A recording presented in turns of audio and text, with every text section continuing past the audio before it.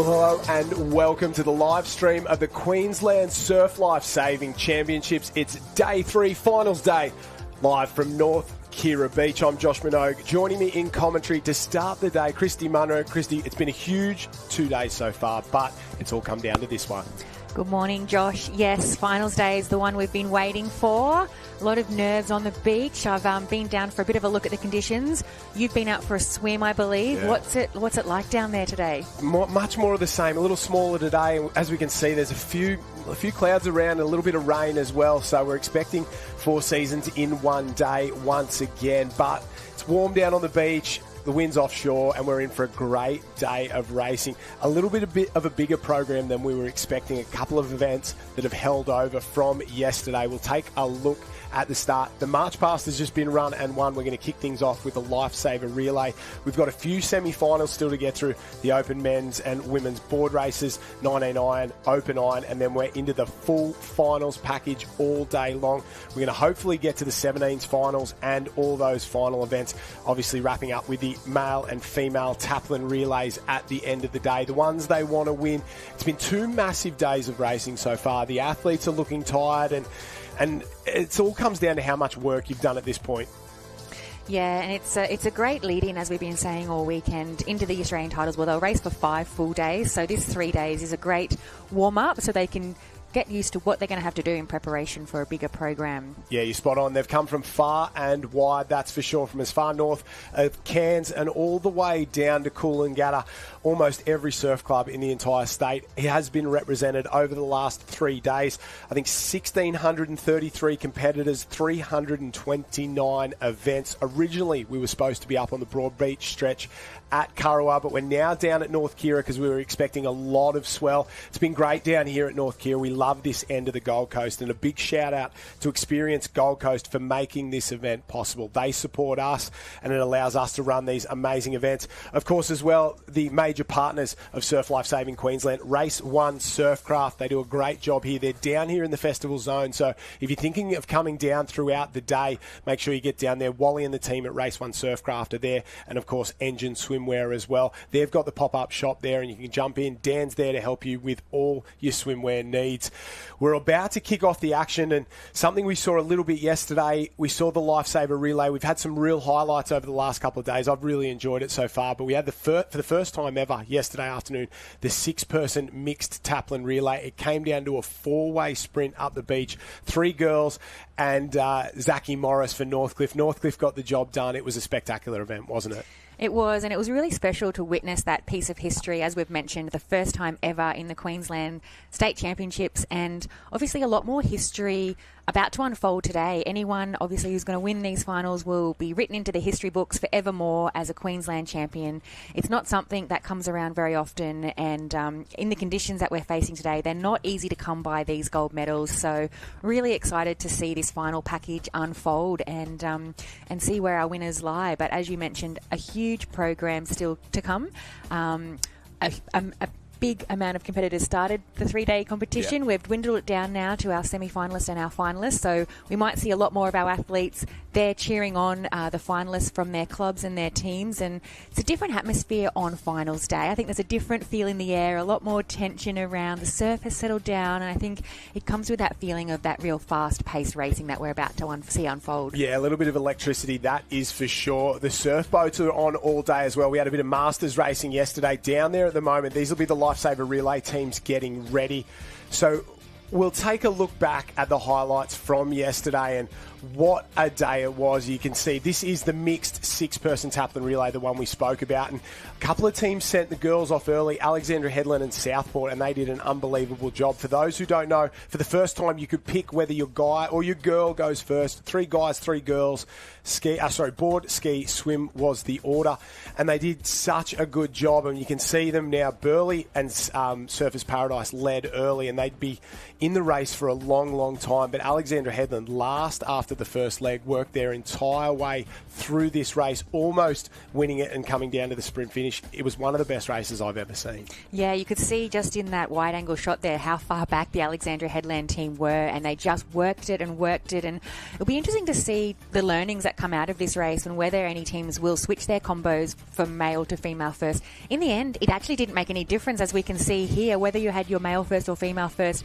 As you said, we had 4 teams vying for that first position. Zachy Morris, I don't know how many guys could beat him up the beach, let alone a couple of those girls there. He shook their head. He knew he'd got it done, but there was a lot of stress on the beach from everyone around him. He knew he got there. Surfers Paradise in second, Marucci in third, Alex in fourth. That was a great way to finish the day and one of the best events I have ever seen. And heading into the Australian Championships in a couple of weeks, that event, you add a couple of clubs from New South Wales, your Newports, your Wanders in there as well. Manly, don't count them out. And then the West Australians as well. Trig Island, they'll come over.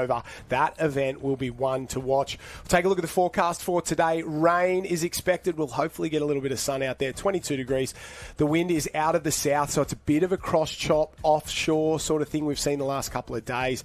The water temp, a beautiful 20 degrees, and the swell is dropping at 1.6 metres in an 8-second gap. There isn't a whole lot getting through at the moment in here. It's a little bit smaller than the last couple of days, but there's enough to shake it up, especially for the surf boats. Lifesaver Relay up first. It's an event we only do twice a year, legitimately only at the state and Australian Championships. You've got to qualify for the Australian Championships through the state titles here.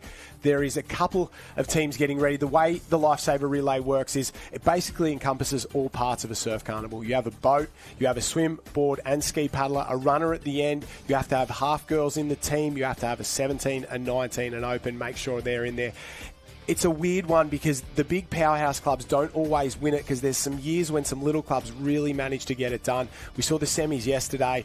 Maroochydore did very well. Surfers Paradise were great as well. Currumbin looked strong in this one, but obviously Northcliffe and a couple of these other clubs, Maroochydore, will try and take this one out and qualify for the Australian titles. Yeah, well, interestingly there, as you mentioned, some of our big powerhouse clubs aren't always up there, and I don't actually think Northcliffe have made out. Okay. So that's really interesting. As we just saw the highlights, they were the winners of the mixed taplin final yesterday. However, they haven't made the final of our open mixed Lifesaver relay. So bit of an open field. We've got 2 teams from Currumbin, as you mentioned, always strong across the depth of their club there. Mooloolaba, Burleigh Heads, Surfers and Maroochydore. So going to be a hard one to pick. Yeah, Maroochydore and Currumbin really good on the boat legs. I saw Maroochydore went off in their semi about 30 seconds in front of all the other teams yesterday. Currumbin, some of the best boat crews in the world, without a shadow of a doubt. So watch for them early on. And it's a bit of gamesmanship as well, because do you put some of your girls or some of your under-17s in the boat? It slows you down early on, but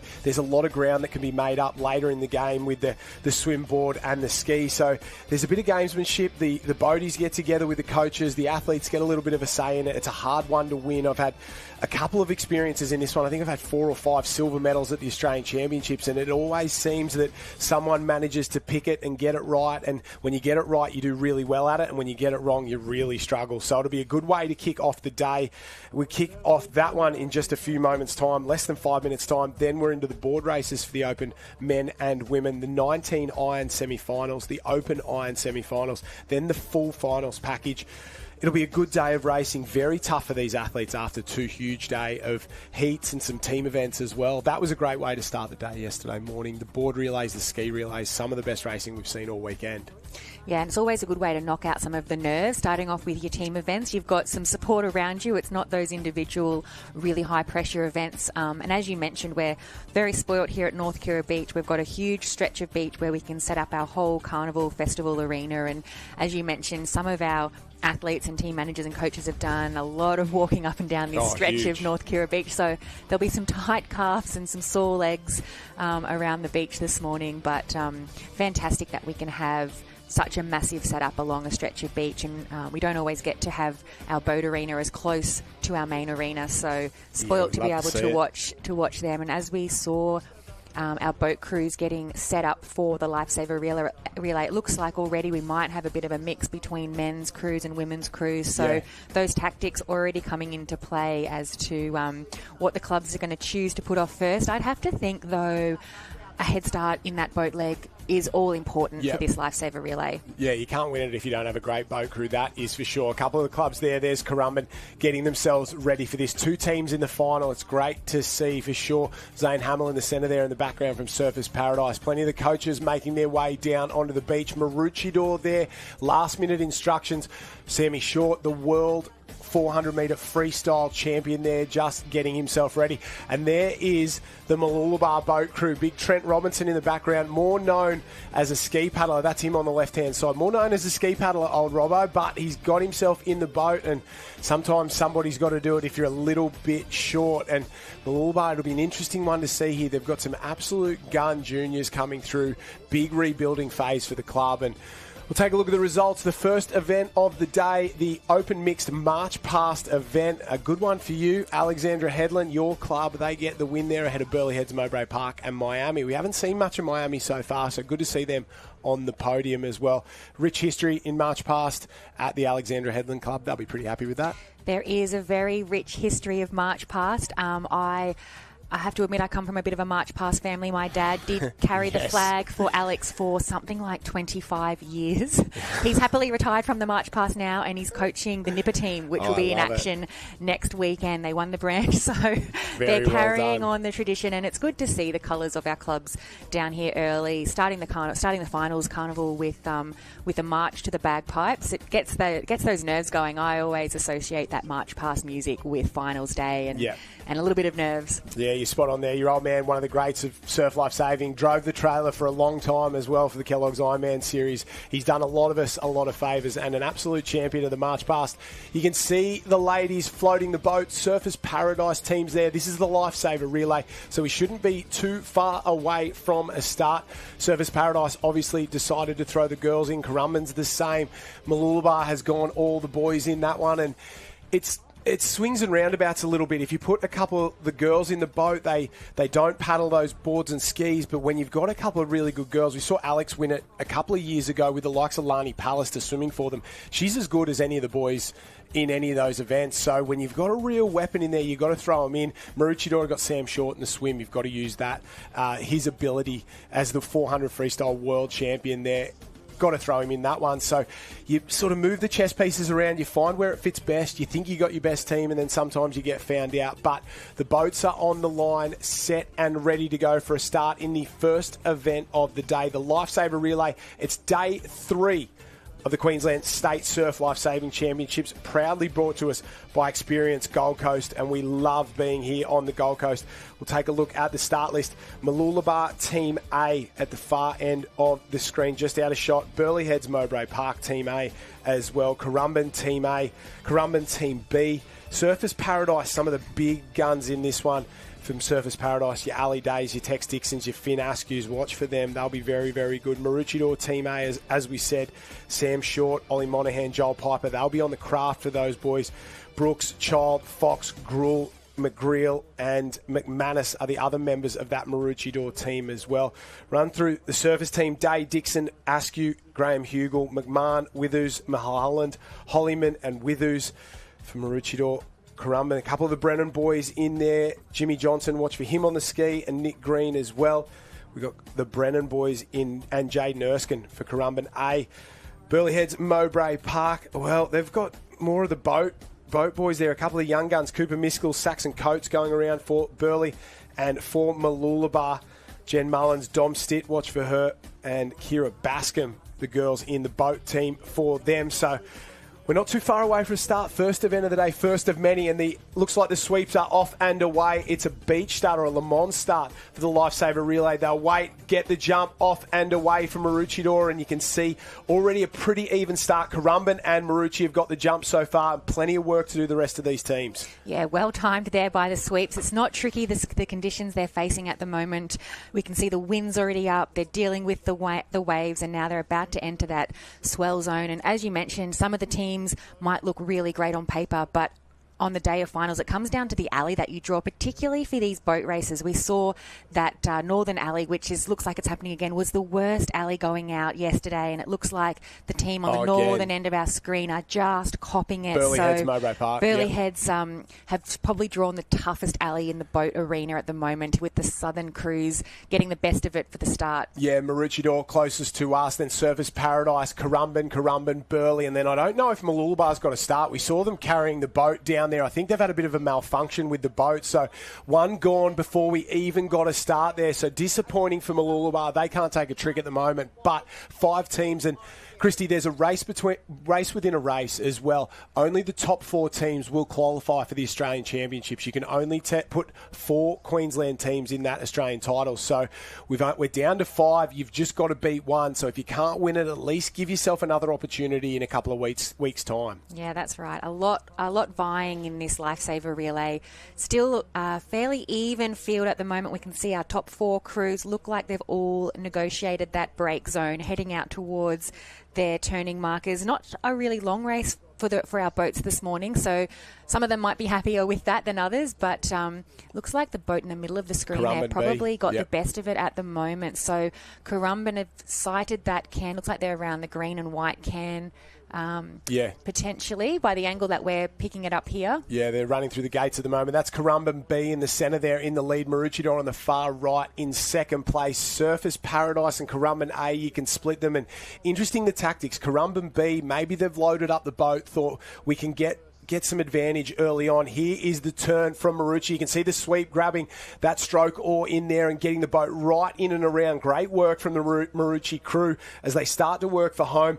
Slower turn there for Surfers Paradise. They went a little bit wide, but maybe they know something we don't. Currumbin A starting to work into it, and Currumbin B's got a little runner there. You can see the sweep. They turn around and have a look. At this point, it's tough for these sweeps coming home because they're looking towards the beach, trying to keep the guys and girls in time, and they do not know what's coming behind them.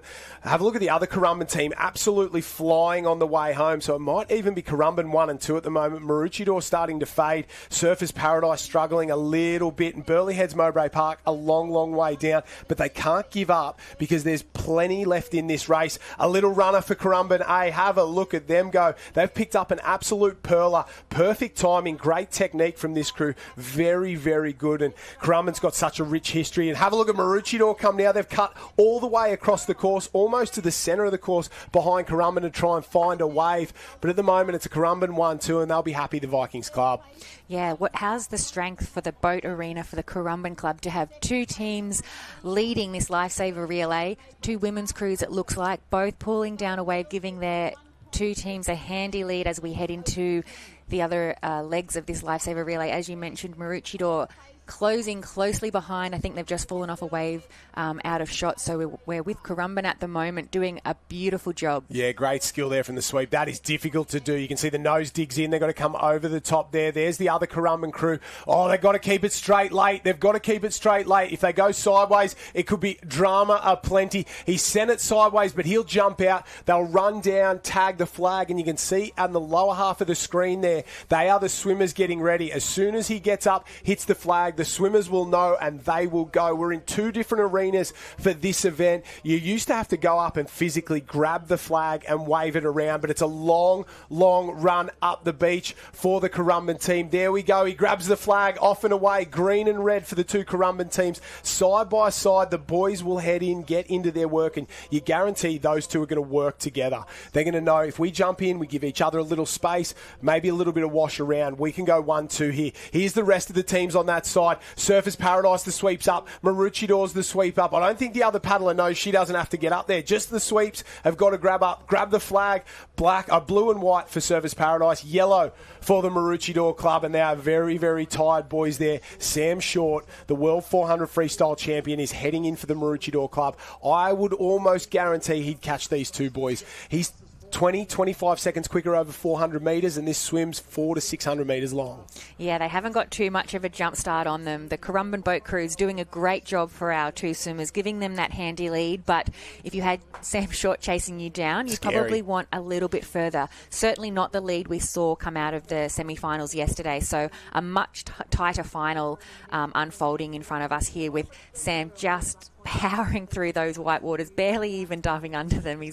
I was commenting yesterday on his stroke. He really almost lifts his whole body out of the water. He's so powerful. Yeah, it's big and loping. I watched the semi-final yesterday with Surfers Paradise and Maroochydore as well. Finn Askew swimming for Surfers Paradise, the blue cap with the gold star. He did the exact same thing. The boats came in roughly together, and Finn Askew ran straight down onto the feet of Sam Short, tried to beat him through the break, and then as he came past him towards that first turning can, just jumped on and let him get sucked around for as long as possible. All 5 teams are in at the moment. Currumbin 1, 2, Maroochy in 3, Surfers Paradise in 4. That's the gap between the 2 leaders and the chase pack. Burley Heads, Mowbray Parker in as well, but they have a long way to come back at the moment, and it's Currumbin in, I think, Currumbin Team B, Riley Brennan taking the lead there, so that famous Brennan name at the Currumbin Club. They'll go around the string of 9 in a shorter swim than what we're used to, so it's probably advantage the Currumbin teams at the moment, because the longer this swim is, the more time Sam Short's going to have to bring their team back into this race. Yeah, well, credit to our Currumbin teams. They have really not let any of that lead go at the moment. We can count the Cairns lead they've got. They've got at least probably 5 by the time Sam Short gets to that first red and yellow can. I thought that Sam might have actually run up a little bit further than our Currumbin team, but I think all teams were swept just a little bit further north from our cans. That we can see that sweep still hooking in, as we've seen over the last 2 days. So that's definitely something for our teams to contend with as they try and swim against it across the back of our cans. But as you mentioned, a very short, sharp swim for our competitors. So our Currumbin teams just really gunning for it at the moment. They can turn that last can and almost pick a wave up. It might actually be both the Brennan boys out there at the moment.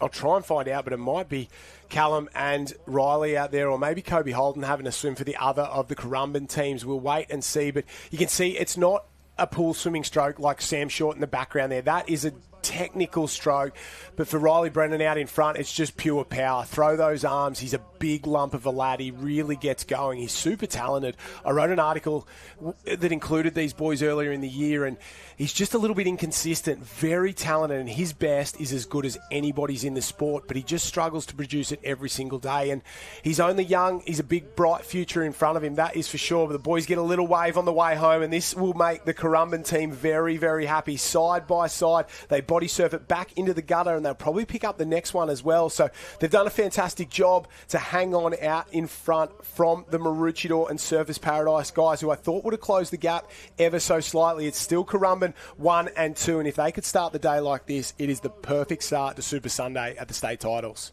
Yeah, and as you mentioned, that consistency will come over the next few years with that race experience and age. And as you were mentioning with the boats, it was interesting to see whether Currumbin were going to stack a team just to try to win, or maybe qualify 2 teams through, but I don't think they've had to stack a team. I think they've got so much depth that they've just got 2 really strong teams that either one at the moment could be their A or B team. Yeah, you're exactly right. And when you've got that 6-person sort of men's taplin and the 3-person women, you've got plenty of options there if you're one of these big powerhouse clubs. So the ability to put 2 teams in, and you can see how tough it is on that inside there, that small inside gutter section. Very difficult for both these boys as they stand up. Both are Brennan boys, so brothers there. They go to work and they're absolutely up and flying. But you can see how difficult it is just to get out of the water at the moment. There's potholes. There's a lot of water moving. It's going side by side.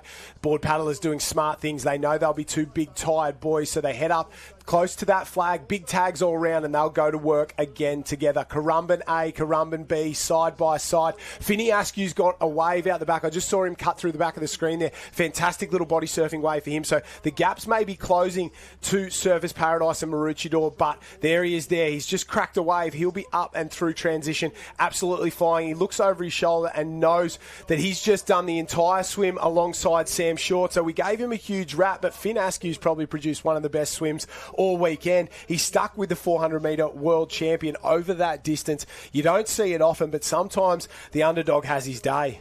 And as you mentioned, it's so different swimming in these kinds of conditions to swimming in a pool, with the transition of running in, running out, the dolphin diving, all of the things that, while Sam's amazing at them, he probably, being an Olympic year, isn't spending the time in the surf that some of our other competitors are spending. So probably feeling it a little bit in there with the wading and the dolphin diving, and it gives our real surf athletes a little bit of a competitive edge. Yeah, it's those skills, it's the in and out of the break, which seems straightforward, but when there's potholes and guys who do it every single day, it's an absolute skill skill that you have to learn. Surfers Paradise, Maroochydore side by side. Tex Dixon on the left. He's the Australian board race champion, the defending Australian board race champion. And Joel Piper from Maroochydore goes up and over, smacks into that one. And at the moment, Piper seems to have the advantage over the current Australian board race champion. These are our leaders. They're at the turning can. They'll go past the red and yellow, out to the 4 black and white, back past the green and gold, and they'll do that course. They're working together at the moment. They will not be bumping into each other, getting into each other's way or anything like that. So there's Burleigh Heads Mowbray Park. They have closed the gap dramatically in that swim leg. So a huge swim leg and a great performance from these boys and girls, and they're still in this race. They're not that far away, but there's plenty left. Saxon Coates, have a look at him go. He will really wind up at the moment and try and get his team back into it with just the ski and run legs to go. And as you mentioned, at this end of the race, they're vying for a spot in the Aussies. Yep. So we've got one team dropping out of this final, 4 teams to qualify through as we see our leaders pulling down a wave. So a lot of work to do for our Burleigh Heads team, but they're just going to try and peg back maybe our 3rd and 4th mark competitors at the moment. That gap had definitely closed to Surfers Paradise and Maroochydore. Oh, knuckles for the boys. You know life is good when you can do that out in front. The gap had definitely closed between Currumbin boys and the Maroochydore and Surfers Paradise paddlers, but with this wave, it's opened up again.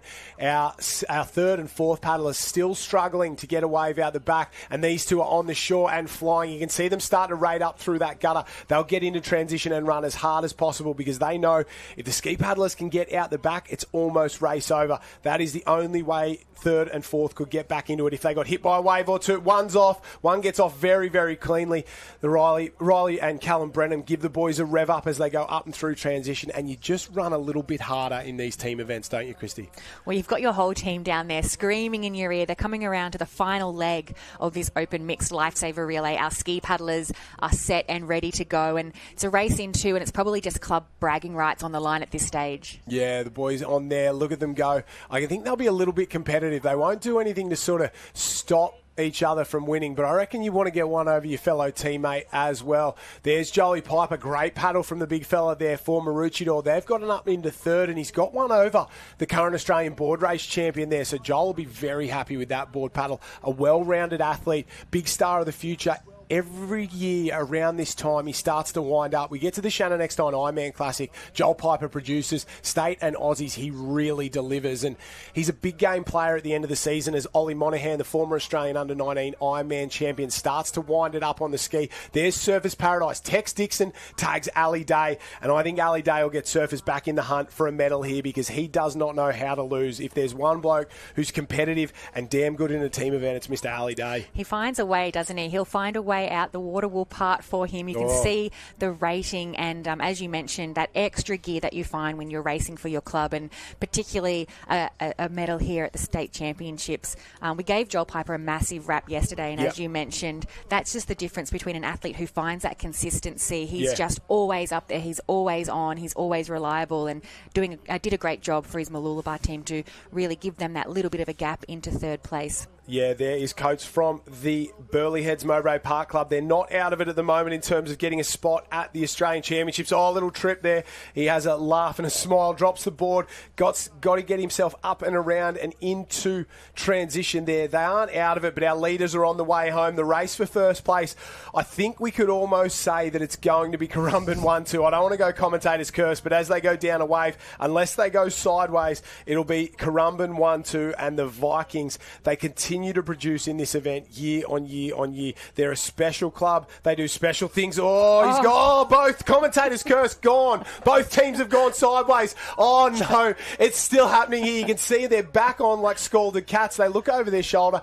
and that's one of the best recoveries I've ever seen from two men who've gone sideways. Unbelievable there, and just as we gave them a wrap, they came off. That is always the way. Oh, we're sitting back here relaxed thinking we'll just watch this race play out, but thankfully a big enough lead that they could miss that first wave, or fall off that first wave, regather, and shoot their way towards the finish. The only thing that's actually split these races all day was that wave, so this margin that we're seeing right now is probably the biggest margin between the two. So we can see Currumbin tagging their runner. Thankfully the ski paddler in this particular Lifesaver relay doesn't have to do the sprint finish, but nothing's going to impede this runner up the beach. I don't know how good a runner he is either up there. I think they've dragged him out of the tent this morning and said, come on, mate, we need someone to do the run for us down here. Doesn't look like the most fluent run I've ever seen in my entire life. He's got the job done. But that's all that matters. Currumbin 1-2 there, up and around. Great performance from both the Currumbin clubs. Maroochydore look like they'll end up getting the bronze there. Yep, tags the runner up and into transition. Much better technique there than the Currumbin boys.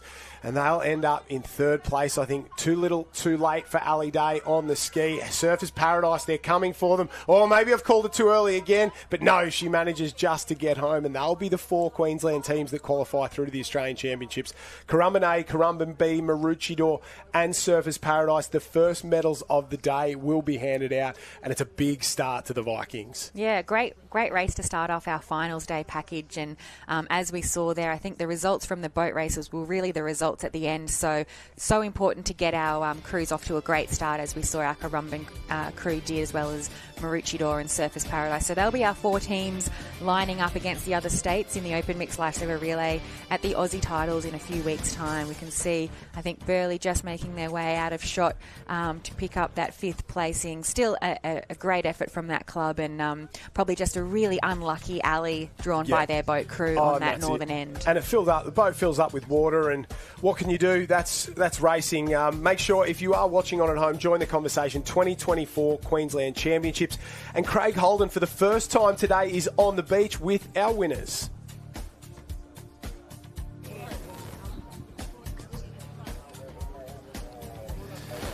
Thanks, guys. I'm here with the winners of the Open Mixed Lifesaver Relay, the Killer Beats from Currumbin, the B team. I've got their runner, their under-17 competitor, Vern Winter. Talk us through that finish, mate. What were you thinking on the way home with the 2 ski paddlers going neck and neck? Yeah, well, it was pretty tight, but I'd like to say thanks to the team, thanks to the boaties, alhamdulillah. We're all good. Tough run up the beach. I don't know, I was hurting, a lot going through my head. And obviously it's a real team event. We had the surf boat crews going first. It must be a good feeling knowing that you have, such strong boat crews there to bring you home. Talk us through the boat crews fraternity at Currumbin. How good does that make you feel knowing you have strong boat crews? Yeah, it's sick. Lyle and the Hunters, they were in the B team, and Chook and the Cockatoos are the A's. They're pretty much both like Australian team grade crews, and they were just out there pumping away, and they got us a good little lead to start. And what were you thinking, Vern, with the 2 ski paddlers going out that last leg neck and neck? You saw them both fall off at the same time. What was going through your mind? Oh, it was a lot. I didn't really want to do a run at the beach between Kobe, because he probably would have got me. But the legs came through, and I kicked pretty hard in the end there. Yeah. No worries. Well, there we go. The winners of the Open Lifesaver Relay, the B team from the Currumbin Beach Vikings. Well done. Yeah, we love it down there. Thanks for that, Craig. Vernie Winter down there, not a noted beach sprinter, but he'll play that one up, that is for sure. He's done a fantastic job to get it done. We're straight into the action as well. Looks like the Open Women's Board Race semi-finals maybe in the water at the moment. We'll try and grab this one and see who is out there. This might be semi-final number 2 in the water as well. I think I can see Brielle Cooper going out and around. A couple of the others there. We'll try and find you a start list if we can. The girls didn't quite get through all the action yesterday, so we're having to run a couple of these board races this morning. We'll wait and see which one that is. Off and away out the back. Yeah, there is. We can see going out at the moment. That's Brielle Cooper, Hannah Scully. I have to give Hannah Scully a massive apology after yesterday. We spoke about her. She'll be coming up in one of these. We spoke about her yesterday. She is an Australian board champion. I said she needed to win an Australian board championship to be considered one of the all-time greats. So I think she's there in that one. And she came down to me. She said, I won it 2 years ago. I said, I did know that, but I'd forgotten. And she's one of the all-time great board paddlers, and she is really, really enjoying this one. And I think I've just been found out we're in the Open Female Taplin Relay. So the Taplin Relay is the first one up. Board first, Burleigh Heads, Mowbray Park, Northcliffe, Burleigh Heads, Mowbray Park, 1, 2 and 3. Maybe Maroochydore and Currawong as well. So we've still got a couple of hangover events from yesterday. It's the semi-final of the Open Women's Taplin Relay that was supposed to be run yesterday afternoon, and we're back on today. Brielle Cooper out in front, Hannah Scully in second place. Yeah, as you mentioned, an absolutely incredible board paddler, Hannah Scully. And sometimes that does happen. We have board paddlers who are so dominant in our sport yet haven't won that national title. So it's not unusual. It's a really tricky one to win. Obviously, the surf comes into play and we see a lot of paddlers end their career without that illustrious title. But glad to know that Hannah has got that one under her belt, and I'm sure she'll probably go on to win many more. She doesn't look like she's slowing up in our sport anytime soon. We can see her just to the right, second right paddler in, up on her knees at the moment. Yeah, she's a fantastic. That's what she said. She's like, I've got to win a few more. She's like, that's the goal. I need 2, I need 3 to be considered one of the all-time greats. Out in front, Burleigh A, Burleigh B, Northcliffe and Noosa. Gracie Otto at the top, Hannah Scully, Brielle Cooper, Carla Patback. They are our top 4 going through. This is semi-final number 1 of the Open Women's Taplin Relay, a holdover event from yesterday. So we have Burleigh Heads, Northcliffe C in this one, Mooloolaba Team A, Northcliffe B, that's Naomi Scott, Hannah Scully, Georgia Miller, what a team there, Maroochydore B, Surfers Paradise A, Burleigh Heads E, Burleigh Heads C, Kurrawa Team A, Northcliffe Team D, and Noosa Heads Team A. That'll be a good one as well. Carla Papak on the board, Geordie Mercer on the ski, Fenella Gibbs-Beale going in at the moment into the lead there. She's got those long, tall legs and a former Australian open water swimming representative. Had a bit of injury over the last sort of 12 to 18 months. Just starting to come back, but just starting to come back for her is very, very good. That's another one of the Burleigh teams making their way in. They're so strong at the moment. I think that's Burleigh Team E making their way in. So they've got 5 teams in the semi-finals alone from Burleigh. Northcliffe would be close to the same. It's incredible depth, and the talent very, very good as Fenella Gibbs-Beale goes to the lead. Yeah, 3 Burleigh Heads teams in this semi-final, number 1 of the Open Women's Taplin. We will have 8 going through, I would imagine, to a final. So still a fair bit of work to do. Our board paddlers put in a good effort. Our swimmers won't really switch off until they've tagged maybe their ski paddlers, and they'll count comfortably those 8 positions. But as we always see, the lead can really change in the swim. It's the slowest leg of all of our disciplines, and waves are plenty today. The swim's a short swim. You can almost catch a wave from that can. So the swimmers won't be switching off just yet. You can see our lead pack of 4 working together on the way out, and our chasing pack of 3 not too far behind. Yeah, in that lead group at the top of the screen there, that's Charlotte Cross for the Burleigh. I think they're the Burleigh C team, actually. Fenella Gibbs-Beale just below her. It's Georgia Miller in the B team for Northcliffe. That's saying something there. She's just working her way into the lead, the white cap with the maroon star of Northcliffe. Claudia Rose Slavin hot on her heels. Bella Williams is the one trying to bridge the gap there for Northcliffe. That is, I think, their C team as well. Dom Stitt with the Mooloolaba cap. That's the maroon with white stripes, has moved her way up into 6th place, really pushing hard at the moment. Lucy Derbyshire swimming there for Surfers Paradise, and I think Maroochydore have just got in on the action as well in a top 7, so they're trying to get involved in this one as well, and it's really starting to come together. That might be either Fenella Barlow or Bonnie Jarrett working their way out at the moment, but right now it's Charlotte Cross. I don't think there's anyone who has bigger raps on Charlotte Cross than I do. She's had a tough couple of years, to be completely honest. Probably should have got herself into the Iron Woman series 2 years ago. Gracie Otto pipped her at the post in that Next Gen series. She's had a couple of injuries. She's had some illness. She just hasn't been able to fulfill the talent that she's always had. But she's a good, young, tough, strong athlete. And she's a star of the future in one of the best age groups we've seen in a long time. I think we spoke about it a couple of days ago. There's 6 girls in that age group. They're just first-year opens that have been in the Nutrigrain Iron Woman series before they even got to open competition. That's how good they are, and she was probably the best, or maybe the second best of all of them now. It's good to see her really working hard. Georgia Miller on the front, Charlotte Cross in second for Burleigh Heads Mowbray Park. Claudia Rose Slavin, Fenella Gibbs-Beale, Bella Williams is swimming up, Dom Stitt and Lucy Derbyshire. That is your top 7. Yeah, and as you mentioned, Georgia Miller doing a fantastic job just pulling out into the lead. And Georgia's another one who has been plagued with injury and illness throughout her career, but just finds a way to fight back to the top. And I think if there's one thing that this sport produces, it's very resilient, motivated athletes, because a lot gets thrown at you, I guess, across all sports, but surf sports in particular. Injuries are common, illnesses are common. There's so much to train for. So the girls doing it tough, but but that lead pack not really giving an inch at the moment. Yeah, I might have sold you a dummy there. That might be Naomi Scott on the front. I think I've definitely called you a dummy. Georgia Miller might be ski paddling for the team of Hannah Scully, Naomi Scott and Georgia Miller. I just assumed Georgia Miller would swim because she is that good, but it might end up being we see Georgia Miller on the ski. But when you've got Naomi Scott, the best swimmer in the sport, not named Lani Pallister, it's pretty tough going there. The girls aren't exactly winding up in this semi-final. They're taking it nice and easy. You can see how much it's closed up at the moment. They know they've just got to find a wave on the way home. So mistake number one for me today, but Naomi Scott on the lead there. Fenella Gibbs-Beale going to get down this one. No, it is Claudia Rose-Slaven picks that one up for Burleigh A. So she's had a standout summer as well.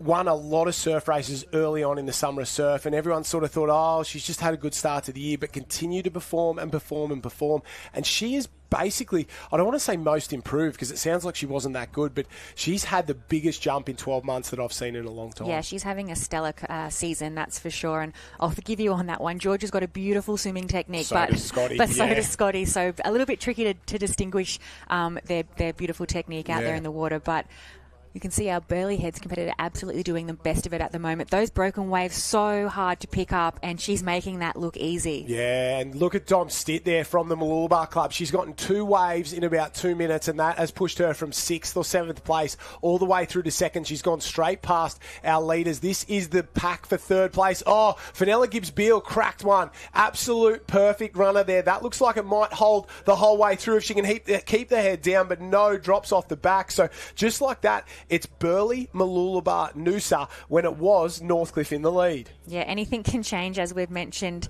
and we're seeing our Burleigh Heads competitor just making her way up. Surfers as well. They'll definitely run a lot faster than this come the final. They know that they're comfortably through at this stage. Just the top 8 we're looking for to progress through to the finals. So teams doing it comfortably out in front at the moment. Not switching off completely, but saving a little bit in the tank. As we've mentioned, a massive finals package today. So these girls will be around the cans plenty more times. Van Campen there for Surfers Paradise. Jasmine Rayward on the ski, so watch for her. That gap will not get any smaller with her there. Noosa goes around, Northcliffe goes around as well. Fenella Gibbs-Beale, she'll tag Geordie Mercer. Lucy Derbyshire on the ski for Surfers Paradise. Mooloolaba off and away. And Naomi Scott tags Georgia Miller. That is right there. Off she goes onto her ski. The colour of the ski, Lady Luck.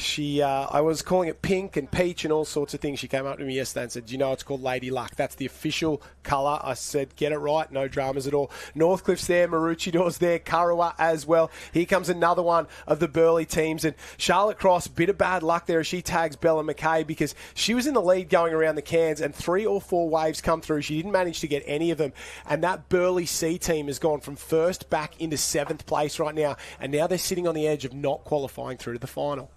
Yeah, we can see a few waves coming into play for our leaders, but I think they've negotiated the best of that break at the moment.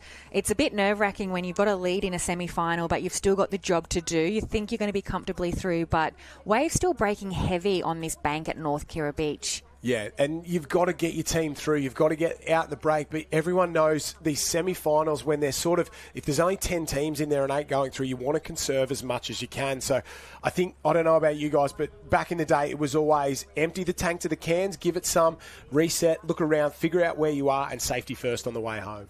Yeah, you don't want to switch off too early and get caught by a set. And as we can see, these skis can be tricky. And we saw our best of our best in the men's in our earlier Lifesaver relay go sideways. So it can happen to anyone. They're a tricky craft, the trickiest of craft, I would say. We can see Geordie Mercer just going a little bit wide around that apex can just for safety. It looked like it was nearly going to break across the can, and that's another thing that can happen if you don't give yourself the gap around those cans and a wave pops up. You do need to round all 3 of those apex cans on your ski. Yeah, did a fantastic job there. Great skills. She's part of the Australian junior kayaking team. And out the back, Derbyshire will get one. Geordie Mercer and Mullins from Mooloolaba will crack one as well out there. Plenty of easy waves to roll the whole way through. Great skills from these girls.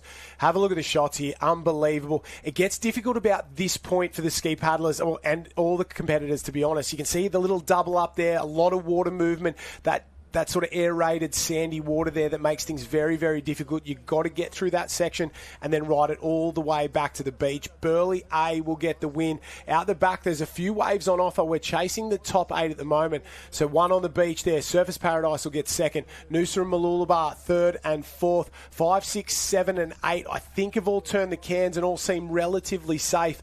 But Jasmine Raywood, Brielle Cooper and Claudia Rose Slavin will be a force in this event. You can mark my words. I don't know if they'll win, but they'll go very, very close. When you got this girl bringing them home, that is an absolute ace up your sleeve.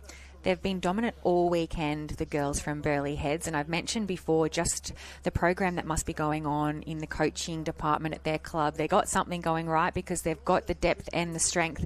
We can see Surfers Paradise coming in comfortably for second in this semi-final. Geordie there for Noosa in third. Mooloolaba in fourth. I think there was 9 paddlers on screen earlier, so okay, we might be up for a we'll sprint up the beach. see how they've gone with the waves. Currawa, Northcliffe there, so that's 4 across the line, 5 and 6. Georgia Miller, all smiles, getting done there. Brianna Massey, another great ski paddler. There's a bit of a sprint up the beach going on at the moment, so we've got 2, 4, 6 across. We're just chasing 2 more. They're going to go very, very hard. Maybe Maroochydore up the beach at the moment. We wait to see. There's an absolute sprint on at the moment for the final spot there. Northcliffe, dip and dive. No, Burleigh Heads, Mowbray Park. Bella McCabe gets it done for the final spot. Caitlin Gilliman there, head to head. And well, Burleigh C led at one point, and in the end, they've ended up a sprint finish for the final spot. That's how cruel surf sports can be. Yeah, that is cruel, and also cruel to get off a ski where all that blood is pumping in your arms and your shoulders, and you've got to transition that into your legs and run. And Caitlin, an amazing kayak paddler, an amazing ski paddler, and probably not known for her running. No. So she did a great job to hold on as long as she could, but just pipped on the line there. I thought she had it. I thought she was home, but Bella McCabe over the top, the little dive across the line gets it done. So 2 Burleigh teams through: Surfers Paradise, Noosa, Mooloolaba, Currawa, Northcliffe, Maroochydore. And that is the first 8 through to the final, semi-final number 1 of the Open Women's Taplin Relay. What a way to start the day. Very, very good. Craig Holden is on the beach with our winner. Okay, we're here now with the winners of semi-final 1 of the Open Female Taplin Relay. We've got the team from Burleigh Heads, Mowbray Park. Jasmine Raywood, the ski paddler. Talk us through conditions out there today, Jasmine. How different are they to yesterday? I'd say that there are more consistent waves throughout the break. Yesterday, it was sort of just like on the bank and that was it. Today, they're sort of bigger, and more consistent. So it's a very different racing, but it's good. Yeah. So you've qualified through safely to the final. Talk us through the team. Who was your swimmer? Who was your board paddler? So we had Claudia Slavin as our swimmer, who came third, I think, on the overall point score for the swim for the Summer of Surf, so pretty good swimmer. And then we got Brielle as our board paddler, so pretty solid team, yeah. Very handy team, and obviously you'll be through to the final later on today. Talk us through your individual events today. What have you got coming up besides the Taplin Relay? So I've got my individuals for my age group. I've got my semi-final for my iron coming up soon, my Taplin as well. So I've got a pretty big day ahead of me, but it should be fun. Excellent. Well, good luck to you individually. Good luck to your team in the Taplin Relay final later today. Well done to Burleigh Heads for winning semi-final 1 of the Open Female Taplin Relay. Thanks, Craig. And so cool as usual, Jasmine Raywood, isn't she? Yeah. She just takes everything in her stride.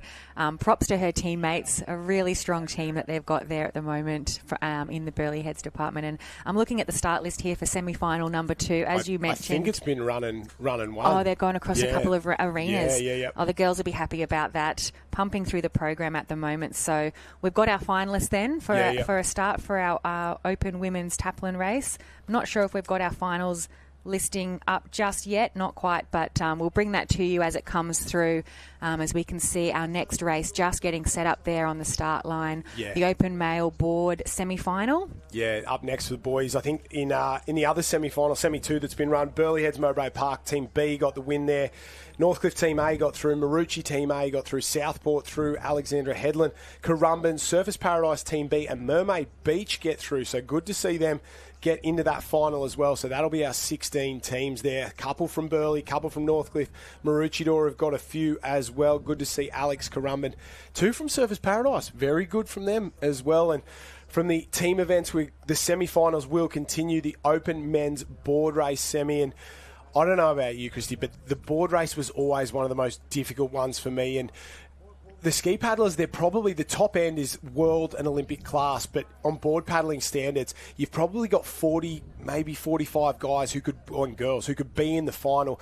The gap between 1 and 40 is so close, it's so tight and tough that every year we think it's an upset or somebody else is a bit of a random winner, but it's not. The quality is just so deep. Yeah, so true, as you've mentioned there. The board race, it is such a popular event and one that so many of our surf sports competitors are so strong at, men and women. We could probably have a final, as you said, of 30 to 40 really similar paced athletes. So the nerves will be on as they're lining up for these semi-finals. Only 8 positions going through, and we might see a wave of 10 to 12 athletes. There's nothing splitting them. Yeah, you're spot on there. The sprint finishes are a regularity in these board racing there. We can see the current Australian champion there, the blue cap with the gold star, Tex Dixon, just having a chat with Frosty there and Kai Taylor. He got a bronze, I think, in this event last year, so watch out for him. Finney Askew there. There's a big Surfers Paradise contingent in these heats at the moment. Very, very good club, very good board paddling club. They've got a lot of quality, and they're missing 1 or 2 this weekend. Max Beattie over in the the New Zealand Championships this weekend. We'll take a look at the results from semi-final number 1 of that women's taplin relay. Burleigh Heads, Surfers Noosa, Mooloolaba, Kurrawa, Maroochydore, Burleigh Heads, Mowbray Park in the dip over Northcliffe, and Burleigh Heads Team E. That was the race we saw earlier in today. That is one I'm looking forward to later on. Yeah, and as you mentioned, we've got 5 Surfers Paradise competitors in this first semi-final of the Open Men's Board Race. You can see our start list on screen at the moment. I'm not going to pick a favourite for this one. Good luck if you can do that. Yeah, very Certainly tough one. not, no. I won't be able to call it, but really excited to see the first of our semi-finals for our men's individual races coming up this morning.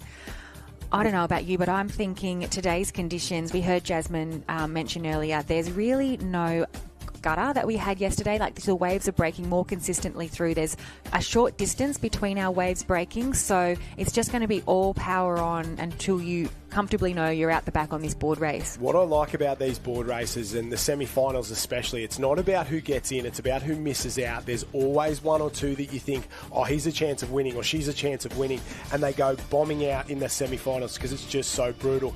I like that we can't pick who's going to win it there. It's too tough, but I like to see the ones, and it sounds a bit morbid because every year, and I've been there and you've been there, somebody goes in thinking, I can win the final, and they go home before the finals even started. Yeah, there are those heartbreak stories every season when we get to these championships events, our Queensland championships, our Australian championships, and we don't like to see it, but our surf throws up that element of luck or bad luck, and it's why we love it. There's that unpredictability aspect of our sport, and we can see our semi-final getting underway for a start now. Yeah, off and away. Closest to us, Jack Walton, Kai Taylor just beside him. Oh, have a look at the start in the centre there. Jimmy Johnson gone like he's been shot out of a gun. Absolutely flying from the Currumbin Club. He's an entire board length in front of the rest of the field after only, 2 or 3 steps. Tex Dixon starts to get in on the act there, the orange and white stripe board on the far side. But at the bottom here, up and over, maybe Ethan Sly. What a performance from him. He's snuck over that wave again ahead of some more fancied rivals, and that's one of the best starts I've seen from 2 boys that I wouldn't have expected to be leading this one this early on. Yeah, Ethan Sly and James Johnson, as you said, getting the best of the start there. We can see one of our Surfers Paradise competitors moving into the lead. That might be Ted Dixon. Dixon, just showing the class athlete that he is. A bit of a board length lead at the moment. Under one.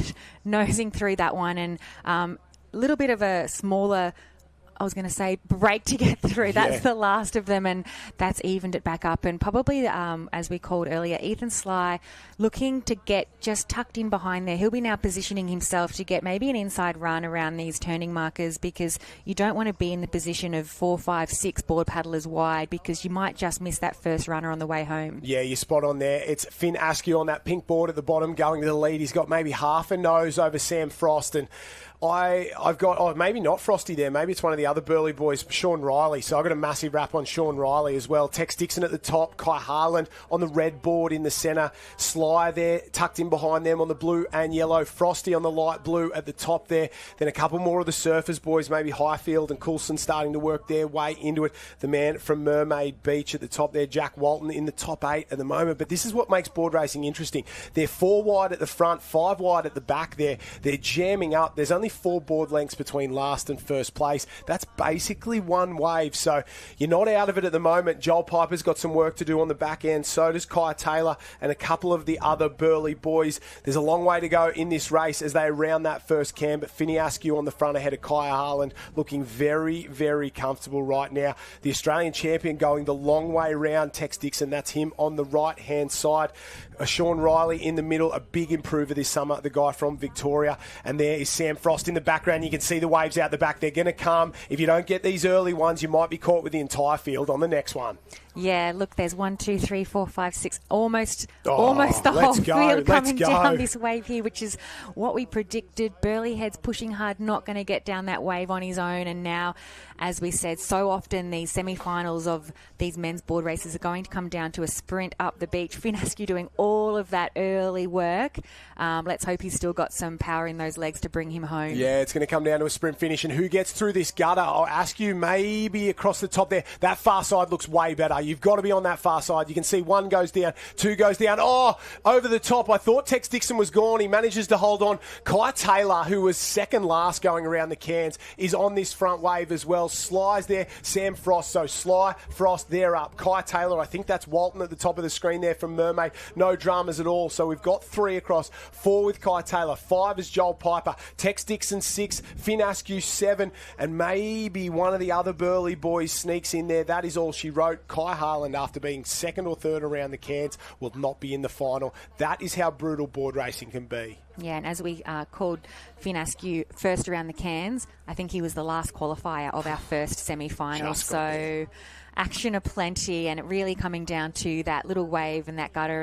And the southern end of the beach had the best of that run through. So the semi-final number 2 may have been watching that and will be probably heading a little bit south on the way back in. Oh, they'd be a little bit stressed, that is for sure. I would be 100%. Cooper Armistead, he goes home. Benny Highfield, Jesse Coulson, they both go home as well. Tex Dixon, for a second there, I thought that wave had filled up and his day was over, but not so much. He managed to survive and did a fantastic job there. A very, very good performance from the boys. That was semi-final number 1 of the Open Men's Board Race. We might be jumping on to the Open Women's Board Race semi-finals next. They're in that arena lining up behind. Obviously, this morning we're running 2 different arenas. They'll split the semis into each of those there, and then once we get to the finals package, it will be all systems go in the one arena. You'll see most of those finals here. We'll try to get to as many of them as we possibly can. Craig Holden is with a man who got very, very close to missing out, but has a spot in the final. Yeah, thanks, Josh. We're here with Finn Askew from the Surfers Paradise Club. Just snuck through into the final of the Open Men's Board Race. How'd that feel, mate? You were in a good position, but ended up just sneaking through. Mate, the calibre athletes here is just, it's through the roof, you know. You've got to be on your game. So I was lucky enough, I was leading around the whole way, and, you know, Kira throws up its challenges and, you know, ended up on the back foot for a little bit there and had to have a little bit of a sprint finish. But, yeah, I'm just really stoked to have made the board final. Yeah, awesome stuff. Now, talk us through the conditions out there today. Obviously, not as much wind as yesterday. Is obviously easier to paddle the board out there? Yeah, it's honestly really nice conditions. You know, we got a nice little 2-foot wave, bit of sweep, makes it really tricky. Little shorey, mid-bank and a back bank. So there's a lot to think about and makes it for really interesting racing. Good stuff. Well done. Congratulations on making it through to the final and good luck later on this afternoon. Thank you. He's an absolute star, Finney Askew. He's a very, very good board paddler. He's a very good Ironman. He's young, he's confident, he's got a bright future in front of him, but sometimes it's very tough in these board races. Only just managed to get home. From the men to the women, it is the Open Women's Board Race semi-final. There's Bella McCabe there. We've just seen her come off the back of that taplin relay. She had to sprint for the final spot. In the final there, back it up almost immediately into the board race semi. Yeah, I'm glad he's living to see another day. He'll race the final. We can see the start list here for semi-final number 1 of the Open Female Board Race. We've got Grace Harris, Charlotte Cross, Naomi Scott, Brodie Trinker, Gemma Smith-Welsh, Chloe Hooton, Holly Holmesby, Claudia Rose-Slavin, Courtney Bryant, Bella McCabe, Chelsea Wood, Finella from Noosa, Georgia, Dom, Michaela, and Kirsty Hardstaff from Burleigh Heads. Yeah, interesting semi, this one. Some of the big guns are here, and a lot of those, similar to the guys, a lot of those paddlers who are around were roughly the same sort of level there. There's basically anyone in this semi could be in the final, no dramas at all. There'll be a couple that'll be trying to win it, but your guess is as good as mine. We saw in that last race just how quickly these ones can change. Get off to a good start, set yourself up around the cans, and hope you get some luck on the way home. We're about to find out who's done the work and who's got the luck. Off and away, semi-final number 1 of the Open Women's Board Race. Hardstaff at the bottom, Whitney, Georgia Miller in the centre there on that distinctive Lady Luck coloured Race 1 Surfcraft there. And up the top on the far side from Northcliffe, got off to an absolute flyer there. Yeah, Naomi Scott, that looks like. Yeah, going off like she's been shot out like a gun. We've had a couple of flying starts from the top of our screen, but we've also got, looks like Georgia Miller on that, should we say orange? I don't want to get the colour wrong. Lady Luck. She's very particular about it. She's doing a fantastic job leading through there. The two Northcliffe girls side by side, absolutely flying. And I gave her a huge rap as well at the top side there. Brodie Trinker continues to perform. I'm pretty sure she might have won the board race last year at the state title, so she's the defending champion. Not as big a reputation as the girls around her, but when it comes to board paddling, there is no one better. Coached by one of the all-time greats in Pierce Leonard at the Southport Club, and Brodie Trinker can paddle a board as good as anybody in the world, guy or girl. I'm telling you, she is that good at it. And have a look at her trying to go up and past Naomi Scott at the moment, and these two are out and in the lead. Yeah, choosing to lie down through that break and just getting onto her knees as she's heading towards the cans. So it's tricky to match someone's speed when you're lying down, and Brodie made that look really easy. So Brodie Trinker in the lead at the moment from Naomi Scott. We go back to Grace Harris, Georgia Miller, and a Burleigh Heads paddler in the middle there. It might be Claudia Rose. Yeah, maybe in there. I think maybe Charlotte Cross there, tucked in the middle. Claudia Rose, a little bit of work to do. Brielle Cooper just behind her. So you can see the rating from the leaders. That's the thing that sort of differentiates. If you look at the back of the field and the front of the field, the girls on the front, the rating's high, they're fit, they're fast. Technique's good, but I'd probably take a little bit of, worse technique and have a bit of rating over good, nice, solid technique and just be long and slow. You can see how quickly Scott and Trinker, Georgia Miller, Grace Harris, how quick their arms are moving. They're absolutely flying at the moment. So it is Trinker, Naomi Scott, Georgia Miller, Grace Harris. There's Charlotte Cross, Claudia Rose Slavin in there, Gemma Smith Welsh from the Sunshine Beach Club. That looks like your top 8 heading around the can. The rest of these girls have got a hell of a lot of work to do. Yeah, I was listening into some of the commentary with yourself and Ty yesterday, and I heard Ty say rating wins races, and I'm going to take that home and drill that into the nippers that I coach. And you can see here, semi-finals is not somewhere you switch off in a board race because these boards will pick up the tiniest little bump on the way back home. Stop and pop. Around the cans. Not what you want. A couple of big sets cleaning up the girls. You can see the white water there. A few of them had to stop and pop just to get around those cans. The same will happen again. They stop, turn, go over the top so they don't get hit. A couple of girls sideways. Kirsty Hardstaff went sideways there into her teammate. They turned for home. The leaders would have picked those up for sure. These are our leaders. Georgia Miller, Grace Harris, Naomi Scott, Brodie Trinker. 1, 2, 3, 4. The 4 big guns before this race out in front looking very, very comfortable. Yeah, and we can see that southern end just being a little bit more size on those waves, and might even take Brodie Trinker through this gutter. As we can see, they'll pop back onto their knees shortly, just not to leave it to chance that this wave will reform. But our first 4 look pretty comfortably through. The second, 2 second behind, so that's our top 6, 7 through. It might be a race into on that final wave here, but our lead 4 doing it pretty comfortably now. Brodie Trinker, Naomi Scott, Grace Harris there and Georgia Miller, that is the top 4. And that must be a good feeling, knowing you got a lead wave, you through to the final, no problems at all. Charlotte Cross in the background as well on that next wave, but there's a few on that one and there's plenty out the back that are going to be in the mix.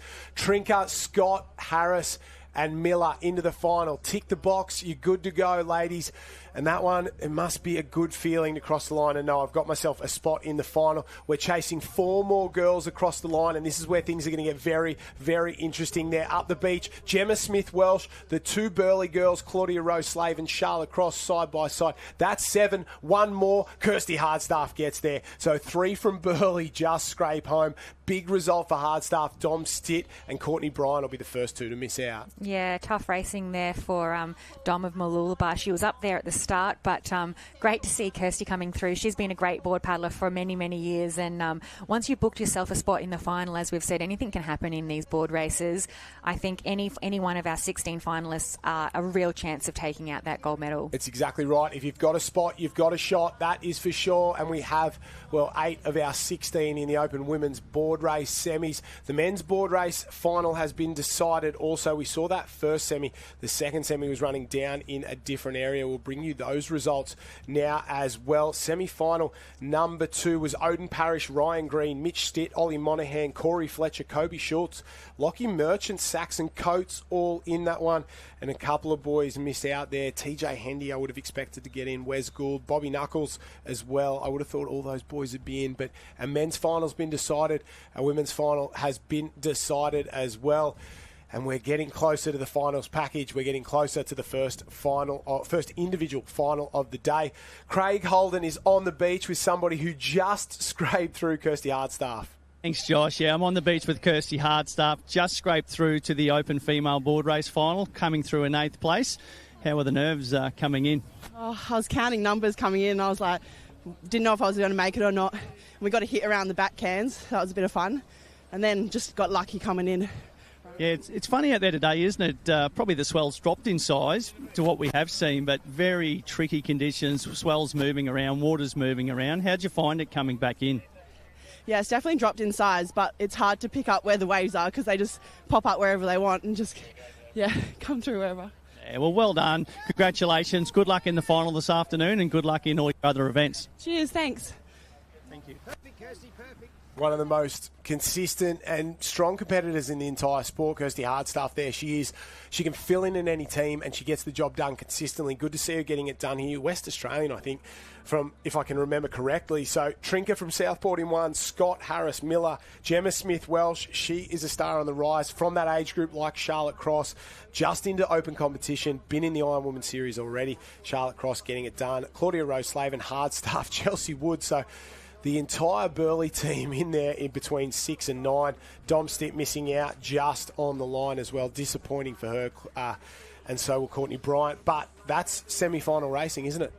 Yeah, and they'll, I guess, take a lot of lessons from that race. They've got their Australian Championships coming up, so I always like to think it's not a loss, it's a learning opportunity. And that's good advice. I like it a lot, but it's hard to take at the time, isn't it? If you had a goal, you wanted to achieve something and you don't get it, it's hard to see the learnings. Yeah, and it's difficult to watch too. We see some of our competitors coming across completely elated with either getting through or getting a medal, and then we see the other end where some competitors are just going home completely devastated because their race plan has not worked out the way that they had hoped or even sometimes deserved. Sometimes you're just in the wrong spot at the wrong time, and when I say there's always something to learn, sometimes there's just not. Sometimes it's just that wave that you copped on the head or around the cans, or you just paddled in on the left when you should have gone to the right. So it can be a really hard pill to swallow when you think you have executed your race plan and you've just got to take the position where it comes. It's actually one of the things that I enjoy about Surf Life Saving the most is that Clubbies it's unfair. It's absolutely unfair, and we'll talk more about that after the break. We'll be back with more action. It's day 3 of the Queensland State Surf Life Saving Championship.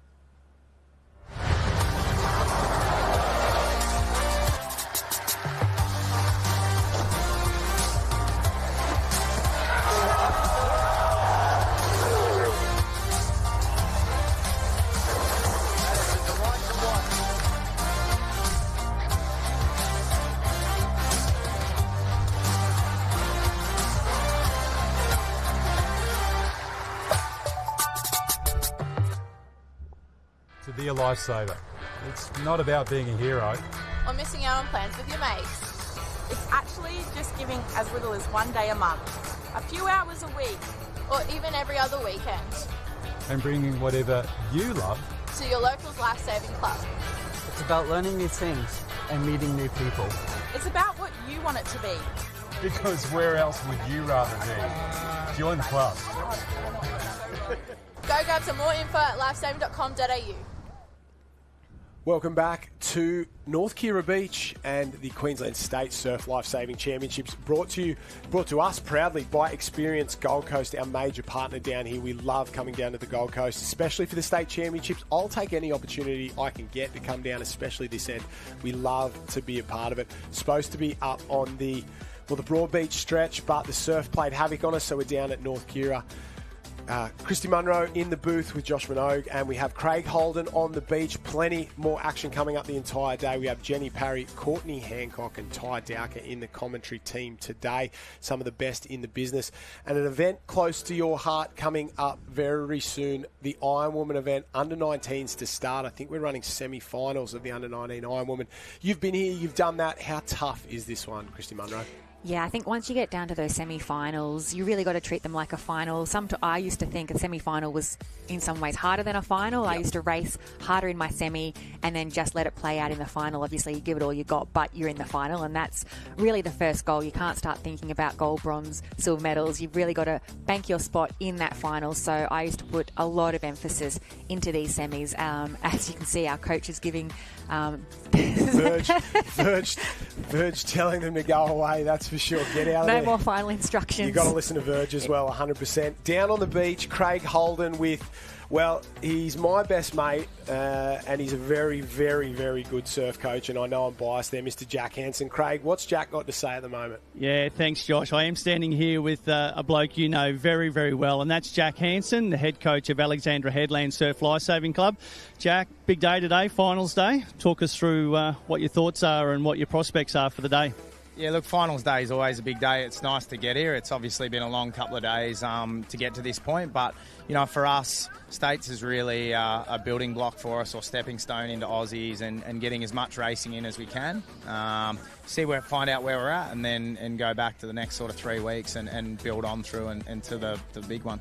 Yeah, I was just going to say, because everyone treats state titles a little bit differently, don't they? Some people use it as a real opportunity to get as much racing as they can in to prep for Aussies. Others like to have a bit of a spell after a long season. So what's the procedure been from Alexandra Headland this weekend? Yeah, we're pretty similar. Look, I think it really depends on who you are and what you've done throughout the season. The professional athletes, the guys and girls that have raced in the Nutrigrain series, I've raced 6 or 7 weeks in a row through early January, and for them it's probably an opportunity just to take a little bit of a step back and then gear up for what they've got to come.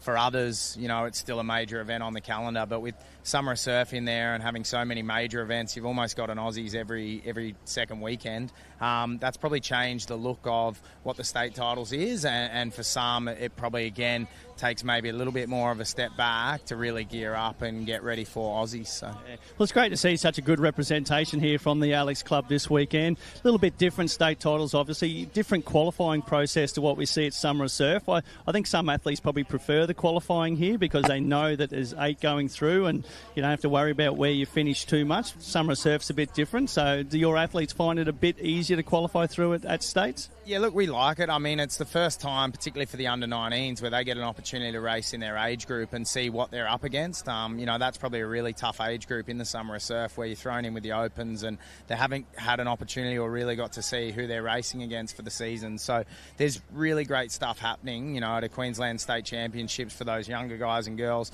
We look at a lot of this stuff for our team selection as well. So it plays a major part and a major role in what we do moving forward from here for the rest of the season. Oh, well, excellent. Thanks for the insight, Jack. Good luck to Alexandra Headland today, and good luck for Aussies as well. No worries. Thanks, mate. Somebody that you coach alongside with at the Alexandra Headland Club in there, a famous club celebrating 100 years, a special club, that's for sure, one of the most dominant clubs in a long time. I think between when you were really at the peak of your power, they had a bit of a couple of years there where they weren't as dominant, but in the last sort of 5 to 10, you can't deny that they're in the top 3 every single carnival, and they continue to produce the best talent in the sport. Thanks to yourself, J-Mo Porter, Jack, the entire coaching team there as well. It's a special group, isn't it? Yeah, I've got a lot of great things to learn from Jack. I'm involved a bit more in the nipper coaching, so not so much the seniors. Jack and J-Mo do a fantastic job up there in our senior club. And you're right, there were times when I was racing, I sometimes would train on my own or go to a neighbouring club just to get some training partners. That's going back a fairly long time now, but Jack has built just a great training environment, and I really enjoy Jack's style of coaching. He's very calm, he's very fair, he's very even, and whether you're the best in his training crop or just someone who's trying to make it out of their heat for the first time, he's got time and energy for everybody, and I really enjoy the environment that builds at the Alex Surf Club. And he'll admit it, he's building off the back of some great coaches and a huge history that have been there. Some of the all-time greats of surf sports have come out of the yellow and black of Alexandra Headland, and it's a rich history, celebrating 100 years, partial host of the Australian Championship this year, so it's a massive season, and they've had some absolute superstars over the year. There's plenty more to come. There's 2 in this semi-final of the under-19 women's iron there. This is going to be a tough one. Very even semis. I like the look of this one. Maybe the second one a little bit tougher, and a couple of girls we've seen before, and an opportunity for a couple of these girls as they hit the water off and away. Board swim ski, is the order. We'll see that all weekend long in the irons and the taplins. The girls are off and away. Yeah, we can see a couple of Northcliffe caps in there, as we would always expect. I don't know if that's Nikita. Nissen-Seren. Tough last name against the internationals. Yeah. I struggle with it as well, that's for sure. She's done a fantastic job to get off the beach very quickly. And Southport, I think that's Morgan Trinker, doing a really great job there on the bottom of our screen. Burley Heads at the top.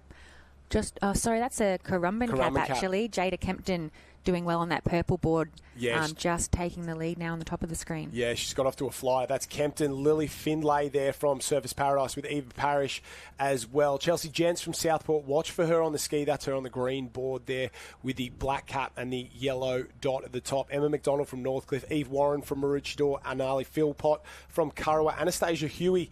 Watch for her on the ski from Dickey Beach. Sarah Cleverly, the junior Coolangatta Gold champion, the under-19 Coolangatta Gold champion from Alexandra Headland. Nikita Nissen-Seren from Northcliffe, Morgan Trinker, Kelsey Punter from Dickey, Poppy Cook from Alex, and Tara Newton from the Northcliffe Club. And as Jack said, the first opportunity realistically all year, these under-19 girls have had the opportunity to race in their own age group in the summer of surf, and basically at all the other events they're going around in the open competition. They have the next gen at the Kellogg's Nutrirain Ironman Series, that's for under-19 athletes, but this will be the first time they get to eye each other off. And how important is the state titles for sort of gauging how you're going, gauging your form, and gauging what you can expect heading into the Australian Championships? I think it's a perfect platform for that. As we know, Queensland is always so strong in surf lifesaving, in surf sports. We're always going to get some strong competitors come up from New South Wales, but you would have eyeballed a few competitors at the Summer of Surf throughout the season, so you'll know your top few, but I think a good placing in the Queensland Championships will give you a huge confidence boost going into Aussies. So a few more competitors that will be thrown in the mix from our other states, but if you're mixing it with the Queenslanders, I think you've got a pretty good shot come Aussies. Yeah, I think traditionally you're spot on. The Queenslanders always have one or two very, very good ones, and then the depth comes from New South Wales. There's probably 2 to 3 times as many competitors coming out of New South Wales as there is to Queensland. So you might have your gold medalist out of Queensland, silver, bronze, 3rd, 4th, 5th, 6th, 7th out of New South Wales, and then a couple more. So you'll know you'll be in that top 10 if you're getting a medal at the state championships.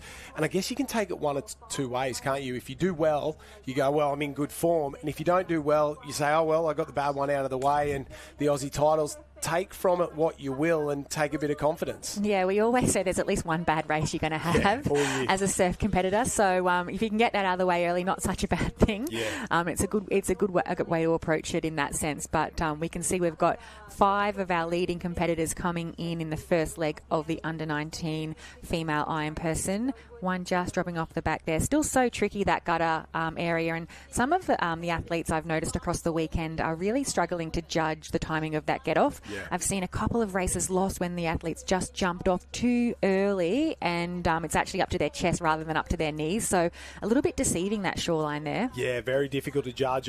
Maybe the handler's job, stand at the right depth there. There's a few little tricks you can do as a handler to help your athletes. And you can see once again a long, long way down to the south. That's Chelsea Jentz leading from the Southport Club. This is the chase pack. So we've got 5 in that lead pack going out at the moment, and another 5 here.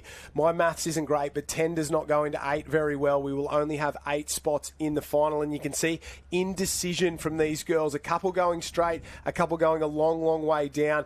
Nikita Nissen-Seren there working her way in. Amy Newton from the club. That lead group, I think Kempton was in there. Gents, Morgan Trinker, Sarah Cleverly, and Philpott from Alex. That is how they will go around around and into the swim leg. Board swim ski is the order. None of these girls are out of it. There's plenty of racing left to go in this one. Strong from the Southport Club, and we gave Brodie Trinker a wrap before. Little sister Morgan in this one as well with Chelsea Gents. Gents has been a real breakout star this year. From South Australia originally, very strong ski paddler, but her Iron Woman has come on in leaps and bounds since making the move up to the Gold Coast and training under Pierce Leonard. Two-time Australian Ironman champion, one of the best coaches in the business, and there is nobody who knows how to prepare better than Pierce Leonard, and Chelsea Gents is reaping the rewards. Yeah, I interviewed Chelsea after one of her ski semis yesterday and was just so dominant, looked so strong, so fit. So I think she's going to be a great showing in this final package for our under-19 and potentially some open events if she's going to have a crack at some opens as well. We can see the girls bunching up, most of them opting to do that run down to the south. It's always a bit tricky when you've got your race plan set and then you see some athletes maybe doing something different to what you thought. You maybe have to think on the spot or just be brave, stick to the race plan that you put together with your coach. You never want to be the one going on your own, but sometimes it's the thing that works. I don't know about you, but I would always sort of have my own plan. Race, I wasn't very good, but if I saw Shannon Eckstein, I'm going that way. No matter which way he's going, I'm going that way because he knew what was up. Did you stick to the race plan, or did you see maybe a Carla or someone else, one of the other girls, and go, well, if she's decided to go that way, I'll go that way? Or was it all Christy Munro and only Christy Munro? Yeah, it's pretty tricky, isn't it, when you come together with your handler or with your coach. My dad was always my handler, so we might come up with a bit of a plan. But yeah, if you see Carla going in differently, do you change your mind or do you stick? Often I would stick to my race plan because particularly in the swim, Carla was just so strong. And so if I was allowing for a bit of a sweep, I might actually have to allow a bit more than she had to. That makes sense. So yeah, sometimes I would still stick with it, but it would play on your mind and you're just second guessing yourself. Am I doing the right thing? Am I not? We also see, some of the swimmers opting for goggles, some not. Were you a swimmer with goggles, or did you leave them always? Always goggles. Always goggles. I never understood why they wouldn't use goggles, because the worst case scenario you could just go without and it was all good. But I think Kai Hurst was the only one that never used goggles, except the Australian surf race and Ironman finals. When it really mattered, Hursty used to pop them on and wouldn't tell anyone or anything like that. So I don't know what that means, but what about yourself? I went through a few different eras. Phases. Sometimes I started off with the goggles, and then I had a coach who was really anti-goggles because, if you lose them in the big surf, you've got to be able to manage without them. So we weren't allowed to train or race with goggles for a certain... I mean, when I say weren't allowed, I use that loosely, but weren't encouraged to use the goggles, and it's amazing how quickly you adjust to not having them. So I went many seasons without them, and that's actually quite liberating, not to have to panic in the transition, look for your handler, grab your goggles, hope that there's no sand or water in them. But then I ended my career with them, and I think ultimately I felt more comfortable swimming with the goggles. We obviously train with them on in the pool, and there's some pretty nice goggles going around. You could probably grab some from the engine. Yeah, that's it. Get down there. They're the best in the business at the moment. Nikita Nissen-Seren, ranked 44th overall in the Open Ironwoman this summer, has had a spectacular season so far. She'll go to the lead. Chelsea Gents in second place there, turns the can, starts to work for home. The rest of these girls working very hard. Philpott and Trinket there as well. So really, really good result. We're just getting a few results fed through to us from different arenas. The under-17 girls surf race final has been run and won. Bianca Raywood got the gold there, so the Raywoods having a spectacular day. Zoe Woods in second place from Alexandra Headland. Sienna Bush from the North Burleigh Club finished in bronze. So congratulations to all those girls. If you want to check out the other results, obviously we can't be everywhere all at once, but if you want those results, you can head over to liveheats.com, grab every single result from every event over the 3 days, as our leader gets a nice little wave out in front. Great performance from her so far, really building into this one nicely. We'll take a look. Those results are being run at the bottom at the moment. Daisy Quinn, Sam McGrath, Serena Bond. Big results all round from these girls. Fantastic performance. They're racing down in a different arena, that under-17s. We'll try and get there as much as we can. But the under-19 Ironwoman semi-finals going on at the moment. The backmarkers picking up 1 or 2, and this will be good for the girls in second through about 5th place, or third through about 5th place, because our 2 leaders have snuck away. Yeah, and we've seen the conditions change so much already in this first sort of hour to hour and a half of this morning's program. I think that tide filling up and those waves that we saw consistently breaking through the gutter in those early races, it's really filling up there and making it quite challenging for our swimmers to pick up much as they're just trying to dive onto absolutely anything. Anything, yeah. Our lead two swimmers are finally reaching the shore now. We've got Northcliffe and Southport doing it pretty comfortably. Off come the goggles. They'll throw them to their handler so they can use them later in the day. And then final leg of the ski just to get themselves through, hopefully, safely in this first semi-final. Yeah, cap comes off there, in and around. You've only got to start with it. You don't have to finish with it. The girls, they'll get those caps off because it can heat you up as you go through these transitions especially.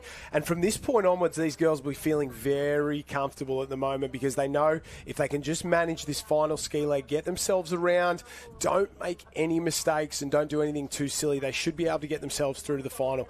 Stay upright. Don't paddle fast. Just stay upright on the ski, especially when it's third leg of an iron and you're in the semi-final with a big, big lead. Yeah, we heard Bianca Raywood after one of her earlier races say that the conditions are a little bit more consistent braking, but I think as can happen within 5 minutes, the conditions are changing. Oh, one or two, wrong flag there. Sorry to interrupt. They've just gone to the wrong flag. So these are the mistakes that happen late in a race.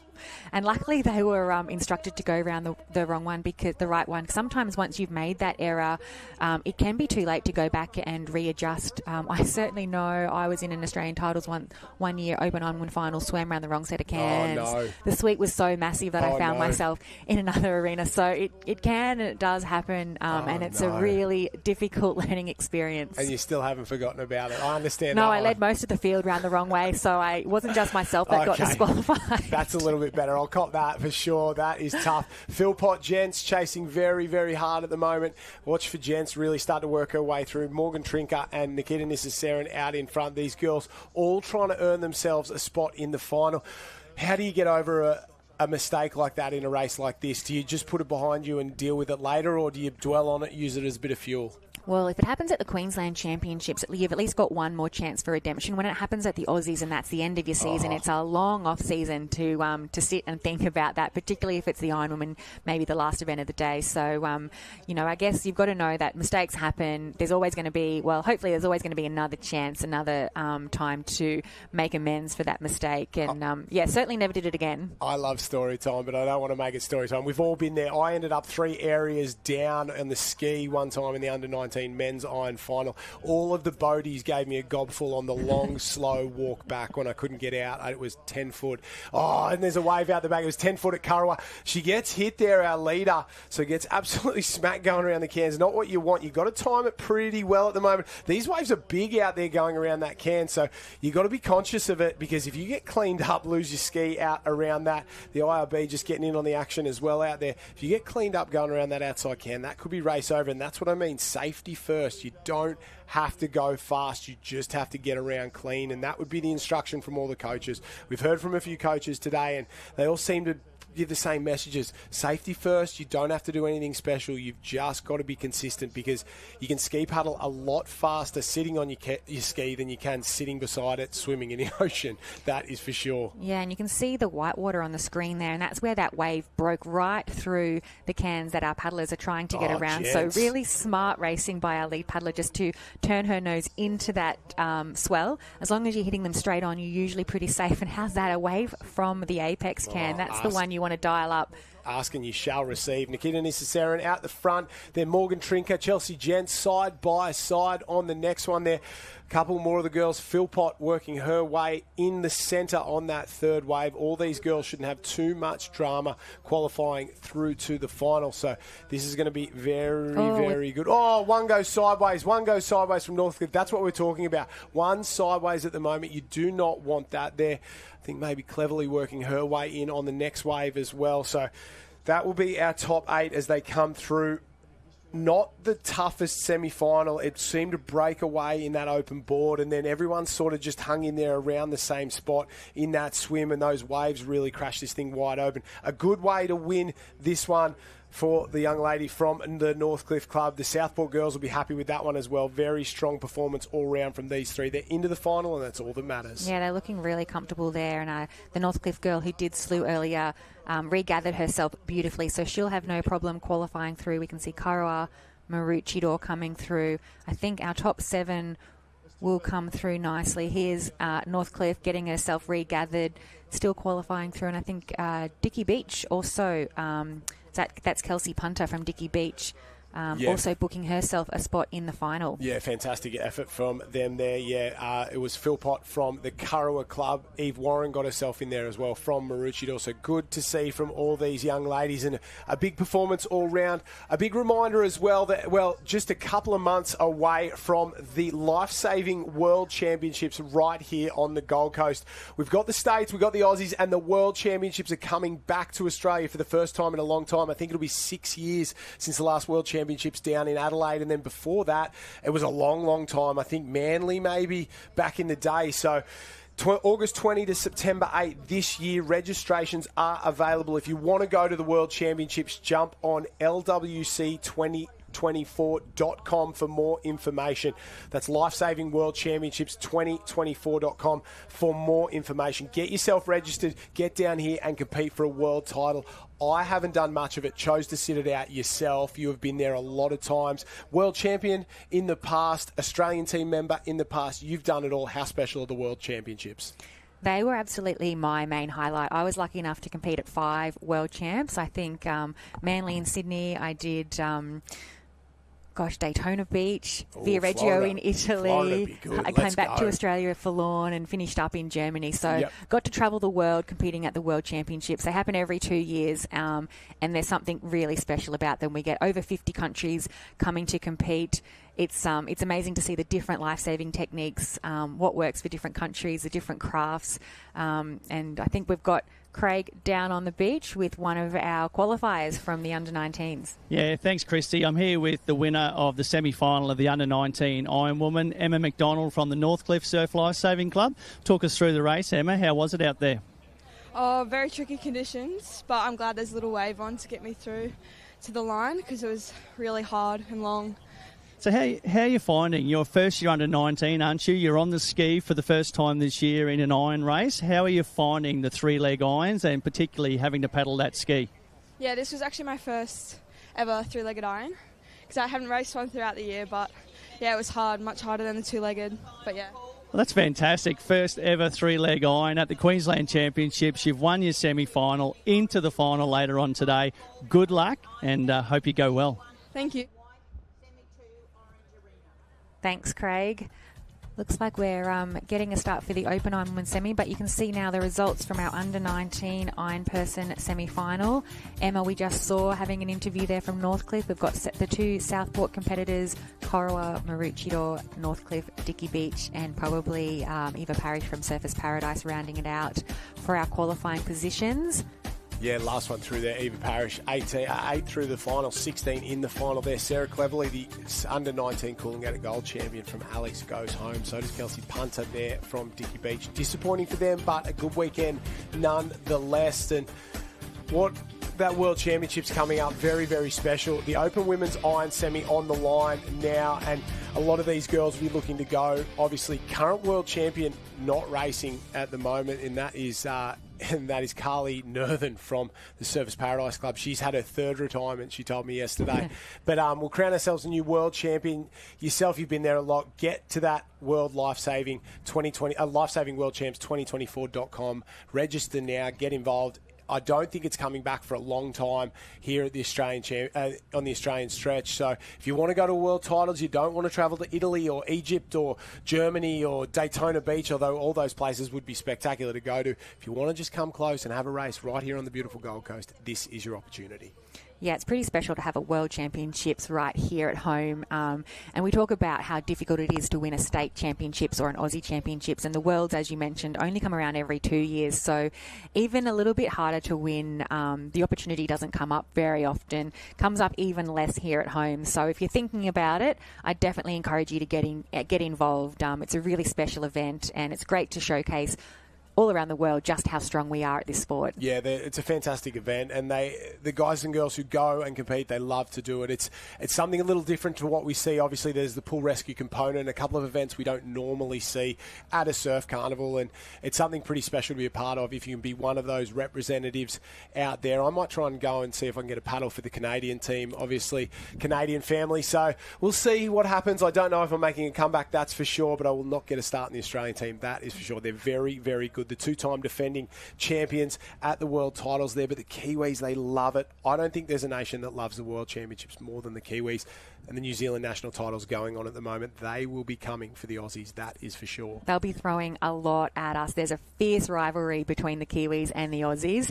And so, yeah, we've brought the cup home the last few times and we'll be wanting to do it again, but they certainly won't let us have it our own way. South Africa, obviously, very strong in surf lifesaving as well, but I think we heard it here first. Comeback for Canada. Yes, the Canadians. If they'll have me, the Canucks, I'd love to get it done for that team there. My wife's Canadian, my children are Canadian.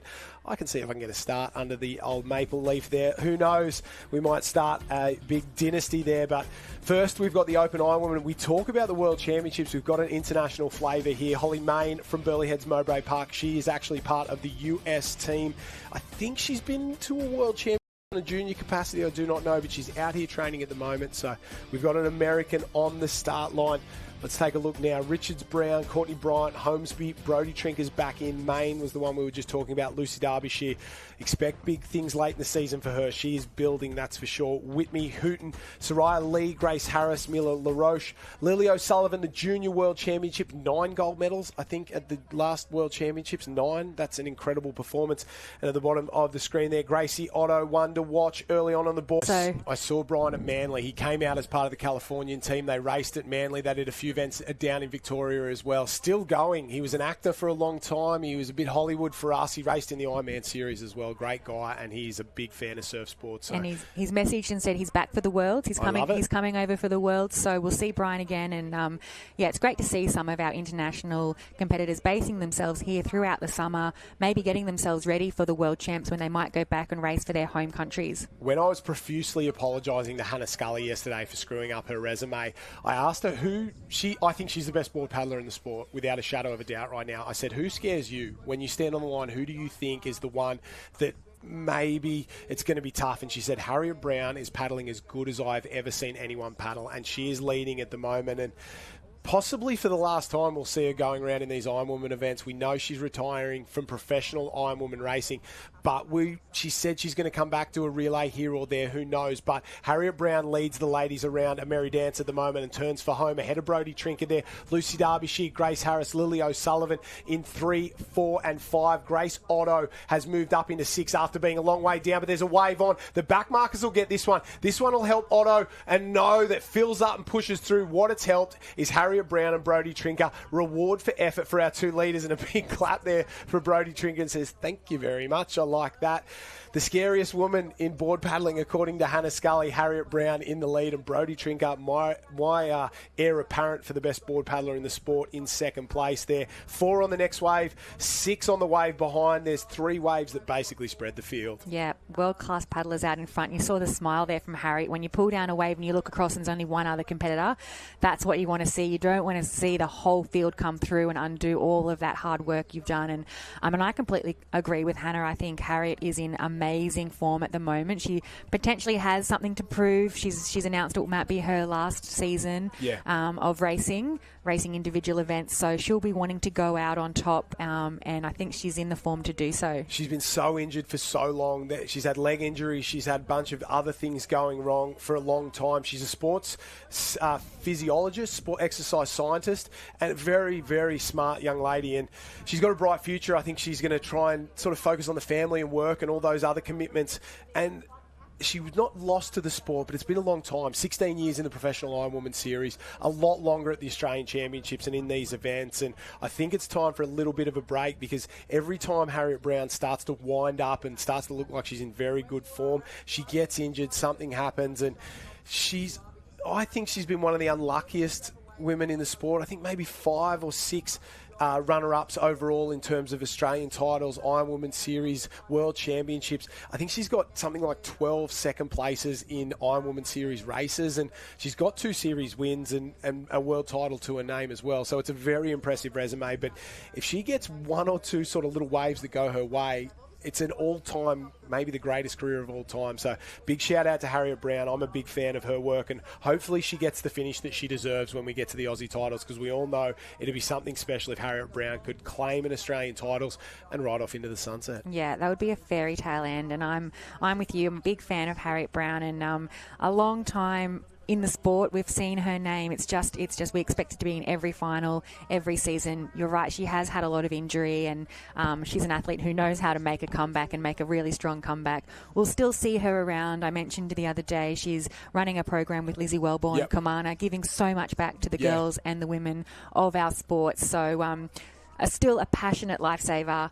We might not see her in the races, but I still think we'll see her on the beach. I know it's not the Harriet Brown show, but I'll give a shout out to the Commander community that Lizzie Wellborn and Harriet Brown do. They go around and really, I guess, they do workshops and confront a lot of issues that really affect women in sport and that are not being spoken about. And I spoke to the girls about it and sort of didn't understand the work that they were doing until they really explained it to me. And it's about breaking down a few barriers and educating athletes, educating coaches around nutrition, around women's health, and a bunch of training issues that we sort of...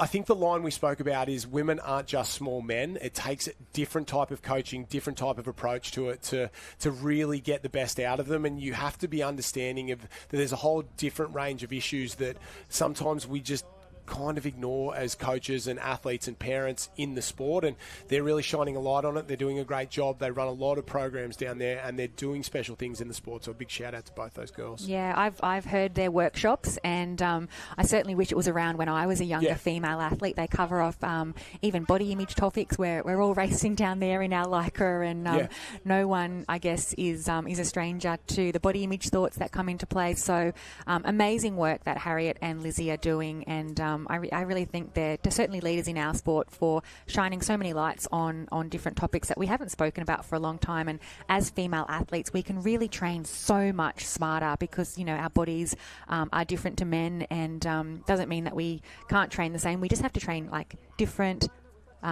tune in to what might be going on and educate those around us. As much as surf sports for a long time has been considered an old boys club, and I'm not one to deny that for sure, there's a couple of things happening in the sport at the moment that I would say are world leading. There's more mixed events in surf sports than there are in any other sport. We genuinely race guys and girls head to head. We saw that yesterday afternoon. Mixed double ski, you can do champion Lifesaver events head to head. We saw that mixed taplin. We do that. We've done that for a very, very... pack of 3 at the moment. Lucy Mai just picked that up. She does. So, good body surfing. I don't know if it'll carry her all the way through, but certainly a nice lift. And I can see our lead 3 may be starting to switch off a little bit, but they won't feel completely comfortable until they're out the back of the ski, which will be their final leg of this Ironwoman semi-final. Yeah, you're right. Halfway through this Ironwoman semi-final, and out the back, a wave on there. Whitney may have got down that one. That'll push her a long, long way through. Somebody else has got a massive runner on that one at the moment. Our leaders, I don't know how much they're going to get out of it. Derbyshire tries to push over the top. Not much on offer there, and that's how quickly this can change. If you get that runner, if it can push you through to the gutter, you go a long way towards being successful. And I still think it's the same 3,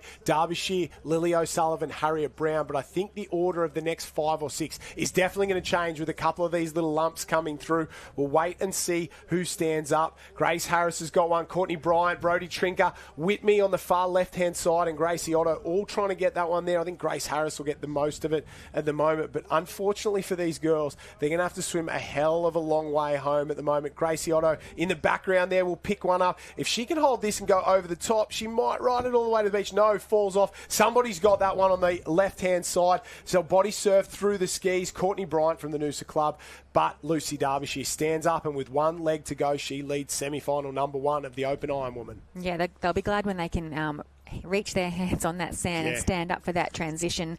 It is getting so tricky, and probably in their minds as they've just swum across their bank, they'll be really honing in on their concentration just to get their skis over that. It's not just the inconsistency of that white water coming across the bank, but it's the side current as well, which is probably a little bit less obvious on screen, but that water that's moving underneath from south to north is so tricky on these skis, and you just need the slightest tweak to adjust the angle of your ski, and before you know it, you could be flipped off. Yeah, that's exactly right. Derbyshire onto her ski. Courtney Bryant in second, Harriet Brown, Lily O'Sullivan, Grace Harris, Grace Otto. So that is 2, 3, 4, 5 and 6 going into the water at the moment, chasing this lady, Lucy Derbyshire. Well, what a start. Lucy struggling a little bit there at the top of the screen, but looks like it's fairly flat. Oh, no, one more coming. There's Lily O'Sullivan alongside Lucy Derbyshire. She leans back, tries to get the nose up and over. Oh, I thought she was going in, but great skills from Lily O'Sullivan. She's another one who's had a bit of illness throughout the season, missed a couple of rounds of the Iron Woman series as she gets up and over that one there. And probably not the season. Oh, smashed again on that. So cops one on the chest there, not the season she would have been looking for. Last year, she sort of started to establish herself as one of the best in the business, Lily O'Sullivan. And I think this year, due to illness and injuries, had to take a backward step, reset, a couple of rounds off in the Iron Woman series, and not what she wanted, to be completely honest. Harriet Brown leads around at the moment, so we've had an absolute change in the order. They're going to have to be careful here because there's a wave out the back. They're going to...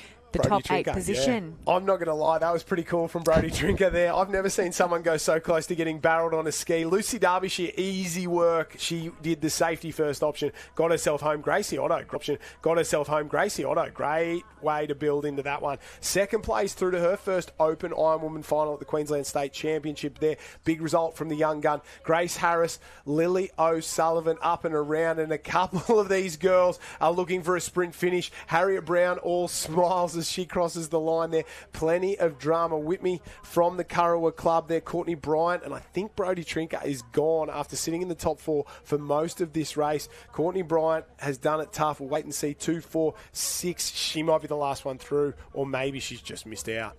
Yeah, I'm not quite sure. It looks like she might be 9th through, Courtney, so devastating for her. She was second around the cans with Harriet Brown, and if she's just come through in 9th, that's absolutely devastating if she's missed the final of the Open Iron Woman. I know she'll have some of her individual events still to go, maybe the board and the swim final, but the Iron Woman's the one they want to be in, so we'll have to wait for that official result, but devastating for Courtney if she's just missed out. Yeah, Holly May, now American, up and around. She will not get through either. A couple of the Burleigh girls missed out on that one. Britt Hooton missed out from Emu Park as well. But that was as easy as you'll do it until it was absolute chaos at the end there with 2, 3, 4 skis going every different direction. And we spoke about it. Safety first gets you through. You can't risk big in the semi-finals because there's no reward. The only reward is a spot in the final. If you do it safely, if you do it easily, you should get through. That was Derbyshire and Gracie Otto on the shot there. And then it looks like there's a couple more semi-finals of the men's iron coming up. They'll get themselves set, and we'll bring you the results of the next Iron Woman semi from the other arena as well. Craig Holden is on the beach. I think he's with our winner as well, Lucy Derbyshire down there. She did that one easy with a bit of chaos going on in the background. Gosh, I am here with Lucy Derbyshire, who won the Open Iron Woman semi-final. Yeah, you're right. There was a little bit of chaos behind Lucy on the ski. So from your perspective, a nice wave to get you through to the beach and avoid all the mishaps that happened behind you. Yeah, I definitely think it was a bit of a well-deserved wave for me after leading the whole swim. I was kind of looking behind and I saw I got away by myself, so I was very glad that if I were to make a mistake, it'd be completely on me and not any of the other girls. So, yeah. Yeah, I was just going to say, that swim leg in particular looked really tough getting back to the beach, that last sort of 50 metres or so. Lots of water movement happening, lots of white water. How'd you find that last section trying to get back to the sand? Yeah, you really have to pick your spots going out, and coming in you kind of...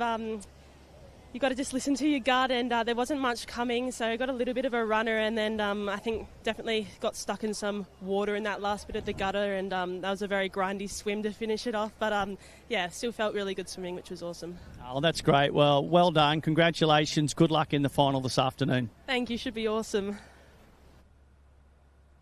Lucy Derbyshire there, very calm, very comfortable, that is for sure. We'll take a look at the results and not the people we thought.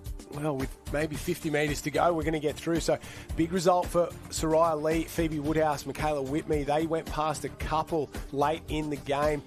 Harriet Brown survives, and so does, well, Woodhouse and Whitney there. Courtney Bryant went out after being second at the final can, and that's what we were talking about. We thought she'd just sort of cruise it into the beach, and it wasn't what we thought it was going to be. Yeah, some of our early leaders, Brody Trinker, we saw off to a great start in the board. She's finished 15th in that semi, so end of her carnival as far as Ironwood racing goes as well. And there's always some upsets in these semi-finals. As we said, only 8 spots and a hot field contesting for those 8 spots. 16 altogether across our 2 semi-finals for our final that we'll see later on today. I think Carla Pakpak has got through pretty easy in semi-final number 2. Dom Stitt, Gemma Smith-Welsh, Brielle Cooper, Naomi Scott, Claudia Rose Slavin, Bella Williams, Hannah Scully taking the last spot ahead of Emily Doyle missed out. Some big names down there, so always some upsets. We don't like to see that. Wish everyone could have a spot in the final, but that's our racing. So, an exciting final for later on. As well, he is on the olive green board at the back there, and he's out of shot at the moment. And the man you'd think would walk through this one pretty easily has a lot of work to do. Board is his worst leg by a country mile, but he's not normally this far behind. Yeah, he's really setting his race up for a difficult way to make your way through this pack. A really good effort. Cooper Williams, you can see there in second place. I think he would probably rate the board leg as one of his weaker legs, so he'll be happy to be sitting up there in second place going into his stronger leg, the swim. And I think Cooper's finding a bit of late season form. He hasn't had probably the season that he would have liked to have had, but finding a few results at this tail end of the season. So I'm hoping for Cooper's sake he'll finish it off strong with state and Aussies, and when it's Cooper's day he can pull anything out. You're spot on. I speak to Cooper a bit. There's not a guy who loves the Aussie titles more than Cooper Williams.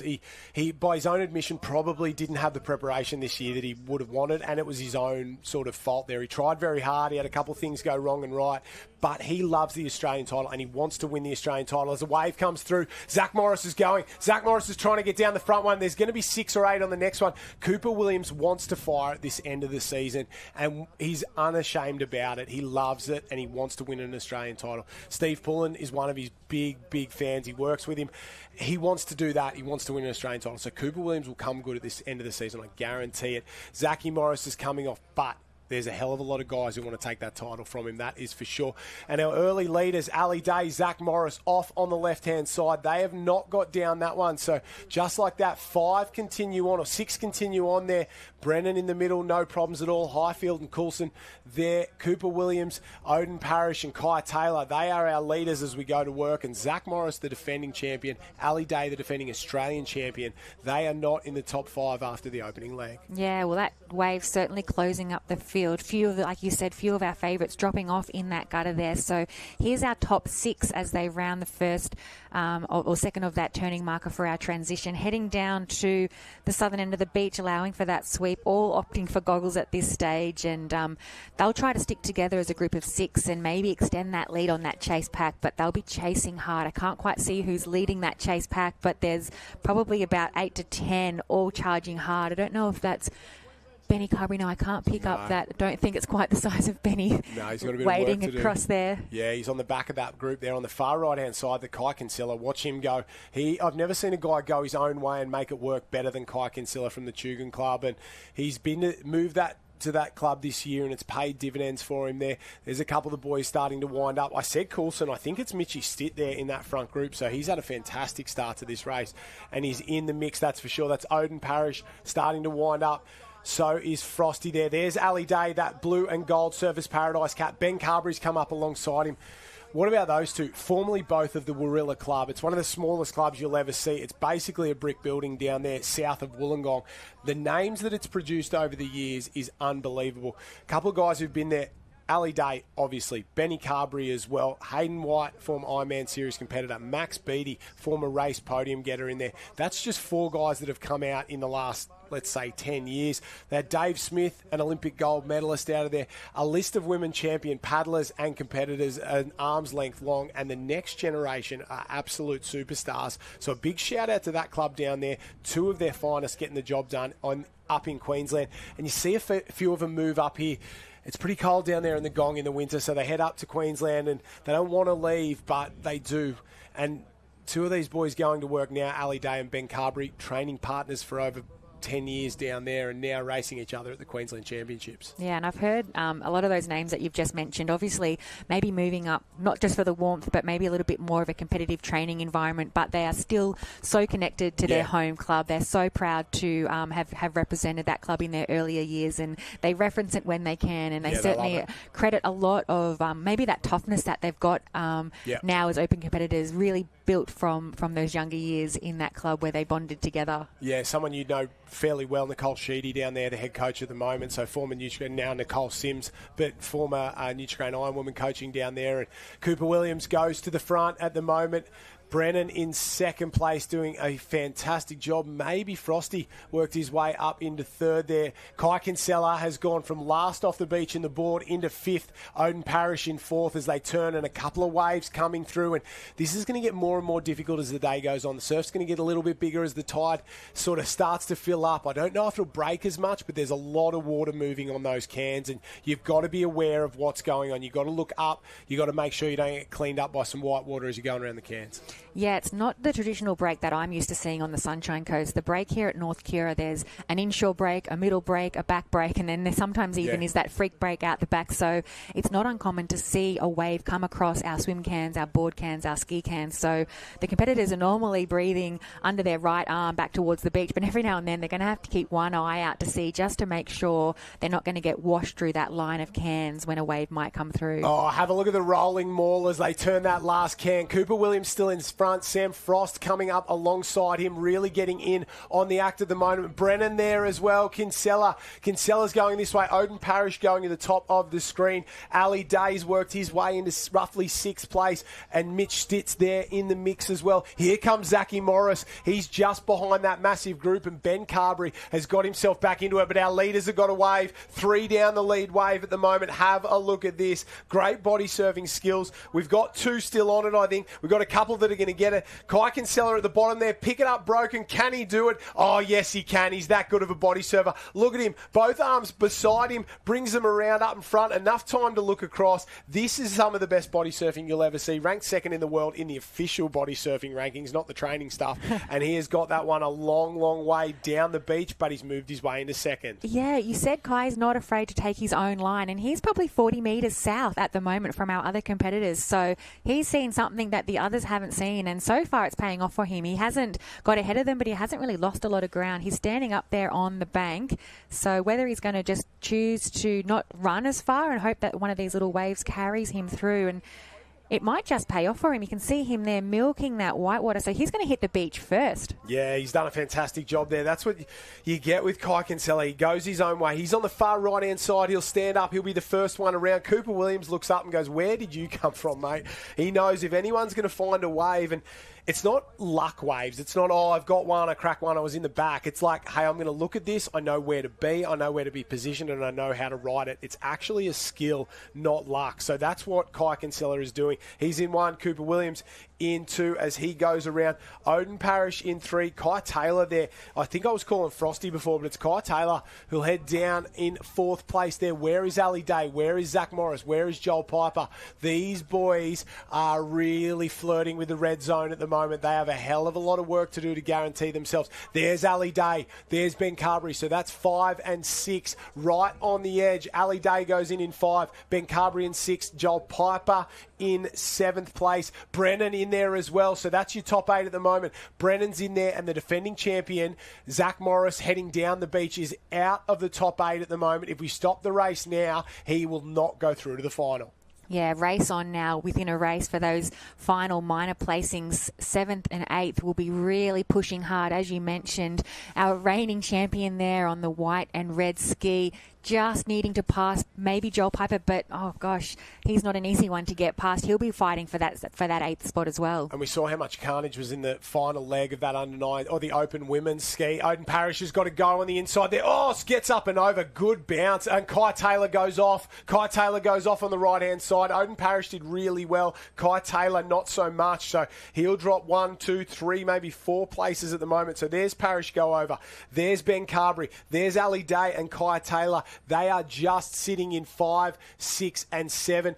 and Brennan and Zach Morris. Brennan in the green and white Currumbin cap, Zach Morris in that Northcliffe cap. I think Morris has just moved into 8th place. Yeah, and where's Joel Piper? He might just be off screen, hopefully over to the left. We haven't seen him at the moment, so keep an eye out at the back of the screen. Joel Piper just coming into shot now, so he might have stayed out of trouble a little bit wide there down on the left-hand side as we count them as they go around. Yeah, this is 4, 5, 6. Kai Taylor in 6 on the blue and orange at the moment. 7 up at the moment. So top 3 out in front. Kai Kinsella, no dramas. Cooper Williams, Odin Parrish, Ben Carberry, Ali Day, Kai Taylor. Zach Morris is in 7. Joel Piper is in 8.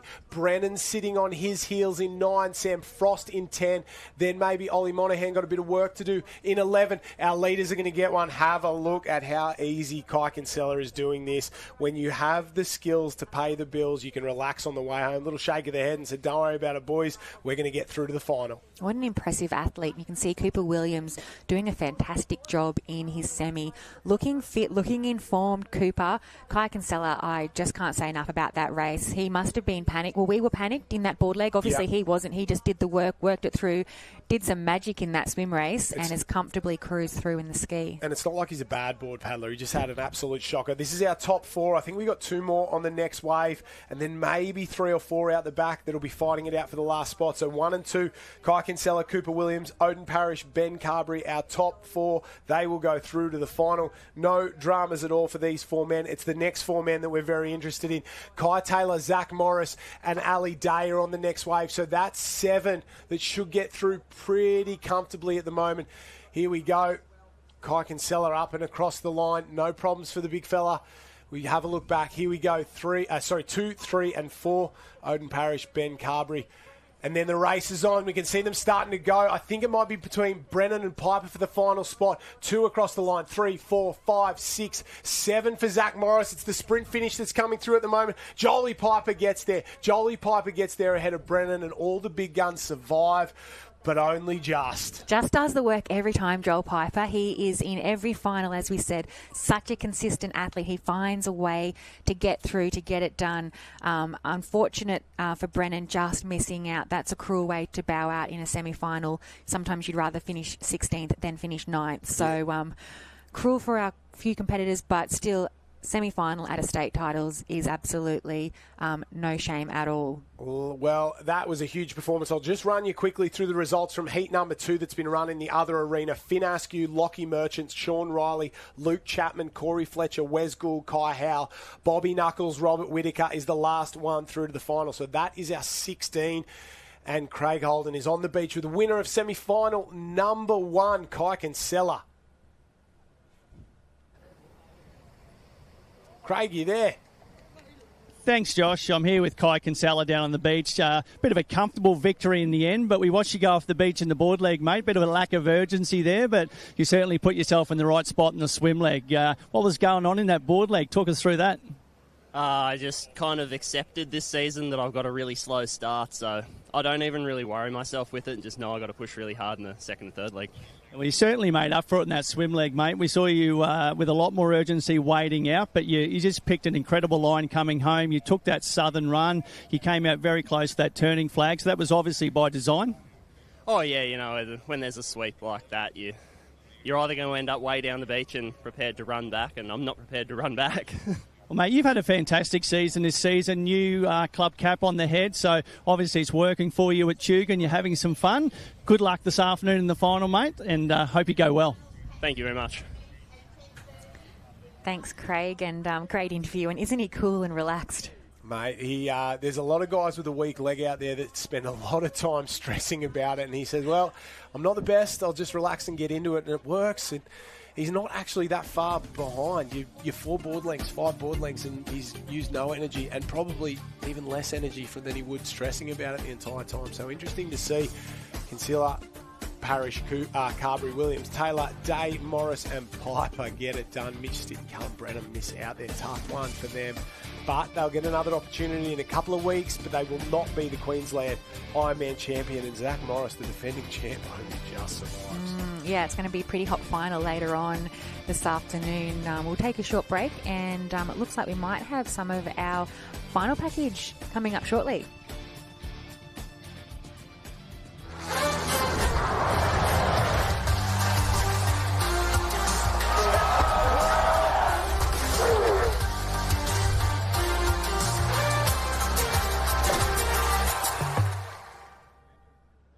to be a lifesaver. It's not about being a hero. Or missing out on plans with your mates. It's actually just giving as little as 1 day a month, a few hours a week, or even every other weekend.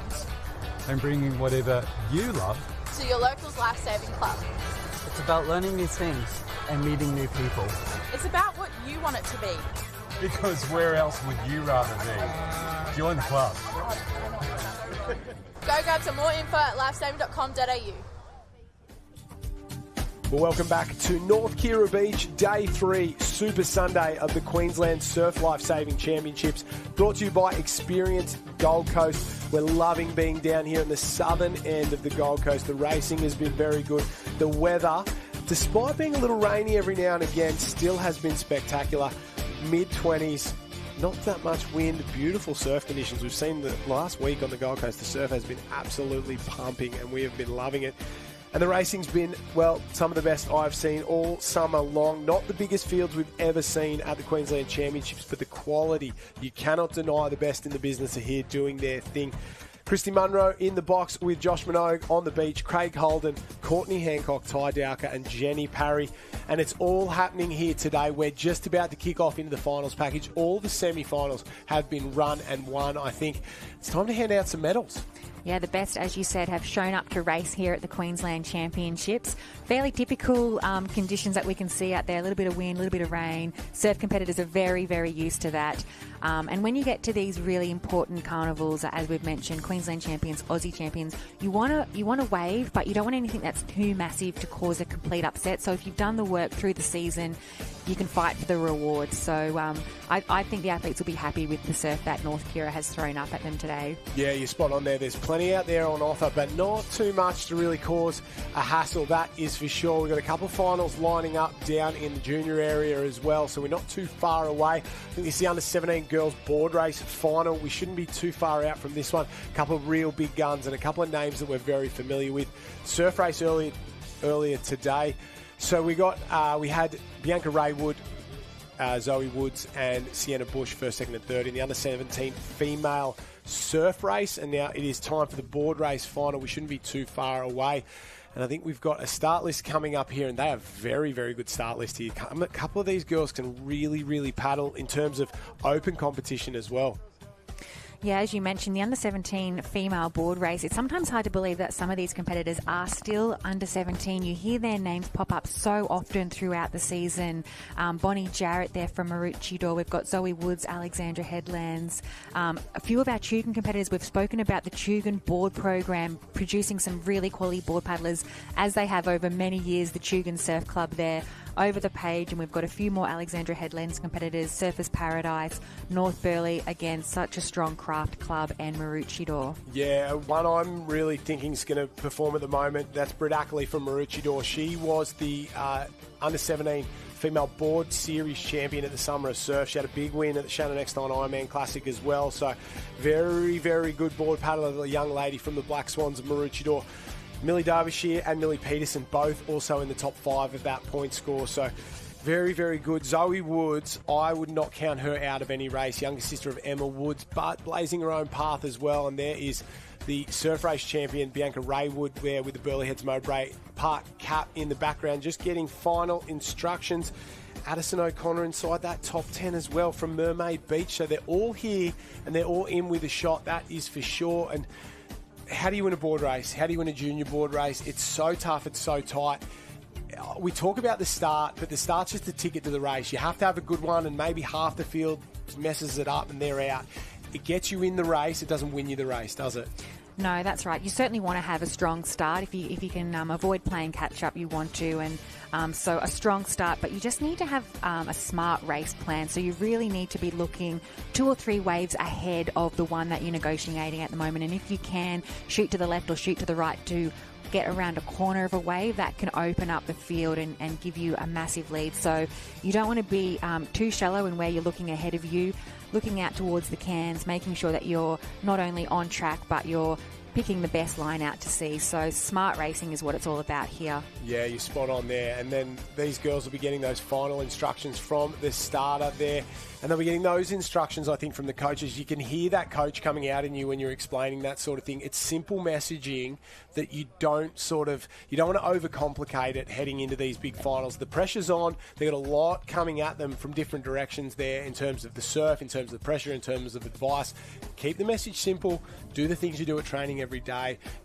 Perform at your best, and hopefully it pays off. Yeah, and at this stage of the season, you've got to be saying to yourself, I've done the work in training, I've just now got to produce it again on race day. You don't have to do anything special on race day, not looking to pull anything out of the bag. You're just looking to draw on all of that season of training that you've got. And they're pretty experienced athletes, these under-17s. They've come through the ranks of nippers, so they're used to the nerves, they're used to these high-level finals, and we'll see who makes the best of this start as they are underway in the 17 female board race final. Oh, Zoe Woods in the centre, gone off like she's been shot out of a gun. You can see the rating, and you said it before, rating wins races there. Zoe Woods is flying, and the two Maroochydore girls on either end, the bookending the field. Britt Ackley at the bottom, Bonnie Jarrett at the top have got off to a good start as well. Millie Derbyshire in the centre starting to go to work, but Zoe Woods, have a look at that. A full board length lead. She's going to have to stop and prop. The nose goes under there. Not what you want, not a clean pop. You've got to get that nose up and over the top there.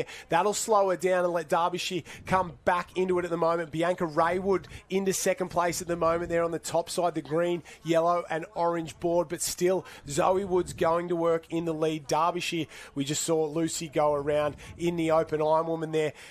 But still, a couple of girls with famous names in surf sports leading this under-17 women's board race. Yeah, Zoe Woods doing a fantastic start. All on her belly at the moment. Looked like it was a bit of a late decision to do that pop earlier, and sometimes you have to make a late decision because these waves look like they might be nothing and then they pop up. So really good recovery there from Zoe Woods. Still on her belly. Be interesting to see if she pops up onto her knees soon, because I think she's just giving the lead away. She might want to tuck over onto that wash there. Is that a Surfers Paradise competitor we can see there now taking the lead? Yeah, Derbyshire there into the lead, working very, very hard there. Maybe Hughes from Tugan there worked her way up into third place there. Bianca Raywood into fourth. The rest of the field kind of strung out at the moment. Have a look at Britt Ackley going to work sort of closest to us on the knees there, coming up alongside the black and yellow board. She's worked her way from the back of the pack up into about fifth place going around the can, so watch for her to work hard on the way home. Derbyshire, Woods, Hughes there. It looks like Raywood and then Ackley. The rest of the field 5 wide around the cans there with plenty of work to do. First come, first serve for the leaders. Have a look out the back. There's plenty of lumps of water coming through these cans, and there's going to be some waves on the way home for our leaders without a shadow of a doubt. The back of this field has got a lot of work to do to get back into it. Maybe Sienna Bush, Bonnie Jarrett there. They're not out of it, but that is the task at the moment. And you can see Zoe Woods has gone back to the lead as they turn for home. Yeah, a lot of work for our back markers there. We can see Zoe really smart. She was on the outside of that first turning, so she we thought she had slowed up, but that was a real tactical. She slowed up, went to the inside there of Millie Derbyshire, and so she's got the cleanest run around those cans and still back down on the belly. Here's a way for our leaders. This. Yeah, they should pull down that. This is going to be interesting because they'll both crack this, and then whoever can hold it through the gutter, you can see the wave in front will fill up. They've got to manage that little hole there. They're not going to be able to go over the top of that white water until they really get a push, and if they mess it up, they'll hand it to the other competitor. The race for third place is on. Britt Ackley, Bianca Raywood side by side on the next one. We've got about 5 on the wave behind that, so third place is going to be very, very interesting. We're on for an absolute sprint up the beach for the bronze, but it is a race in 2 at the moment. Zoe Woods out in front. She's almost there. This is the race for third. Britt Ackley coming down a wave here. We've got to take a look quickly at Zoe Woods and Millie Derbyshire. There they are. Zoe Woods on the stomach. She's just snuck away, got a little runner side by side, and Zoe Woods has led almost from the jump, and I think she's going to claim it. Yes, she will. Big win for Alexandra Headland. Big win from Zoe Woods. Start to finish, she deserved that. Yeah, classy race there by Zoe Woods. Smart racing. She had the early lead but found herself on the outside of Millie there. So she slowed up, took back on that inside, got that wave and just got that jump to her feet there, which gave her the win there for Zoe Woods. Fantastic performance from all these girls. They're racing for every single place. Great to see from the juniors as well. So Millie Derbyshire in second. Britt Ackley from the Maroochydore Club claims the bronze, and that is a very impressive performance from all 3 of those women. great paddling from our two leaders, side by side, basically the whole way around. It became a tactical effort, and Zoe Woods across that gutter just proved the difference there. She kept that board speed up and experience beyond her years. Yeah, and we you mentioned earlier, Zoe, a place getter in the 17 swim final, so she'll be looking good for the 17 Ironwoman, which will be coming up a little bit later on in the program. Yeah, without a shadow of a doubt, she'll be trying to win that one. That is for sure. We can't wait to see that final coming up because those girls know how to race, and it'll be one of the highlights of the package for sure. Craig Holden is down on the beach with our winner, Zoe Woods. Yeah, thanks, Josh. I'm here with the winner of the under-17 female board race, Zoe Woods from the Alexandra Headland Surf Lifesaving Club. First of all, congratulations. Talk us through the race. It looked like that northern end got the better run out than the southern end that time. Yeah, well, I was working through the shorey really quick and then I punched through a wave and shot backwards. But luckily the left side then got hit by the set and I just got around it. And then it was just a fight to the end with me and Millie Derb. Yeah, I was going to say, what were your tactics? Obviously, yourself and Millie were 1 and 2 going around the cairns. Did you try and conserve some energy and do a bit of wash riding? I did for like a second, then I went up the inside of her around the cairns. Oh, that's fantastic. Well done. You obviously picked a good line home, got the sprint finish, so congratulations. And obviously, you'll have the Ironwoman coming up soon, so best of luck for that one as well. Congratulations, Zoe. Thank you, Craig. We've got another final coming to you shortly. We can see possibly the under-17 male board race final lining up there now, just getting some of their final instructions from our officials. We'll see our start list on screen. Our final results from our under-17 race just popping up on the screen there. Don't worry, they weren't all disqualified there. I think that was a technical issue on our end, so all good. The girls, they've done a fantastic job. Yeah, that is the under-17 board race final. This is going to be an interesting one. I can't pick a favourite in this. I can't pick someone who should get it done. Ollie Dillon from Tugan has been the best board paddler all year, and I think he's missed the final on this one, so it's going to be really, really tough for whoever wants to get a gold medal here. It's going to be really difficult. I think Will Norling from Tugan has made it through from the Tugan Club. We've got a handful of Alex competitors, a handful of Maroochydore competitors. Of course, Burleigh Heads are going to be in the mix, and our Noosa Heads contingent as well. So it's really tough to pick these under-17 male board race finalists. I don't know who's going to make the podium. Your guess is as good as mine. They're the proper results from that women's 17th board race final. Yeah, there's a few here. Byron Diekman and Alex Stewart. Well, Alex and Byron from Maroochydore. They were 3rd and 4th in this race last year. So that's as good a run of form as you're ever going to get in this one. Noah Thomas from Burleigh Heads, Mowbray Park as well. He was in the final last year, and Riley Rasmussen was as well from the North Burleigh Club. So these boys, they're getting those final instructions from the starter. I can guarantee none of them will be listening and they'll all be asking the same question over and over like teenage boys do. That is for sure.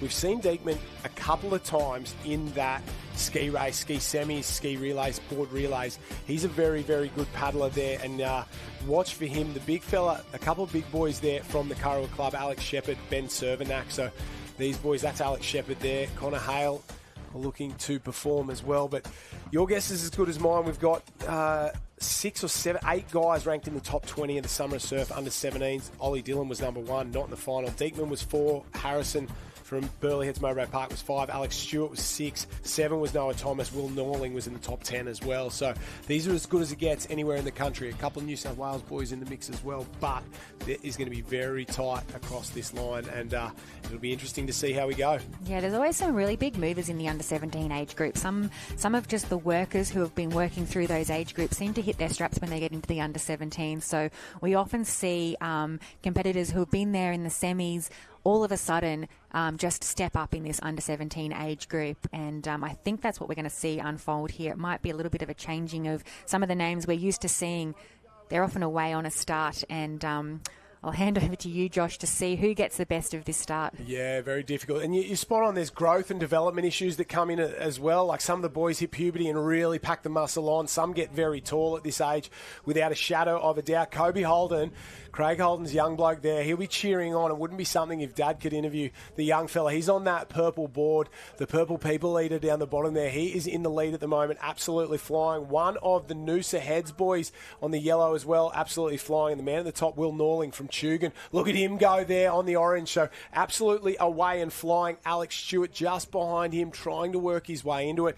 But it's Kobe Holden who was doing the best of it on this bottom side, and at the moment it's Tugan and Currumbin 1 and 2 as they start to work their way out to that back break. Oh, this one's going to cause a bit of havoc for both of the boys there. They slow down, allows the rest of the field to get back into it, and down the bottom there starting to really wind up is Alex Shepherd from Kurrawa. He's gone up into third place, and I think he might start to take the lead at the moment. The big fella Shepherd, he's dragging his teammate Benny Cervenak from Kurrawa into the lead. And have a look at the rating. Long, strong strokes there and a high rating. That's as good a board technique as you'll ever see. Yeah, you can see Kobe Holden just deciding to jump into that wash. That would have taken a lot of effort, the start that he put on, and then having to roll under that double up and get your board speed back up from basically a dead stop. So he's just conserving some energy, finding that inside run around these cans, sitting back now in about that third place position.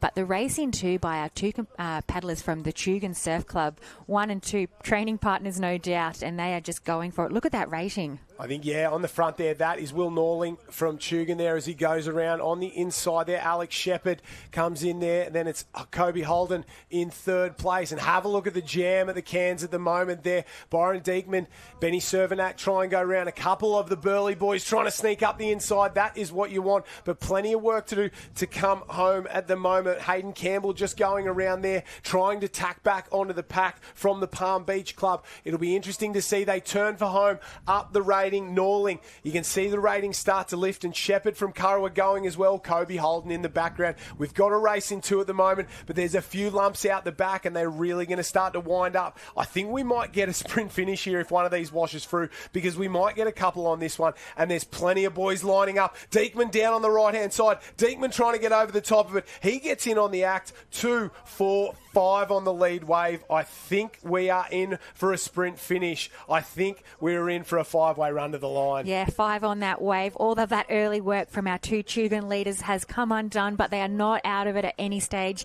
A little bit more work to do for our final. Yes, he's come down that wave, so you're right. Sprint finish in 5 with the rest of the field on that second wave. 3 of these guys are going to get medals. The rest of them aren't. Look at them lift the rating very, very well. Norling on the far side's got off to a good start. Shepherd led most of the way. We're going to have to wait and see. Up they jump. They're going to go. First up's Norling on the far side. Noosa's got the run on. Noosa's got the run up the beach. Oh, Burleigh Heads Mowbray Park late. I'll leave that one to the judges. Oh, your guess is as good as mine. Top 5 there. Noosa, Burleigh Heads Mowbray Park. I do not know. The rest of the field crosses the line there, and you can see how exhausted they are. I think they know who's won, but we do not. The judges don't seem too sure either, so we'll wait and see. I'll leave that one to Craig down there. There's his young bloke in the mix as well. Big strapping lad, young Kobe Holden down there in that one. And what a 17 boys board final. Yeah, we will leave that one for the judges. Could not pick it from our angle there. Good to see Kobe doing well in the mix. I believe his dad, Craig, might have had a win in his Masters age group for the board. So he takes home the bragging rights with the gold medal in that. Okay, I like it. I like it a lot. Unless Kobe can top something later on in the day, I'm sure he's still got some races to come. Yeah, I love it. Fantastic. Really, really good performance. We're not 100% confirmed on who has won this one. There's a couple of guys wandering around trying to figure out who has won this race and who has got the job done. And we might we'll get Craig in there and jump in and have a chat. We shouldn't be too far away from finding out who is our winner, and I'll leave that one to the judges because that one was as tight as at the moment. Craig, you're down on the beach. It wasn't your young bloke who got the job done. It was one of the Burley boys. We love to see it. Yeah, thanks, Josh. Yeah, I had a few nerves going there. He put himself in a good spot, my young fella, but unfortunately couldn't pick up a medal. But we have got the winner of the under-17 men's board race, Dylan Howe from Burley Heads. Congratulations, mate. Talk us through that finish. 5 of you, only going for 3 medals, and you got the gold one. So what were you thinking?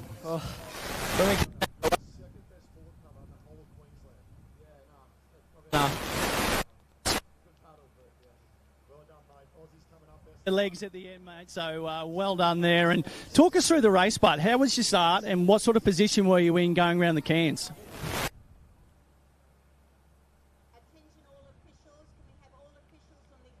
Oh, we might just be struggling there for a bit of audio. We'll try and get back down to young Dylan Howe there. He got the win, big performance. Burley been on fire, and they're a good family, the Howes. There's a few of them going around, and very lovely family down there. So good to see the big fella getting a win there in the under-17 Queensland State Championship. What a performance from him, and a tight finish. And like we said at the start, your guess is as good as mine when it comes to 17 boys board racing. It is very, very difficult to pick a winner. Yeah, fantastic paddle there by Dylan Howell, and really a lot of experience shown on the end there. Just the timing of when to sit on that wave through the gutter and then when to hit the power. He wasn't the first off the board. I think our Noosa competitor had the first jump off, but he just finished so strong and over the top of Noosa there. So fantastic race in the under-17 male board race final. So unofficial results. We're still waiting for that official one to come through, but we're pretty sure Dylan got there for the win for the under-17s. Yeah, fantastic effort. Almost the entire program done for the under-17s down there. They've just got the irons coming up in not too long a time. Plenty of action still kicking off. We're not too far away. The finals package for the open competition is kicking off at 10:30, so in 1 minute's time. So we're going to try and get through some of those 17 events, and then the finals package will begin with the 19 singles, the single skis, the open single ski, surf races for the 19s and the opens, board races for the 19s and opens, 19 Ironman and women, open Ironman and women, and then the taplin relay finals as well. That is how the finals package will run. Once we get wound up into that first few finals, it's going to go very, very quickly. It's back to back to back to back all afternoon long. It's going to be some great racing. What are you really looking forward to, Christy? Well, obviously, the Ironman was always my favourite event. I'm really keen to see that board race, that showdown maybe between Harriet Brown and Hannah Scully. I think that's going to be a fantastic race. Surf races are always a little bit hard to predict, especially at a beach like North Kira and that gutter that our swimmers are going to have to contend with. The single ski has to be a favourite, one of the fastest crafts. We saw the double skis earlier on in the program, but we've got our single ski finals coming up, men's and women's. The men's single ski is always one of the bigger fields, a lot of contenders, but we've dwindled that down to our finals.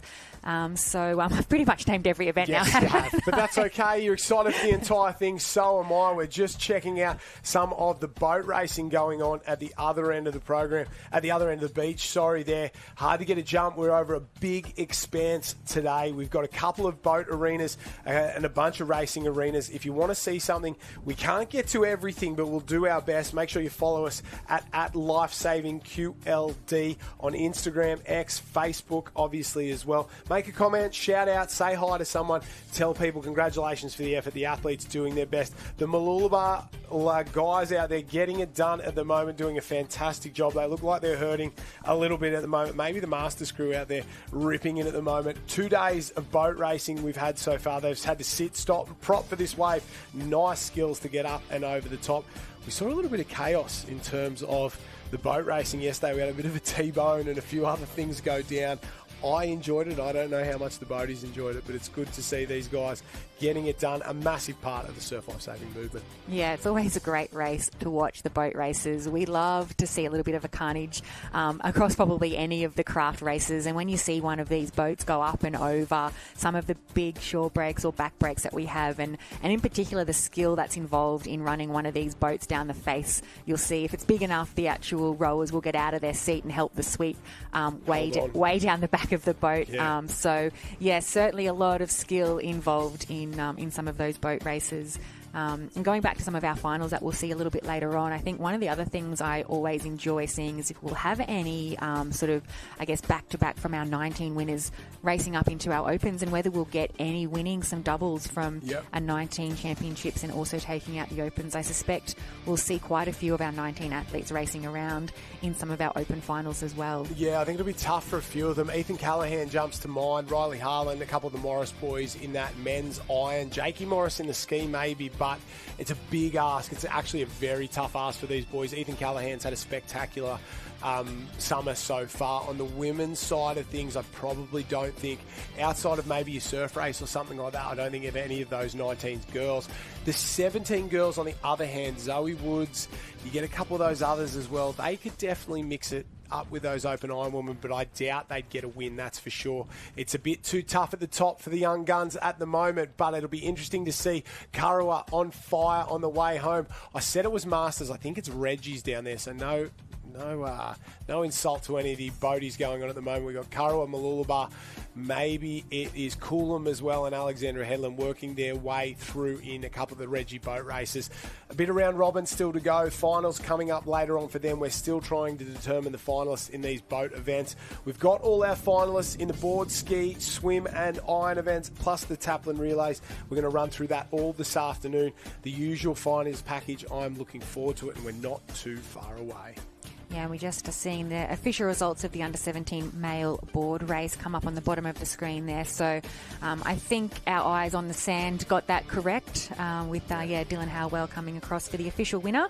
So congratulations there on Rory McIntosh in second place. Yeah, Will Norling there led most of the way with Alex Shepherd there. Chugan, got to give a big shout out to Chugan. They've been doing great things. We saw Kai Kinsella before. That 17 age group really good. They've been in a lot of finals all weekend long. So Chugan, another club that, well, they had that unbelievable run. You're sort of talking 15 to 20 years ago. 6 straight open men's taplin relay titles down there with the likes of Kai Hurst, Kenny Wallace, Sammy Hamilton and Huey Doherty there. You had a couple other guys in over those years, but they were the core of that team. And 6 straight Australian taplin relay titles for Chugan. They were a special club, and it still is a special club. A little different to most. It's more of a family club. It's more traditional, and they're back. The glory days are coming back for the Chugan club, and they are really performing. We're not too far away from the under-19 female single ski title. The first of our finals in the finals package will run through the female and male single ski, open female and male single ski, surf races, board races, irons and taplin relays as well. Final instructions from our starter. This is going to be another tough one to pick because we've got a couple of girls who do the kayaking thing in this one, and a couple of girls who are very, very good. And one girl you spoke about who could possibly win a 19 and an open title, Jazzy Raywood, first on the start list. Yeah, Jazzy was definitely one I had in mind. I know it's a big ask and a lot to expect for our age group athletes to jump up and potentially be in the mix for an open. But, I think of the few names that might be a contender, Jasmine Raywood would definitely be up there. Alana Picton, also strong paddler from Kurrawa. We've got Met Caloundra, Surface, of course, Southport, strong on the craft, Eva Parrish, Surface Paradise, Grace Gilbert as well. Yeah, Alyssa Bailey as well, comes from that kayaking background, and Chelsea Jent's big performer when it comes to the ski race, so very, very good there. Dakota Luke, good kayaker as well. Watch out for her. She does good things on the kayak. So there's a couple of real guns in this one in terms of ski paddling. They've come from that kayaking background, and you'd have to say there's probably 4 favourites in this, and it could go any one of those 4 ways, but it wouldn't surprise me if somebody jumped out and really got a result in here as well. And you know as well as anyone, you've been in these finals, ski race finals before at the highest level, that sometimes you can do everything right and it can just not be your day. If you don't get the right line, that's not as manoeuvrable as a board or in the swim. You've just got to take what you're given sometimes, and it's tough to handle, but we're about to find out who is the best ski paddler in Queensland in the under-19 women. Yeah, absolutely. I like the end that Dakota Luke has got there. I preferred to be down this inside end rather than we can see Jasmine Raywood has drawn alley number 1. So unless she gets a really clean start, she's going to be a bit wide around the cans. So not that that's much insight because anything can happen in that wave zone before they get to the cans, but I definitely preferred to be on that inside of the start line rather than way out wide. Yeah, Rihanna Cropsey as well from the Maroochydore Club. I wouldn't count her out. Charlotte Davey there as well. So some absolute guns in this one. So this is going to be very, very interesting to watch. Eva Parrish, more noted as a swimmer, but very good ski paddler, 29th overall in the ski series at the Summer of Surf. So watch for her there. It's going to be a very interesting final. Getting off to a clean start is so important, and especially when this inside gutter, there's so much water movement. It's deep, it's shallow, it's here, it's there, and getting a clean start is going to be difficult for the starter. Off and away. We get the jump in the centre of the screen there. An absolute flyer. Maybe Sophie Wall closest to us, absolutely going like she's been shot out of a gun. Gents inside her goes to the lead. So Wall and Gents side by side. Raywood got off reasonably clean on the top side as well. For Raywood up on the top of the screen there. Yeah, clipped again, and still Sophie Wall in the centre of the screen there. Maybe Alyssa Bailey has got off to an absolute fly there. Look at her go, flying out to sea. She's got a half ski length lead at the moment. Looks very good and very, very strong. Yeah, Sophie Wall there up on the inside, bottom of the screen there, and as you said, Alyssa Bailey from Northcliffe, the best of the field at the moment. I think that might be Leah Pilkington from the Alex Headland Club just on screen at the moment. But as you predicted, Chelsea Jantz making her way back into this race now. Sophie Wall from Chelsea Jantz, Alyssa Bailey there as well. Plenty of work. Eva Ashworth in the centre from the Met Caloundra Club. Here comes Jasmine Raywood at the top. Here comes Jasmine Raywood starting to wind up. Bottom of the screen, Dakota Luke from the Dickey Beach Club up on the Sunshine Coast. So that's your top 6 at the moment. So 3 from the Sunshine Coast, 3 from the Gold Coast as they go around. It's Sophie Wall from Alex, Chelsea Jantz, Alyssa Bailey, Dakota Luke, Jasmine Raywood and Eva Ashworth, the top 6 there. There's plenty more girls left in this one who can get involved. Charlize Menfee from the Burleigh Heads Mowbray Park Club, Nikita Nissen-Seren as well. Don't count her out. She's trying to work her way into it, as is Georgia Askew. But as they go out to this first turning can, it's the South Australian turned Queenslander Chelsea Jantz from Southport into the lead. Yeah, Chelsea Jantz doing the best of it at the moment. You can see some smart paddling there back from Jazzy Raywood. She was so far wide and she's just had to sit on the wash of our Northcliffe competitor there, but tucking in wide and looking to maybe sneak around the inside there if she can just get a break. She's looking for one, so I don't think Jasmine's out of this race by any means at this stage. Yeah, she's doing a fantastic job. She's the under-17 Australian junior ski race champion from last year, but it's a big step up into this age group. Jantz leads on the way home. Wall is there as well. So's Alyssa Bailey. Dakota Luke has the inside run on around the can. There is Jasmine Raywood on the green and the pink. She'll start to wind up. Menfee out the back as well with a Burleigh cap. Don't count her out. She's going to get down one. Menfee will come and join this group as well. Eva Ashwood's on. Nikita Nissen-Seren, 2, 4, 6, 7 on that lead way. Jantz has gone off the back. Jantz has let the wave go. Big mistake from our early leader. Decided to sit up and let that one wash underneath her, and I think that's going to cost her a medal in this one. Alyssa Bailey closest to us. Menfee, Wall, Raywood there. Dakota Luke, Nikita Nissen-Seren, Eva Ashworth at the top. Look at her go through that deep section. This might be a distinctive moment in this race. Yeah, top of the screen there. We had 7 down to 3. 3 of our paddlers have been able to pull down that wave, and you're absolutely right. I think a big mistake letting Ashworth. That wave go. 3 down to 1. Menfee gone, Ashworth gone as well. Oh, she's looking around kicking herself. Nikita Seren out in front at the moment, the international. Have a look at this. Big skills at the moment, working very, very hard. Alyssa Bailey's coming in the background as well. So's Dakota Luke. Alyssa Bailey's got to paddle over the top. She's going to try and sneak on the inside, but it'll be a Northcliffe 1 and 2. Maybe Menfee, despite losing, it'll grab the bronze. Northcliffe will celebrate tonight. You can see they can't believe it. Nikita Nissen-Seren, Alyssa Bailey, 1 and 2. Charlize Menfee in 3, and our early leaders, all of them crossing the line now outside of the medals. Outside of the medals. Well, that was just a race on skill there, and so well deserved by our winner from Northcliffe. You can see how tricky it was to hold those skis straight. Plenty of girls slewing on those skis, and only one was able to hold it at the end. So very much deserved there for our winners, and we can still see some of our backmarkers negotiating that finish line. Getting around that flag is the most brutal part of ski racing. When you miss it, you miss it. You might as well give it up. Craig Holden is on the beach with our winner. She was there or thereabouts the entire race, but skills pay the bills at the end of the day. Yeah, thanks, Joshy. Skills do pay the bills, and she had the best skills on that last wave. So congratulations to Nikita, all the way from France, but racing for the Northcliffe Club this weekend. Talk us through that winning wave. What was going through your mind, Nikita? 3 of you coming down it, and you held it the best. What were you thinking about? Just skills, paddling fast, keeping the speed to keep the ski straight, and just holding it. You did amazingly well because 3 of you girls all going for the gold medal. You were able, as you said, to get that ski speed up, paddle away in front of that wave, hold that rudder straight. So you did exceptionally well. Coming from France, how are you the waves on the Gold Coast? Oh, I just love it. I love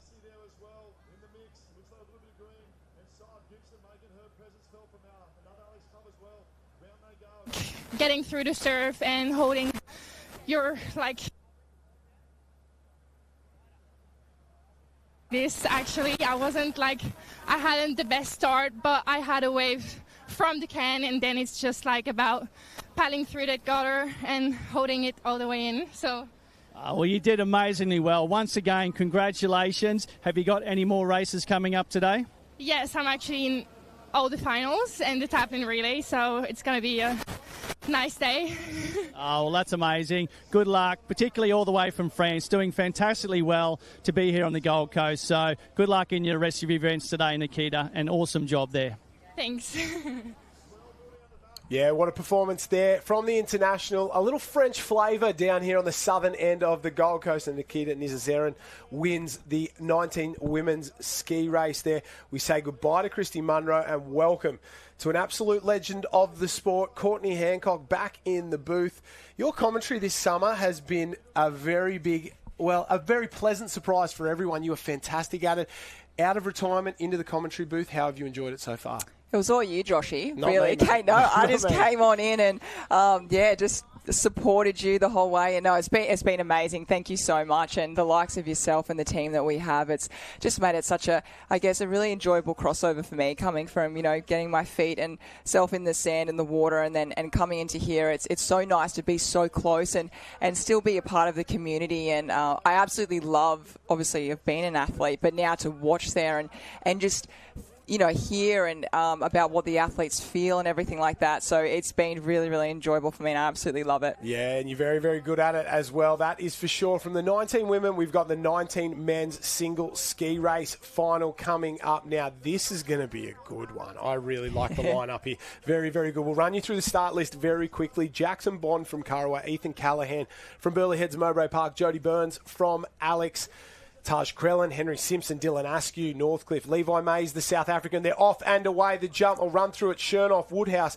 Bodie Emery and Cooper Bessel from the Dickey Beach Club. And I think it's Emery going off very, very well, but it's Alex Woodhouse in the lead at the moment from Maroochydore. Pilkington, Morris French and Darby Meyer at the bottom, but it's Alex Woodhouse in the centre on that green and blue ski who's got off to an absolute flyer. The top end there may be Jodie Burns from the Alexandra Headland Club. Taj Krellin really it might be Dylan Askew starting to work his way into it from the Kurrawa mob as well. So plenty going on. Eddie Chernoff in there in the mix. So at the moment, Alex Woodhouse, that famous Maroochydore Cup, somewhere we're heading for the Australian Championships later on. He is leading out at the moment, does a bit of the kayaking, really focuses on the ski paddling, and he is very good at what he does. Yeah, the club's been racing so well these whole couple of days that we've been here for the Queensland state titles. And I just saw from the start line, you just saw the Morris brothers actually side by side, starting next to each other. So I'm just wondering, did they give themselves each other a little bit of room, or did they?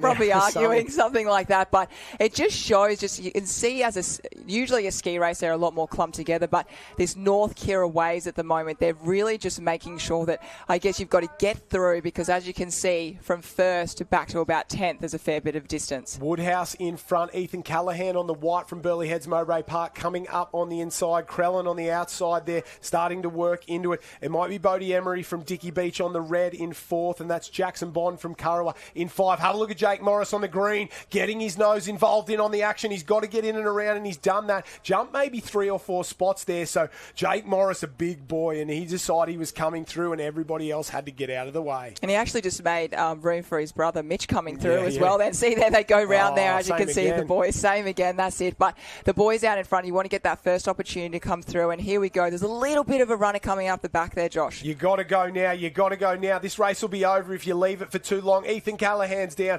Woodhouse is down. Crellin's down on the far side. Have a look at the wave out the back. If any of these three make a mistake, there will be 10 who are going to pounce on a medal. That is for sure. Ethan, Morris off. Bond gone. Bond riding the rodeo down. 2, 3, 4 gone on that next wave. Our leaders, no dramas at all. Crellin has fallen off it, and now it's a race in 2. It's Ethan Callahan on the left, Alex Woodhouse from Maroochydore on the right, side by side. I don't think either of them, these men will make a mistake. Have a look at the wave behind. The race for third place is going to get very, very interesting, but our 2 leaders, they know they've got to go and paddle over the top of this whitewater. No mistakes now, boys. There's a gold medal on offer. Ethan Callahan, I thought for a second he was going sideways. Yeah, he just had a little moment. He really had to focus, and these boys won't be looking behind what's going on. Hopefully that wave for them won't click up, but here we go. We've got the finish. We have Maroochydore out in front and Burley coming through. You want to really get there at the end. Callahan late, but Woodhouse will get there. Alex Woodhouse, and he knows it too. Throws it up in the air, led from basically start to finish. Ethan Callahan did almost everything right. Jakey Morris at the bottom, yes, he gets there for the bronze. He came from the clouds as well, but Alex Woodhouse, he had the fastest start. He set himself up. They came at him around the cans, found a way on his own wave and got there over the top of Ethan Callahan. A well-deserved victory. Courtney Hancock, that's experience beyond your years to be able to handle that kind of pressure. It was amazing. It was like we were watching the Open men's just now. He as you said before, he got out in front and he really set that race up to how he wanted to. And then both the 2 boys there in the leaders wave, they both held that wave very, very nicely. A Maroochydore Cup celebrating a big ski race win. It's something we've seen time and time again over the years. Craig Holden is on the sand with our winner, Alex Woodhouse. Yeah, thanks, Josh. I'm here with Alex Woodhouse, the winner of the Under-19 men's single ski race. Firstly, congratulations, mate. Talk us through the end of that race. Obviously, you had Ethan Callahan on your outside. You're both gunning for the line. What were you thinking? Just keep it straight. Keep the rudder down and just give it all to the line. Don't look back. Don't look to the side. And then, yeah. Well, mate, you were pretty much up there the whole way, so obviously you got away with a great start. So what were the coaching instructions for the race? It was basically just get it to the can and basically hope for a ride home, get on the train, and then, so just stuck to it, left it all to the can, and then just prayed for a wave and, just see what you've got left in the tank for the finish line. Yeah, well, standing on the beach, it looks like you executed that race plan to perfection, so congratulations, mate, and good luck for Aussies in 4 weeks' time. Thank you so much. Thank you. Well, Courtney Hancock, he might be the favourite for the Under-19 ski race heading into that Australian title, and wouldn't it be something if he could get a win on his home stretch of sand at Maroochydore? A little bit of pressure on the young lad, but I'm sure he can handle it, that is for sure. It would be nothing better than that, would it? Getting an Aussie gold medal. Everyone wants one, and they're really hard to get, aren't they? I don't have Opens. Many. You have plenty. Oh, no, not at all. But it's just, you can be in form. You can be, going to Aussies feeling your best self. And I remember one year I thought, this is it. I'm feeling incredible. I ended up getting about 6/4. And it was just... chocolate medals. Nothing I could have done. It's just everyone's in their peak, and it's so hard. You've got to do all those little things right. If you fall over a pothole, that can cost you, from first to fourth. It's so tough, but he's certainly looking in good shape for that Australian gold medal. Oh, definitely. That is for sure. Phoebe Woodhouse right there. That is the sister of Alex Woodhouse who just got a win. So maybe, just maybe, we could have a deadly little family double here in the ski races. The Open Women's coming up next. I've just taken a look at this start list, and you know what? For the first time in a long time, it's more iron women than it is ski paddlers. There's probably, there's Bonnie Palmer, who you obviously know very well, down there paddling. Your sister paddling around. Brianna Massey, who's a ski paddler. Phoebe Woodhouse, Emerson Hardy. And that's about it in terms of the ski paddlers. It's all iron women. So that's an interesting... Normally you get the pure ski paddlers coming out and really firing here. But at the moment, it's all the iron women girls getting it done. I was thinking exactly the same thing looking at that start list. And as we're just seeing it now, Emma Woods, iron woman. Taylor Halliday, Phoebe, as we spoke about before. And there's one interesting thing. Lana Rogers and Georgia Miller have decided not to do the iron woman. Yep. I think coming off that 6-7 weeks of racing, everyone's a little bit more fatigued at this part of the season. So also I think a little bit of sickness I've heard from both of those Floating two around, girls. yep. So they've had the opportunity to now get in and let's do the ski race. And, it's a really good opportunity for them to, I guess, not focus on that iron woman and let's, try and get a gold medal in the ski. On the men's side of things, Matt Bevilacqua, exactly the same. No Ironman, no board race, no swim race, just the ski race and team events. Ali Day, he wasn't going to do the Ironman, decided last minute to do it there. He was just purely team events. I think after so many weeks of racing and with the Australian Championships coming up, it's so important for these guys to be rested, healthy, ready to go. You'd know better than anyone. It's a long season, and they've basically gone back to back to back since the start of January now. So sometimes you've got to lose a battle to win a war, and that's what these girls are all about. They're giving up some events, trying to win others. Opportunity on the ski here. We'll run you through that start list running at the bottom of the screen there. Harriet Brown, Hannah Scully, Bonnie Palmer down there. We could get a win here in the commentary booth. Grace Otto, Gemma Smith-Welsh, former training partners at Sunshine Beach, Jordan Mercer and Carla Papak. Naomi Scott, Lily Finardi, Brown and Massey, Emma Woods, Taylor Halliday, Phoebe Woodhouse, Emerson Hardy, Lana Rogers, Georgia Miller. That's the three Northcliffe girls on the right-hand side. And Dom Stitt out on the edge from Mooloolaba. Who do you like in this one, Courts? Yeah, this is a really tough one, especially with the conditions at the moment.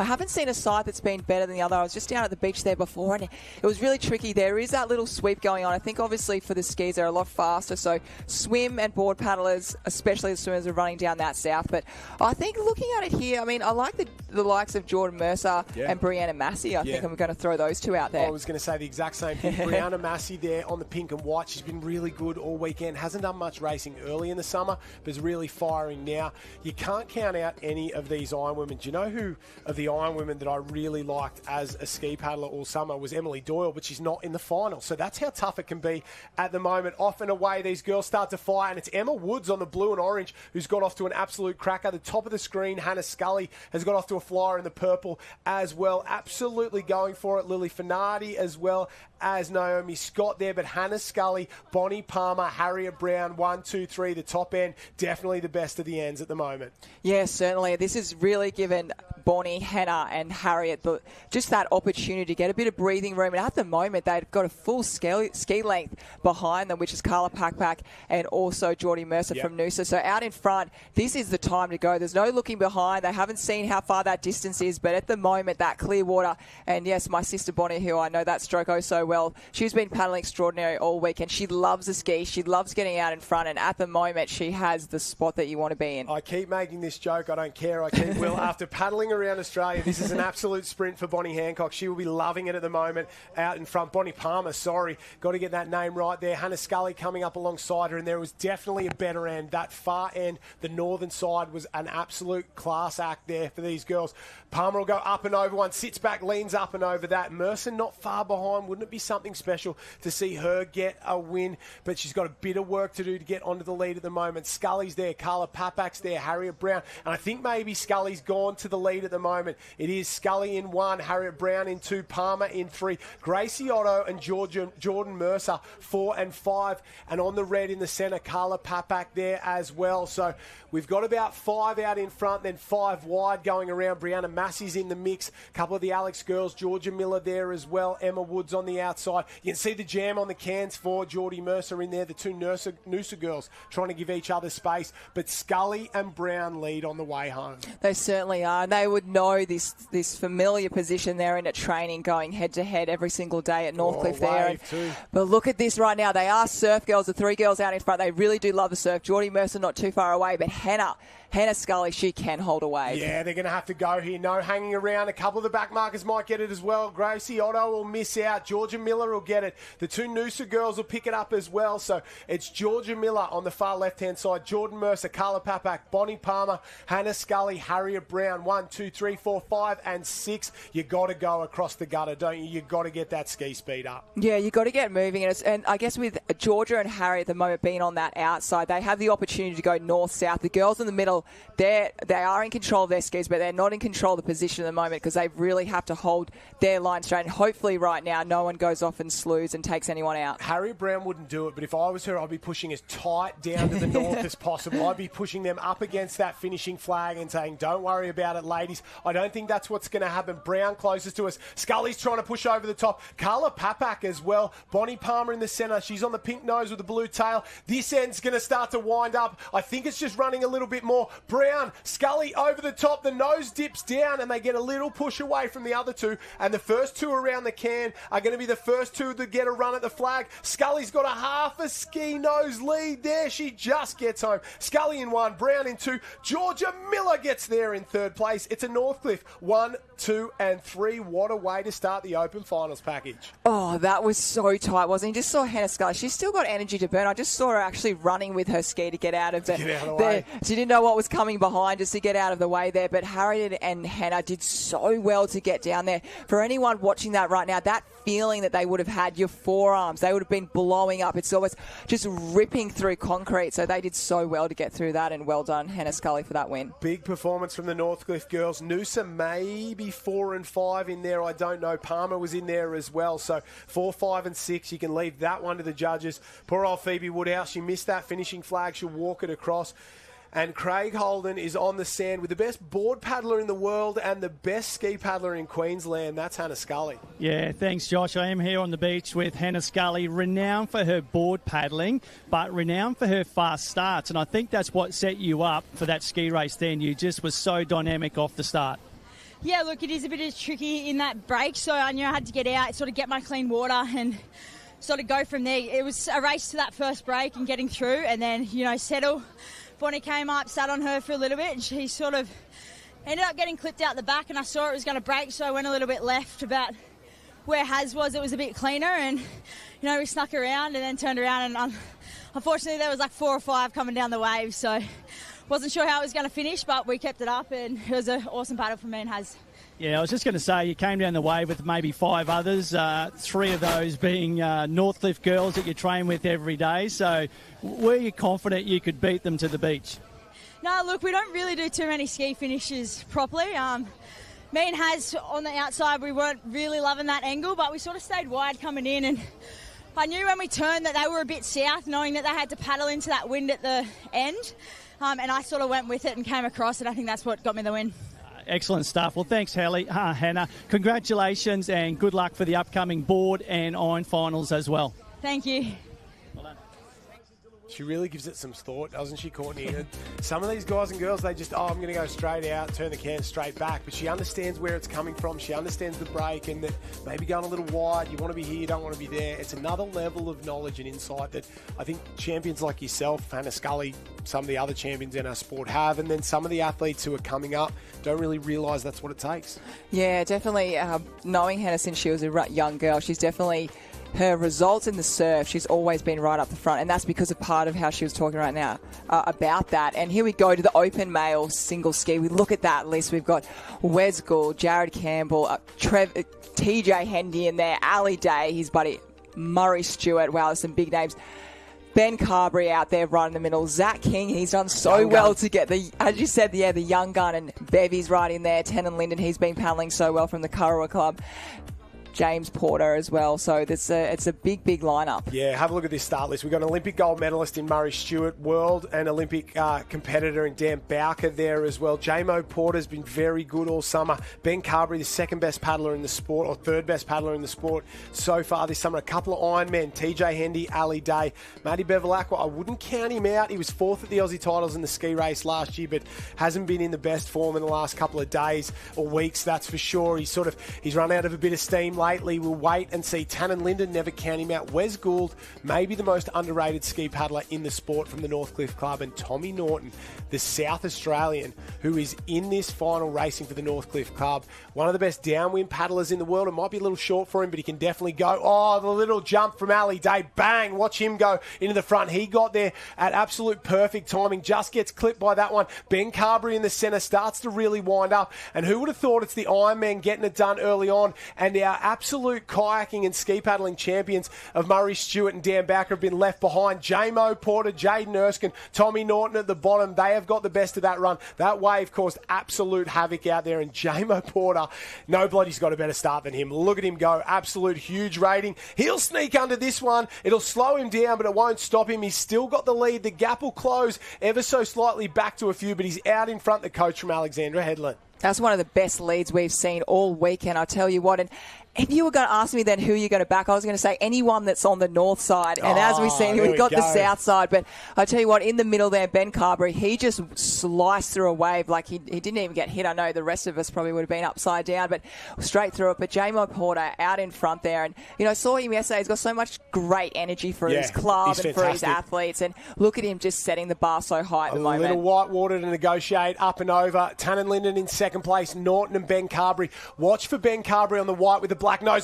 Just gets smacked. Commentators curse as I said it. They've been slowed down ever so slightly. The bottom of the screen starting to really get into it. Jack Walton from the Mermaid Beach Club. Tom Norton inside him. J-Mo Porter still leads. Carberry at the top. Tannen Linden, Matt Bevilacqua. So we've got the 3 ski paddlers, the 3 Ironmen, and then the Olympian on the blue ski. They're the Olympic gold medalist from 2012 with Ali Day and TJ Hendy floating in and around him at the moment. So watch for J-Mo Porter, Tom Norton, Ben Carberry, Walton, Tannen Linden, Bevilacqua, Murray Stewart, Sam Henson, Thompson, Wes Gould going the long way round on the yellow there. TJ Hendy on the black, Ali Day on the black on the inside. Zachy King hanging in there. And as they turn for home, J-Mo Porter has a full ski length lead in front. J-Mo Porter has done so well to hold that lead. These guys have been hit 8, 9, 10 times going out straight in the chest.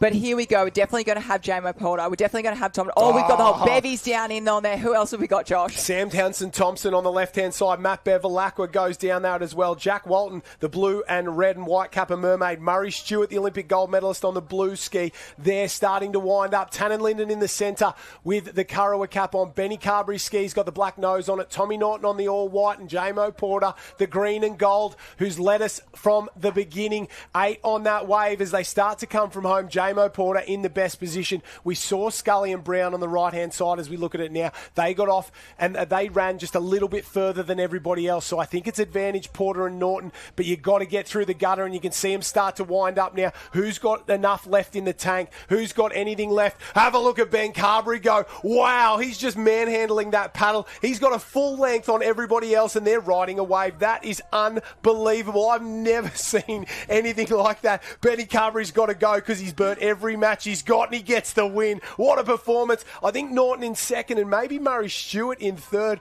Benny Carberry, check him for a motor because he just switched that thing on and went away from him. Unbelievable. He just out-paddled a wave, literally. He does have big forearms on him, so he did absolutely rip through that concrete, but he just out-paddled everyone in that last section and went faster than the wave. I tell you what, you want to have that ski paddle going to the Ironman later, but yeah, J-Mo Porter, geez, he did well. He really led for it. He did so well, and I think he should be no disappointed, very proud of that. But well done, Ben Carberry. You just absolutely smoked that. Gobsmacked. I didn't know what was going on there. That was one of the most unbelievable stretches of 5 metres. I think Craig Holden is down on the beach with the winner. Ask him whether he put the outboard out there, Craig, because he was flying. I've never seen a finish like that. Joshy, down here with Big Bad Benny Carberry, plenty of superlatives coming from the commentary box. Josh, he's giving you big raps, mate. He wants to know if you had an outboard motor on the back of that ski. No, I knew in that little section in there, it's sort of sucking out real hard, so I knew if I could get out in front of that wave and sort of push myself into the shore, I'd probably be the best chance of getting over the line first. It was an awesome paddle, mate. Obviously, Ironman racing's your forte, but you're no slouch when it comes to swimming or ski paddling. So, was it a bit of a goal of yours to jag the open ski race? I knew I was up there in contention on that first wave. It was always a possibility, but yeah, I sort of set my race up pretty well at the start and then managed to get out through the shore. He got hit a couple of times and then parked in behind J-Mo. And he was just a bit unlucky that wave came through at the end there and we all got it. So. Well, you did awesomely well, mate. Tremendous paddling, particularly that last 50 metres or so. You really put the afterburners on, and congratulations, you're the Queensland champion in the open men's ski race. Cheers, mate. Benny Carberry getting it done there, and I think sometimes you talk to Benny and you don't really think, oh, well, he hasn't thought about it too much, but he knew exactly how that finish was going to play out. He knew it was going to be sucking out. He had to get going and wind up, and we spoke about these two before, former training partners at Warilla Barrack Point, mates growing up. Ali Day just a little bit older than Benny Carberry, and Benny Carbs would have looked up to Ali Day in that down there, that's for sure. From the ski to the swim, I think it's the under-19 female surf race final coming up. This one's going to be another one very difficult to pick. A lot of good young swimmers in this one, and There's a couple of favourites in it, that is for sure, but that 19 age group, they're good enough to compete with the Opens, and there's a couple in here who are real sort of, they only worry about the swim, so it's going to be an interesting one here to see. I think the favourite, you'd have to say Jazzy Raywood, but I'm not going to say it's an easy one, that's for sure. It's certainly not. As we look at the start list coming up there, Charlotte Hart's been going really. She's also from Burleigh Mowbray Park. You just said Jazzy Raywood. She's certainly going to be out the front. Alana Picton as well from Curra. Alyssa Bailey, very strong. Northcliffe, Georgia Askew as well. Another Northcliffe, Emma McDonald. She's been going really well in the Iron Woman as well. Kalani Ives, she was the next gen winner. She's already a part of the Nutri-Grain series at the moment. Charlize Menefee, she's just an all-round up. Burleigh heads as well. So it's a tough one, isn't it? And with the swim, different to the ski, that sweep. Are we going to see the girls run a little bit south? Are they going to go straight? It's going to be really interesting. You can see on the screen there that those cans already so far offset from where the start line is. They're aware of what's going to happen and that they're going to get pushed across ever so slightly. Put it into perspective, Jazzy Raywood finished 15th in the overall swim series, and Charlotte Davey 18th place, round, and Copsey from Maroochydore in 36th overall. So a couple of those girls, Nikita Nissen-Seren, just off the back of the ski race win as well. She isn't a bad swimmer by any stretch of the imagination. And Eva Parrish is one to watch in this one as well. So a couple of last-minute instructions from the girls. This way, not that way.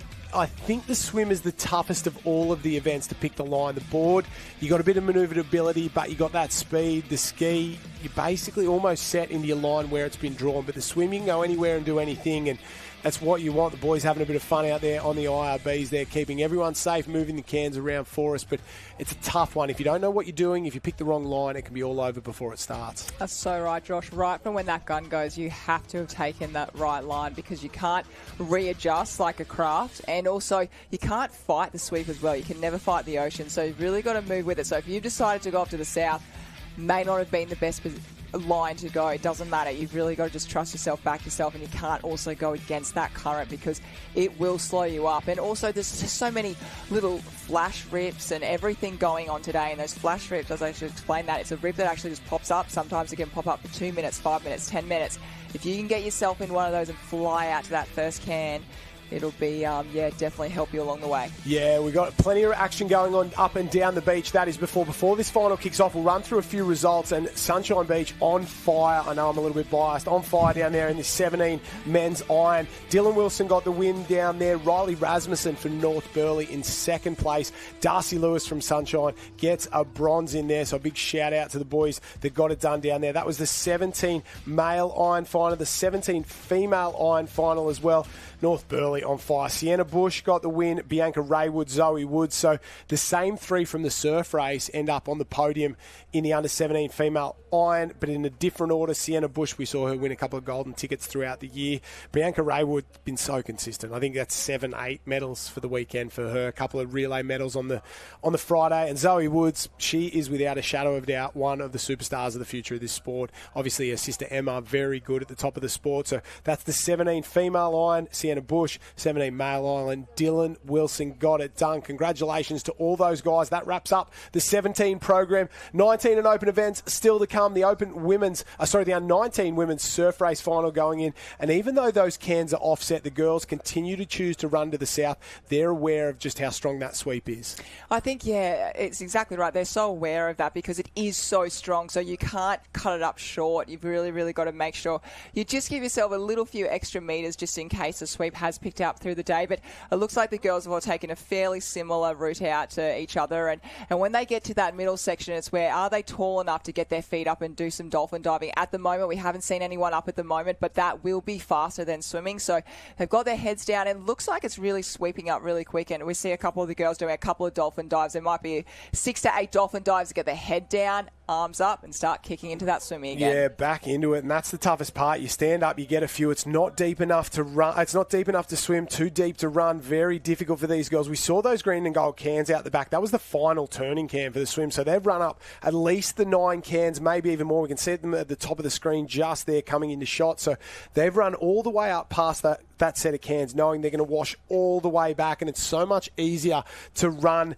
than it is to swim. You can see there, they're heading, the red and yellow's the first one. You watch them, they're just washing across, and it's Northcliffe out in front. I can't pick exactly who that is at the moment. A couple of Northcliffe girls, a couple of Maroochydore girls. There's a Burleigh Heads Mowbray Park cap in that one as well. They're heading for the red and yellow, and you can see them. They're not swimming across to it. It's just pushing them across to it. It's that natural wash down from the Coolangatta sort of stretch there. The Superbank washes all the way through North Kira down towards Balinga and continues up the coast a little bit, and then it sort of turns around as you get down to the end of the stretch down there at Currumbin. But it's something that everybody knows happens. You've got to take advantage of it. You've got to know it's happening, and if you don't, you can end up a hell of a long way trying to swim back. You sure can. Exactly when you said that, Josh, about half the field is actually to the northern side of that first can. So not only do they have to get that distance up to the south to actually, as you spoke before, so they don't get drifted, and as we see right now, a lot of girls have by accident actually ended up on that north. Yeah. But they have actually been through under about 8 to 10 waves. So at the moment, that slowed them down, and every single competitor right now is having to go against that sweep, and it is very strong. Yeah, you want to be working with it, not against it, that is for sure. It's Jasmine Raywood who hits the lead first there around the cans. Maybe Copsey or Davey there in second place from Maroochydore, or maybe both, to be completely honest. A couple of Maroochydore caps, no, Northcliffe in there as well. I can see Lola Gibbs-Beale from the Noosa Club on the inside, that distinctive Noosa cap, the white one with the maroon stripe in there. Couple from Alexandra Headland as well, and it's basically a rolling maul as they go around. They're going to do the string of 9, the 4 black and white. They'll come back around the green and gold and head back to the beach, and that sweep's made even harder when there's plenty of waves coming through. As the tide will start to come in, there'll be more water there. It'll really start to bubble and boil around there, and as there's more water, there's more movement. If you run out on that low tide, you can kind of hold yourself on the bank, but if you've got a lot of water in there, it'll push you across. And well, the open water junior Australian swim team member Jasmine Raywood, I think she won the under 17. She won the under 17 state title last year, didn't get the Australian title. There's a young lady from Newport down there, Dom Melbourne, who was very, very good, beat her at the Australian Championships. The only time she lost an Australian title last year was in this surf race in the under 17. She leads the under 19s on the way home, and there's a little wave on offer out the back. I don't know how many will get it, but that one that's just broken will push through eventually. That'll pick one or two up for sure. And Jazzy just missed that first one coming through. She's just milking that second one there now. There's one actually coming out the back, but this is the hardest part of this swim lane at the moment, because you've got a lot of water movement going out. You've also got the water movement also going south. As I say, that Jazzy Raywood, she's got a body surfing wave, and she's looking so good. She's really got that beautiful streamline, head down, kicking as hard as she can. It's really hard to hold these waves the whole way through, so she's really hit the middle bit there. It's just now if someone else can come behind. We've got Northcliffe coming through now. More. Maybe Nikita Nissen-Saren coming down that one. Memphi gets one out the back for Burleigh as well. Your guess is as good as mine. Someone from Emu Park has cracked one on the far right-hand side. That's a good one. The goggles came off. Not what you want. It's Burleigh, Northcliffe side by side as they work their way in. Raywood stands up. She's going to pick this one up broken. Can the Northcliffe girl as well? Yes, straight past her there. There's a couple more on the wave behind, so it's back and forth. And for the first time in this race, we've got a new leader. The 19s women's surf race. They're working their way back to shore, and it's an absolute grind to the beach at this point. It's not over yet. There's so much ahead of them to go. They see out here Jazzy Raywood just on that north side of the screen. She's actually come through, but the Northcliffe girl, she's up and going now, but there's a lot of waiting. There's a lot of potholes out there. Raywood stands up. Here we go. Jazzy coming through those long legs. The finish, Jasmine Raywood gets it done. She led all the way around the cans, gets the win in the under-19 women's surf race. Burleigh Heads Mowbray Park are on fire at the moment. They're having an absolute run. Back-to-back wins with Benny Carberry and now Jasmine Raywood. Northcliffe end up in second and third there. Charlize Memphi from the Burleigh Heads Mowbray Park Club. Nice little wave. She was close and got a little run, but it just didn't hold through there. She'll finish in fourth place. So will Charlotte Hart in fifth there. So Burleigh and Northcliffe having an absolute day out down here, especially in the under-19 women. Imagine that surf teams. That'd be very, very competitive. And all the girls did so well, and that was a really, really tough swim. And we're looking forward to hearing from Jazzy. She's been around the cans a few times this weekend. That is an understatement. She might have gone around the cans more times than anyone in this carnival, that is for sure. Jenny Parry is down on the beach with our winner. She had to work for it in that sprint finish, didn't she, Jen? Jasmine, we're just saying you had to work for that one eye to eye on the way home. What a race. Oh, yeah, can't say I was too happy about that. I was looking across, I was like, I've been leading, but that's okay. Startwex just had to hold my breath and hope I could get in first. And it's so tough when you hit that deeper water on the way home. Sometimes it feels like you're actually going backwards. Yeah, I think when you get to that point, it's just head down, bum up, and just move your arms as fast as possible. There you go, kids. Nippers who are racing next weekend, that is the tip that you want. Now, Jazzy, how many times do you think you've gone around the Cairns already this weekend? Oh, I don't know, a lot. Too many is also an acceptable answer. Yeah, that's it. Too many, that's for sure. Well, we've only got a few left to go. Can't wait to see you in action with the crew from Burleigh Mowbray Park. But a big state championship, a big win. Congratulations. Thank you.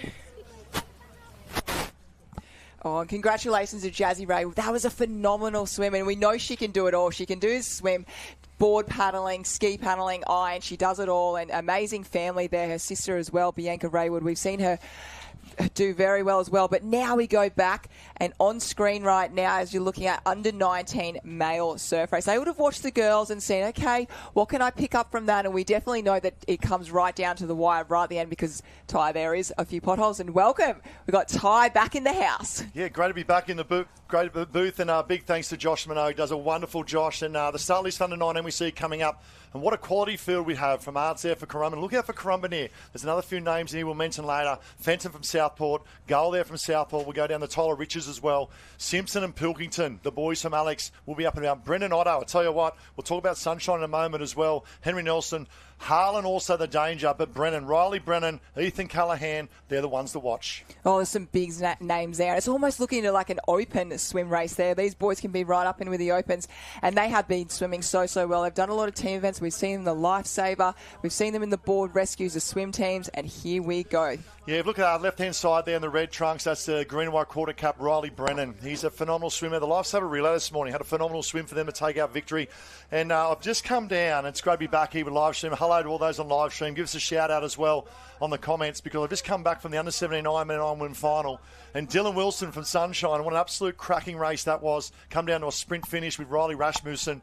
And that of Sienna Bush from North Burleigh picking up the victory there for the state championships. But now it's about the under-19 male surf race. And Ty, what's the feel down there at the beach at the moment? Are the athletes, are they getting a little bit tired, or what? You know, is there a bit more recovery going on? I can tell you one thing, there's absolutely no recovery. It has gone to another level.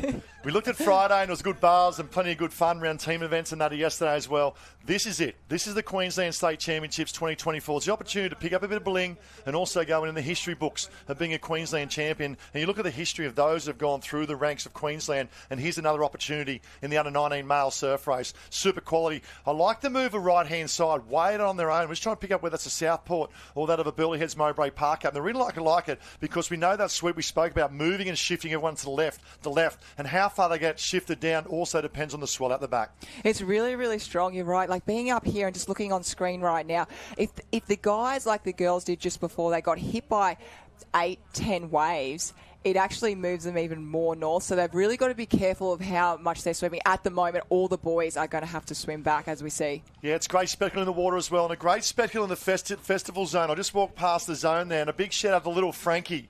Anthony Don and Sam Don's little daughter. Frankie, a big shout out. She's sitting there watching the big screen as well, and great to have you here as well. And also a legend of that of the Titans Rugby League, Anthony Don, watching the big screen as well. But here we go now. The 19 boys come out to play. Far right-hand side, I believe that's Darby Meyer. Now, we saw this very similar in the Next Gen Iron Series. Yes, we did. Up at Curra. He backed himself. He would have sat down with his dad, Josh Meyer, who picked up a number of medals in the Masters a matter of a few days ago as well. Now the left-hand side come to play, and now the big boys come out to play. In particular, that we see Alexander Headland there in that of the yellow and black quarter cap making their move and presence felt. And Frankie, make sure you hold on to that little pink sparkly handbag. I saw that and it looked pretty good. So make sure you hold on to that one. But as you said, back to the race. I was going to go,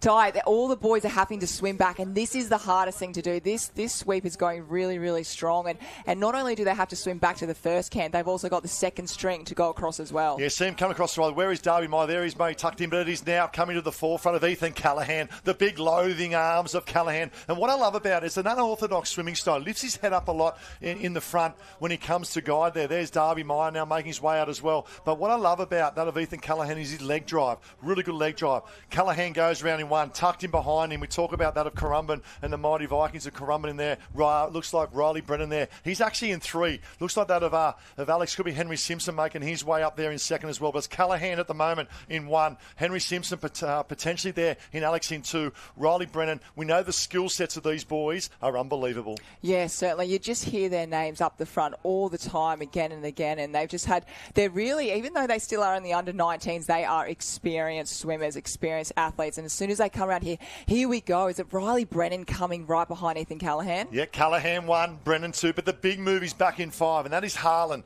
Look out for this from the young boy of Harlan coming through for Surfers Paradise. Riley Harlan, the young boy. Now, you've got to remember, he spent the whole year in the Ironman series. He's had great experience coming through as the younger of the Harlan family, and he's up and about. That's him making a big move, maybe up into 3rd place now of Harlan, but it's Ethan Callaghan, swell out the back. Look at this. Brennan decides to go right. Harlan tucks in the middle there. Callaghan goes to south. Big decision. Skills on offer. Skills pay the bills. And Riley and Ethan, they actually train together at Miami every morning, so they know exactly how each other swims. And here we go. Brennan, he's gone off to the south. He sees something that no one else can. Next wave. I don't mind this. Brennan could be on here. Brennan, no, fights hard. Right-hand side. This is him now. But big swell building at the back. Brennan has another look. It is, here we go. Harlan now comes over the top. Brennan, right-hand side. I like the right-hand side. Seems to align a little bit better for me. We've got Callaghan on. We've got Harlan on. We've got Brennan on the right-hand side. And now comes the World Body Surfing Championships. Oh, I love this. They are so competitive, these 3 boys. And yeah, I know what you mean, Brennan. He's off to that south side, and he's going to have the shortest run coming in. Riley's in the middle, tucked back a bit. Ethan Callaghan might be down, but we've got Brennan. He's on 1. I say advantage there. Riley Brennan, right-hand side. However, won't link up with the short probably as much as Callaghan. Callaghan will get a bit of lift because Brennan's in the hole. Callaghan will stand, but he has to run a long way back here. Courtney, who do you like? Oh, I think at the moment I'm going to back Ethan Callaghan with the long legs, but Brennan's coming in. If he just gets a move on, he's got to keep going. He's got to look off to the north there, but here Ethan Callaghan, I think, is going to wrap this up. You can always run fast and you can swim, and Ethan Callaghan take a bow. He also went through the next gen. He's booked his spot in the professional Ironman series, and that's what it means. A little finger point. I'm number 1. The big stage, our champion, under-19 male surf race, Ethan Callaghan. Even though these boys are racing up in the Opens, the under-19 is so important for them because you have to think about it. They only get 2 years in the under-19s, and once you're out, then you go into open slather and you're into the Open. So this really means a lot. Riley, I think for Riley then being a bit further back at the start, I think he must have gone a little bit further south, and that's why he was that little bit further behind Callaghan and Brennan. Yeah, great story. Ethan Callaghan in 1, Riley Brennan in 2, and I believe that's Jeremy Neen. And that's a good story for the young boy because he almost got lost to Surf Life Saving, had a few injuries going through as a young teenager, and now to come back and pick up a 3rd place for the Mermaid Club on the guidance of Kai Hurst and Maddie Poole. I tell you what, they're up and about. They're doing, through a regrowth stage and a redevelopment stage there with Mermaid as well. But well done. But as the stage of Ethan Callaghan, and what about the future of that young man? Oh, he's there already, isn't he? Well, he's as you said, he's booked his spot next year for Nutrigrain, and he's done so well. And speaking of Ethan Callaghan, here we look down to the beach with Jenny Parry. Oh, team, thank you so much. Ethan, we're just going through the replay of that finish. You could see Brennan from Currumbin eyeballing each other the whole way home. What were you thinking? I was like, I don't know, I could just see him off to the left side, and I knew I needed to get up, and I held that wave a little further than him, and then got up and got the job. That positioning on the beach just so important. The sweep is really coming into play here. Yeah, I went with it coming in and held the waves a bit further, but it's really tricky out there, and you don't really know where the waves are going, and it's changing throughout the day.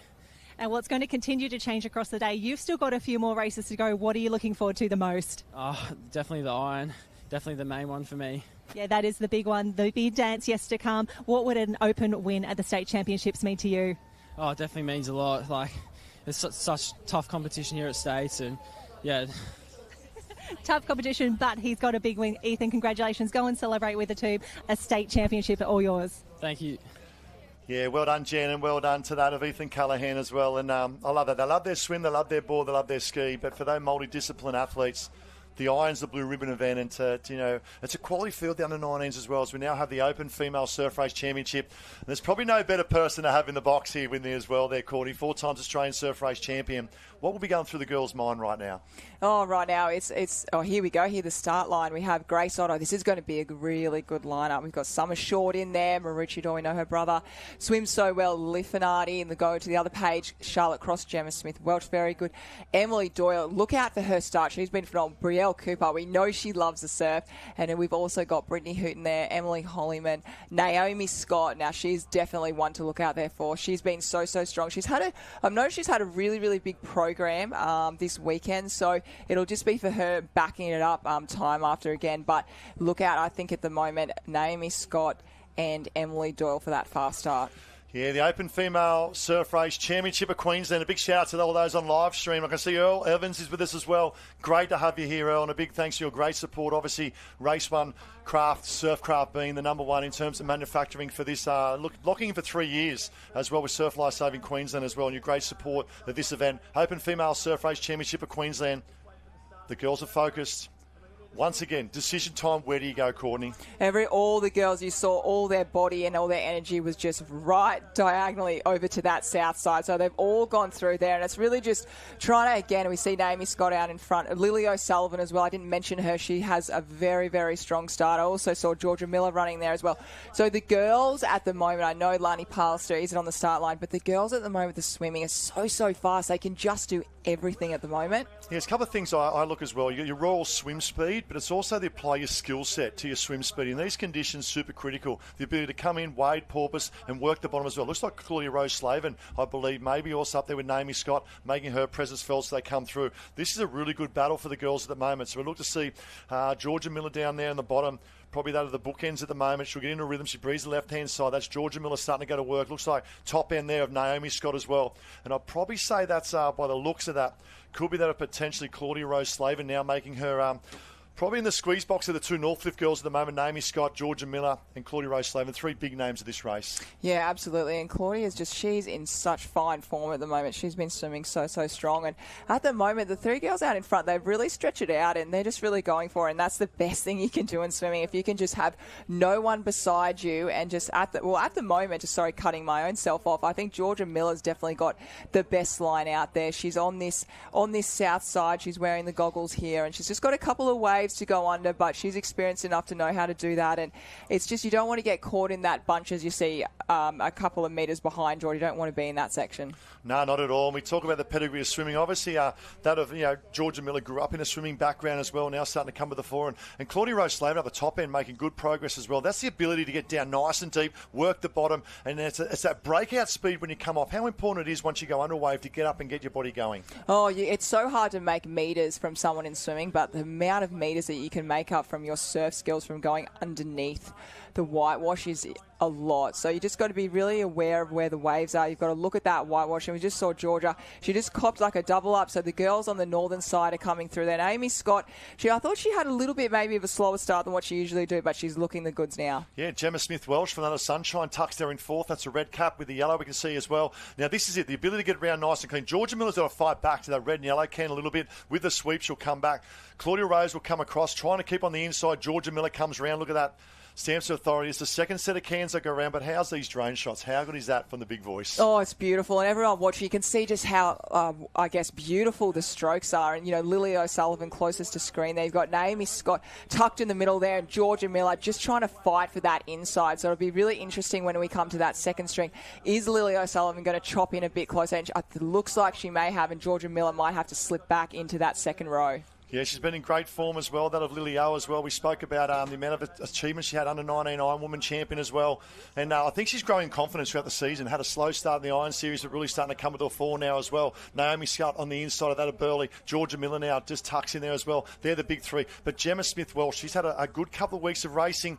Took out a race at the Shannon Eckstein Classic as well, so her confidence will be up. Yeah, she's a wonderful swimmer and doing some really great things, Wesberg. And just behind Gemma, we actually see Emily Doyle going to work there. But Lily O'Sullivan, she's doing really well. And something about Lily O'Sullivan at the moment, she's actually had time off. She had to pull out of the last round of the Nutrigrain Series because of her foot. She was on crutches. So at the moment, she's really got her form back. And Naomi Scott really coming through there. And as you said before, Ty, this is a longer swim. There's a couple of girls who are sprinters and a couple of girls who are more endurance. Yeah, I think the decision, Lily O started on the right-hand side. That's probably why we called Claudia, but she must have run around the back and made her way around the start line to allow for that position as well. So Lily O now in one. This is a good battle, isn't it? The big names come out to play and the big clubs come out to play as well. North Fifth, 1-2 up the top. Little lift there. Lily O'Sullivan has a look over. Out the back. Claudia Rose-Slaven is on that wave coming through and has just got maybe bumped up, trying to get back in front. There's definitely one Burley on there. There's also that Surface Paradise on the far left-hand side. I saw a Noose in the mix and another Northcliffe. Oh, the girls, you just saw their heads pop up and they look devastated. But as I say that, I actually see Lily O'Sullivan. She came through on another wave there. So the top three girls could come in with a medal and have a chance. But here we go. I saw Metropolitan Caloundra up there. Northcliffe on this south side. I probably like the looks of her. Sorry, I can't pick up it. Actually, I think it's Emily Doyle. And we do actually have Burley, two Burleys on the front here, so we could have Claudia Rose-Slaven. It could be Brielle Cooper. It could be Charlotte Cross on the left-hand side. Far left-hand side linking up. I'm trying to pick up. Could be Charlotte Cross on the left-hand side from Burley Heads Mowbray Park. Doesn't get there. Claudia Rose-Slaven in second. They've come from behind that of Lily O'Sullivan, Georgia Miller, and that also of Naomi Scott. What about this? And that just shows the elements out here at play today. Oh, everything's happening. I think you are definitely right with the blue goggles there. Charlotte Cross. We see Georgia Miller up. We see Claudia Rose as well, but Charlotte Cross, she's done so. Georgia Miller just down a pothole. There we go. Charlotte Cross, she'd be absolutely ecstatic with that. And I love that because the other thing too is Charlotte Cross and Lily O'Sullivan have grown up together in their clubs and raced each other for many, many years. Claudia Rose-Slaven will come in, but it's your stage, it's your moment. Our Queensland champion 2024 from the Burley Heads Mowbray Park Club, Charlotte Cross, well done. Yeah, that was amazing. It'll be really, really excited to hear from Charlotte because we know she'll be really excited. And that could actually be her first individual, especially open, because she's only just come out of the under-19s. Yeah, there's so much you can take away from that race. In particular, look at Lily O there. For me, Lily O, you walk away, and even though you might be disappointed with the position, it was the luck of the ocean. She put herself in a great position. Same with Naomi Scott and Georgia Miller. So, pound for pound, those three were leading that race and looking good. The luck of the ocean, that prepares them well for Aussies coming up in a few weeks. That's so true, Ty. You have to look at your race sometimes and go, I'm disappointed. For Lily, as you said, being out in front and coming in 8th, 9th or 10th. But you have to look at what happened. And here we are down the beach with a very excited Charlotte and Jenny. I think I actually may be more excited than Charlotte. You've just taken out the Open Women's Surf Race at state titles. This is huge. Yeah, it is. I didn't think I could get the win in here. I just wanted to come in here and have some fun. But, yeah, good to get the win. Now, you put yourself in the best position and then wave of the day came through. You held it beautifully. Yeah, I looked behind me and I saw it coming, so I held up a little bit and just knew I had to keep my head down because it was kind of dying off in the middle there. And, yeah, tried to work as best I could. Now, one of the teams who has the most fun on the beach, it has to be Burley Heads Mowbray Park. You've actually gone 1-2 with a club mate. How special? Oh, it's so good, and we've got Grace in there as well. I think top 5. We have great team there, and we've been under the tent all together listening to music all day, so vibes are high. The vibes are high. The gold medals are right here with Charlotte Cross. Congratulations on your big win. Big smiles down the camera. We'll see you again soon. Thank you. Big smiles all round, and well done, Charlotte. And it's a great story. She spoke about the vibe on the beach. I've just come up from the beach, and there's an awesome vibe in every tent, in every club, in every culture, because you talk about club wins. They're not necessarily podium wins. It's just the little wins of someone making their first final, someone getting a top 6 to maybe get points to the club, or even getting on the podium, or it could be a win. But that makes them turn up Monday and go back to training for Aussies as well. I saw a beautiful, I can't remember what the race it was, but Emu Park just celebrating when they got their silver medal. It might have been on day 1. And just watching that, it just made everyone around them have a smile on their faces. And that is exactly what it's all about. It's the little moments that happen. And as we spoke about Lily O'Sullivan, Naomi Scott and Georgia Miller leading out in front. But it's, it's moments like that everyone can, everyone can take away from something. And congratulations, Charlotte, coming through. Yeah, she'll definitely, she's had a good day no matter what. And a big thanks to those on live stream joining us. And I'll have a shout out here all the way to Perth, Pauline Beaumont, watching grandson Cooper Bessel. Great to have you with us there all the way from the West. They say they do best in the West, and I'll tell you what, surf lifesaving over there is up and about as well. So great to have you there as well. And thanks for joining us on live stream. Is now the 2024 Queensland Championship State Final, the Open Male Surf Race. And what a quality field we have here, Courtney. Oh, we certainly do. Here we have, just going before we go into the men's, we've got the results of the Open Female, and that was Charlotte Cross, Claudia, Georgia Miller, and Bella Williams getting in the 4th. Grace Otto's going very well at the Service Paradise, Claire Ben Campton. And then we move on. Gemma Smith, well, she had that 4th place the whole way, and we saw Emily Doyle on fire today. And I'm sadly missing out on the Iron Woman for Emily. But as we move into, here we go, the start list for the Open Men's Swim. I can tell you one, left-hand side here is the green Chugan cap of yellow, green and white. Kai can sell it. If there's a wave in the ocean, I'll go out there on a limb. I want to go on a limb. Pound for pound, he's the best body surfer in this field. He's displayed that at the Shannon Eckstein Classic as well.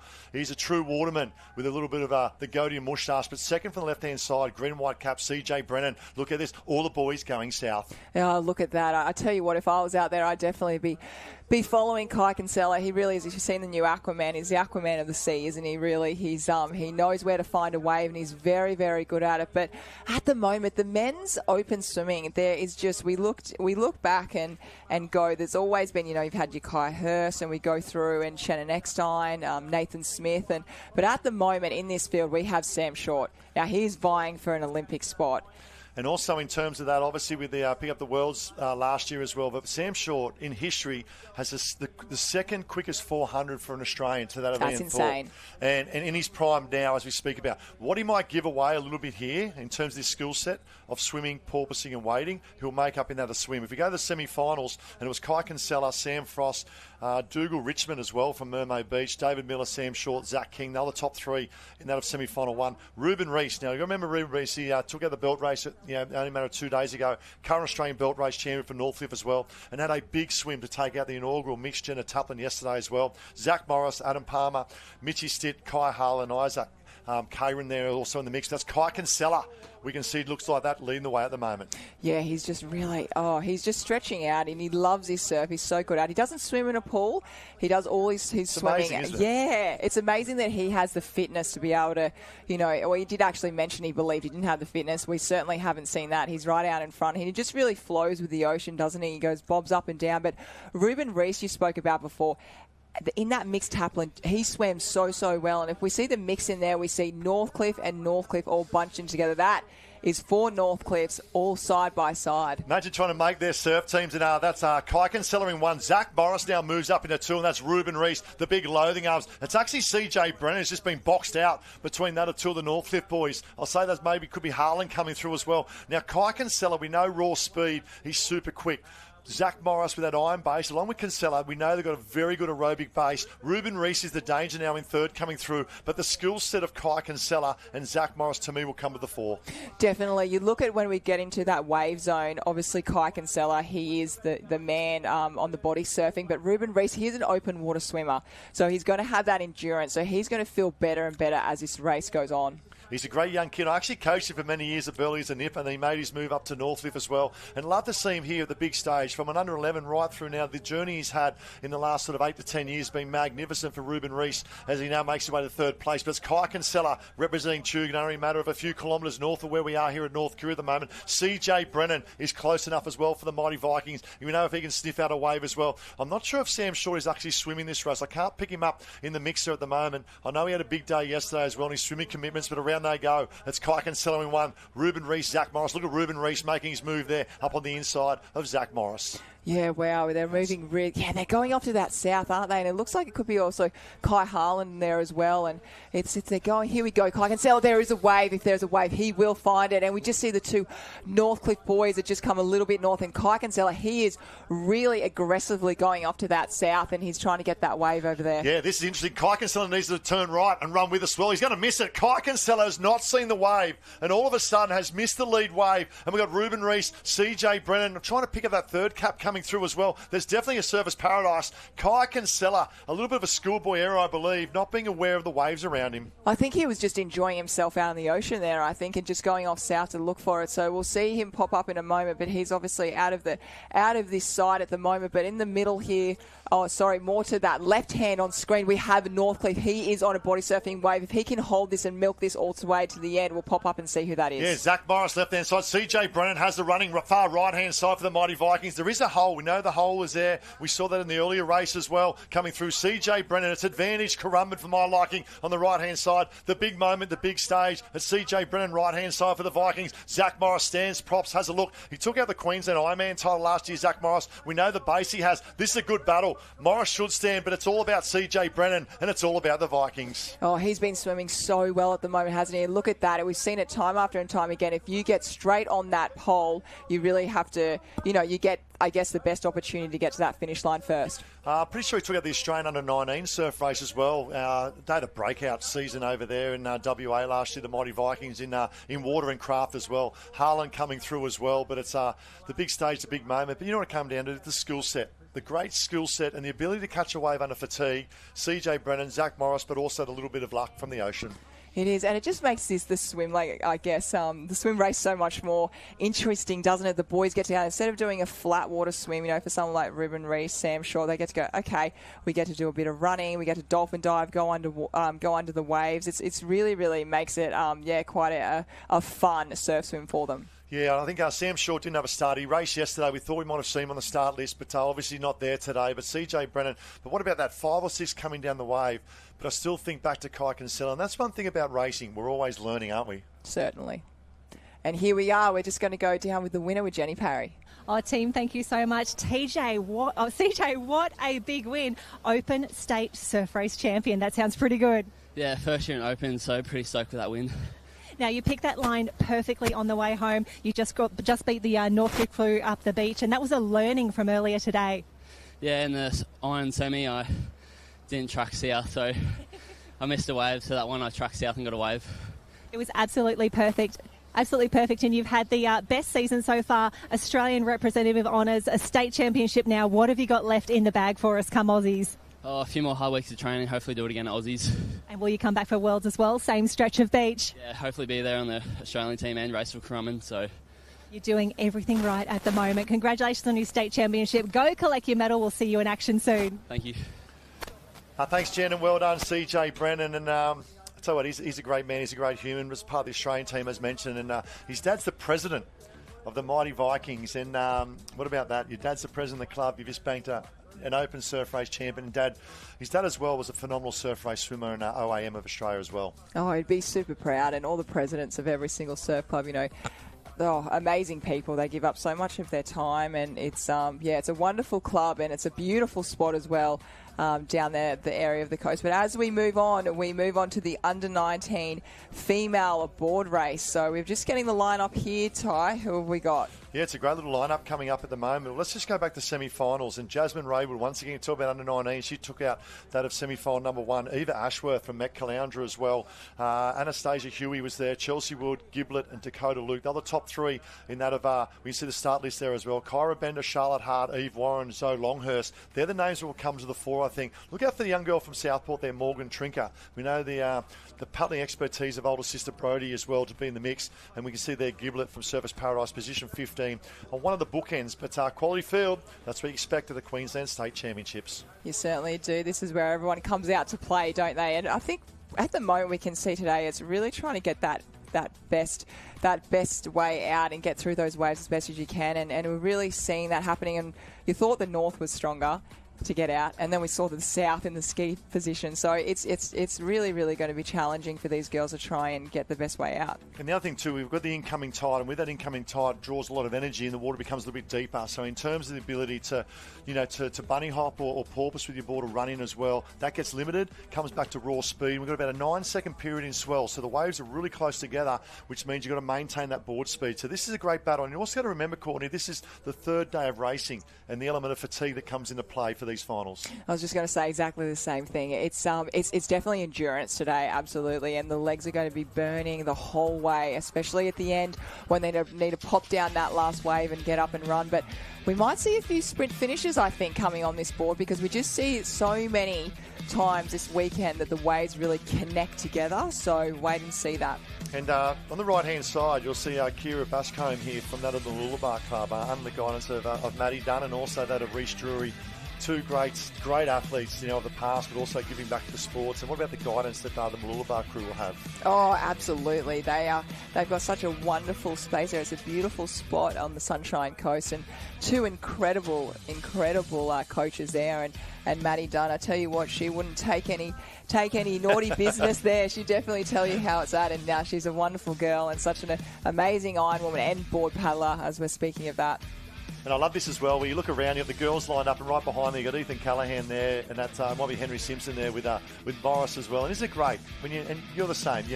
once that gun goes, the switch goes on in terms of competition. But before the race, after the race, it's such a great, healthy environment, that surf lifesaving. Oh, it is so healthy. It's so wonderful that, you have your friends, obviously, in the female division, but also the men as well. You're training all together, and these are friends for life. I know that, Matt, Paul and I have been friends since we were 12 years old, so it's a really, really beautiful community. I know Paul will be trying to beat you in training, I reckon. That's what probably happens. 100%. 100%. And this is the Queensland Surf Lifesaving Championships, once again proudly supported by Experience the Gold Coast. Where else would you rather be? Whether you're on holidays here or living here like we do, the ocean's on your front yard, and also that with the beautiful hinterland in the backyard as well. Also here, if you are around that of North Kira, and a big shout out to the other Karawa Club. Obviously, we had to move this event from the Karawa Club, and the barbecue is on fire. Doing a wonderful job, the barbecue crew. What about that? Over 700 burgers. Over that bacon, egg burgers and normal burgers. We're over 1,000 sausages, and they sold out yesterday. And it was a 10 out of 10 this morning for the bacon and eggs too, just quietly. And don't forget, with the festival zone, jump up there to the Race 1 Surf Cup, race supporters, and they are the official Surf Lifesaving Queensland craft manufacturer and event partner. And you can pick up great events this weekend as well, but also the youth next weekend. I believe we've got the Olympians coming down to the Race 110 with their Olympic gold medals as well from past Olympics to show a kid with an Olympic gold medal. Have you ever seen one live yourself? I remember Tate Smith brought his a few years back, and just to even touch it, just to even touch it. But here we go back on screen, and we are up to the under-19 female board race. You can see this is the most nervous part of the whole race, and here they go. And most of the girls, like 2 girls, are going around the back, and they're going off to the south. Most of the girls doing that slide and going straight out. Yeah, that'll be the smarts of Bugsy there, the head coach at the Black Swans and Richardor, because Eve Warren and also Zoe Longhurst. Now, Zoe Longhurst has been paddling the board phenomenal throughout the whole summer. She took out the Open female race down at the Manly Open only a matter of 2 months ago as well. So out the girls go now, and it's a bit of the bookends at the moment. Good start by Nikita, Nets and Seren there as well. But also Malulabar, we spoke about, just lost a little bit of momentum there. And also down the bottom, off to a good start, Grace Giblett. Yeah, it really gives the opportunity when those girls get hit. And here we go, Grace Giblett. I'm not surprised to see her up the front. Originally from the Sunshine Coast, now with Surfers Paradise, and she is a phenomenal paddler. She's in the Open Taplin representing Surfers Paradise, and on that pink board, she is paddling very, very well. Yeah, Giblett off to a good start. We can see then tucked in the far left there, that's the Black Swans. They're the ones that decide to run all the way down. Jasmine Ray, we can pick up that board anywhere, can't we, as well, as she makes her way out. And looks like Eva Ashworth as well, and that's great to see that from Met Caloundra up in the mix.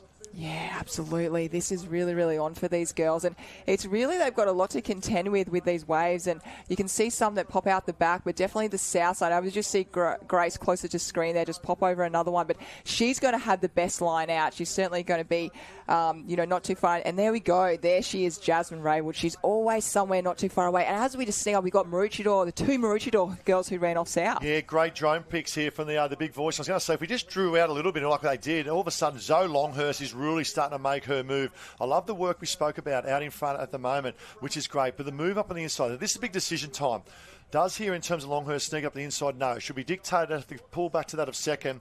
And this is Giblett there in one going round. This is great, dictating the race from the front. But I like the move in second position here, Zoe Longhurst. The other thing too is Zoe Longhurst, she has experience under her belt from open racing. Yeah, absolutely. These under-19 girls, if you can step it up to the Opens, you learn so much.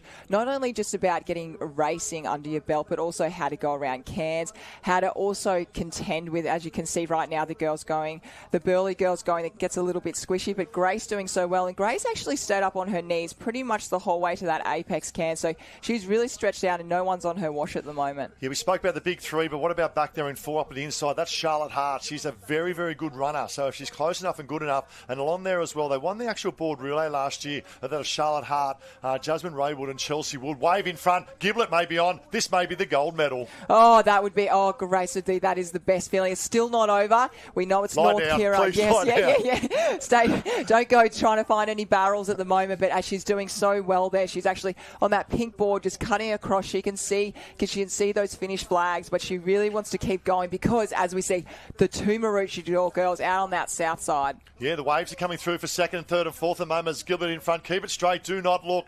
Keep it straight. You'll paddle your way to victory as a Queensland champion for 2024. What a moment for Surfers Paradise. You've been in the club for a number of years yourself. What would this mean to the club? Oh, this would mean so much. Everyone's so tight and close. It's such a wonderful community. And Grace being her first season with the club, and she trains so hard, and her improvement levels have gone gone so well. Here she goes. She's got the Surfers Paradise colours in her hair with the ribbons and finishing off that. And you can see the big smile come across, and I can't wait to hear that interview. Oh, it's second place, Ty. Look at this. Yeah, Raywood's up at the green board as well. It's probably Nikita coming through as well. It is a Northcliffe Cup as well. I'm not sure which girl it is at the moment, but probably Northcliffe in second, Raywood fighting back. But it will be that of Surfers Paradise in 1, Northcliffe in 2, and Burleigh Heads Mowbray Park in 3. What a race. How good is this? State championships up and alive. So much at stake, so much on offer, and they are delivering. Oh, the energy is high in the booth, on the beach, wherever you are watching live stream. Make sure you check on in and follow us at Lifesaving Queensland and check it all out, because this is all happening, and we've still got so much more on the program to go. We've got the under-19 boys coming up. After that, we go into the open female-male board races. Then we get into the Ironman, Ironwoman, and then we finish off with the taplin relay. Yeah, how good that's. So stay with us on live stream. Give us a shout out. Who are you supporting? Get around. Cheer us on that, on the comments as well. And as you said, the open female and male board coming up as well. And obviously under 19 board race coming up. That'll be a cracker very, very shortly as well. What a performance, Surfers Paradise, but to all the girls. And waves are on display as well. I think we had 7 or 8 on that second wave. What goes through your mind? You're 7 or 8 on a wave. You know there's a chance to pick up a silver or a gold medal. What goes through your mind? Well, I think you have a moment where you're like, okay, damn it. And then you go, okay, all right, let's really switch on. Let's really focus. Line yourself up for the pole where you want to finish. And then it's looking and being aware of where those potholes are and also how deep the water is. In the Ironman, Ironwoman, you usually have a handler who can tell you, okay, yep, get up now. But when you're doing the individual, you don't have a handler on board there. So it's really being aware of that. And that's all about going into the water and seeing what you can do. But here we have Jen with Grace on the beach. I can't wait to hear this one. Grace, that was wave of the day. You turned the can, the wave was there. You're a state champion. Yeah, thank you. It's pretty cool. It's a cool feeling. And you're from Surfers Paradise, one of the best board paddling clubs in the country, in the world. You are adding to that legacy. Yeah, definitely. We've got such a great crew at Surfers Paradise. And yeah, I'm super happy that I was able to get the win. This would have to be one of the biggest wins of your career, am I right? Yeah, 100%. Biggest win. Biggest win. We're claiming it right now. Now, Surfers Paradise, a super special club to be part of. Courtney Hancock's actually in commentary at the moment with us. She's been celebrating with you the whole way around. What would you like to say to the club? Just a big thank you to Zane, to Courtney, to everyone we train with. Like, it's, as I said, it's such a great crew, and it's really helps to have such amazing people to train with every day. Well, we're going to let you go and celebrate with the Surfers Paradise crew. Grace, you are a state champion for the board race. Congratulations. Thank you, thank you. Big wave.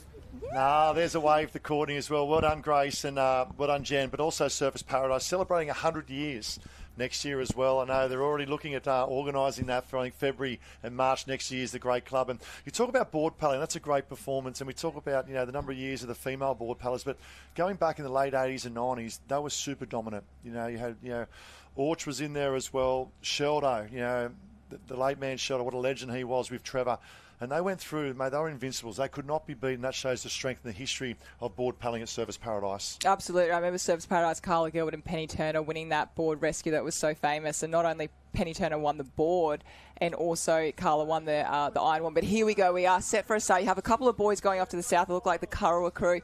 You also have out in front, we've got Northcliffe. It could be Zach Morris out in front. We'll get the start list up for you very shortly. Yeah, Darby Meyer. That looks like Darby Meyer on the orange board there with the grey. And next to him on the green, on that of the lower green at the moment, that is Taj Andrews. Now, he picked up the Under-17 State Championships last year. Morris sneaks through on the green board, up and about in the race one board there. Morris, Darby with him as well. Taj Andrews there, but also the young boy tucked down the right-hand side, just trying to pick up. That's Taj Sloan. Now, Morris sneaks out on the green board, the fluoro green down the bottom. That's Taj Andrews. Look out for him to make some move as well. And right up the top, and this we're got a supporter on live stream all the way from WA, Cooper Bessel. Your grandmother is watching you. You go for it, boy. And that's what we love about sport, isn't it? You get your aunties, uncle, grandparents. I know my grandparents always came down, and it's a really it's having your whole family there. It just lifts you up. But sorry, I actually said before Zach Morris. We do have Jake Morris out there, the two brothers, and it's just such a I guess strong field. And Darby Meyer, look out for him trying to find that best way out with the surf. Yeah, Jake Morris in green goes one. Taj Sloan tucked on the inside here of Taj Andrews. 2 Tajes. There you go. He actually represented the Queensland Open team at the interstate as an open board paddler. He can perform exceptionally well. He needs to muscle up here with Andrews. This is a good battle. Look at this for second, third and fourth. There is absolutely no love lost. No love lost as they go round at the moment. I'll say advantage Taj Sloan. Jake Morris leads. Taj Sloan in second. Taj Andrews in third. You would not want to be in that under-19 board sandwich right now. That looks intense. And remember, these boys they'll have broad shoulders, long arms, so trying to get all those boards and long in there. But as we see, look at that coming through.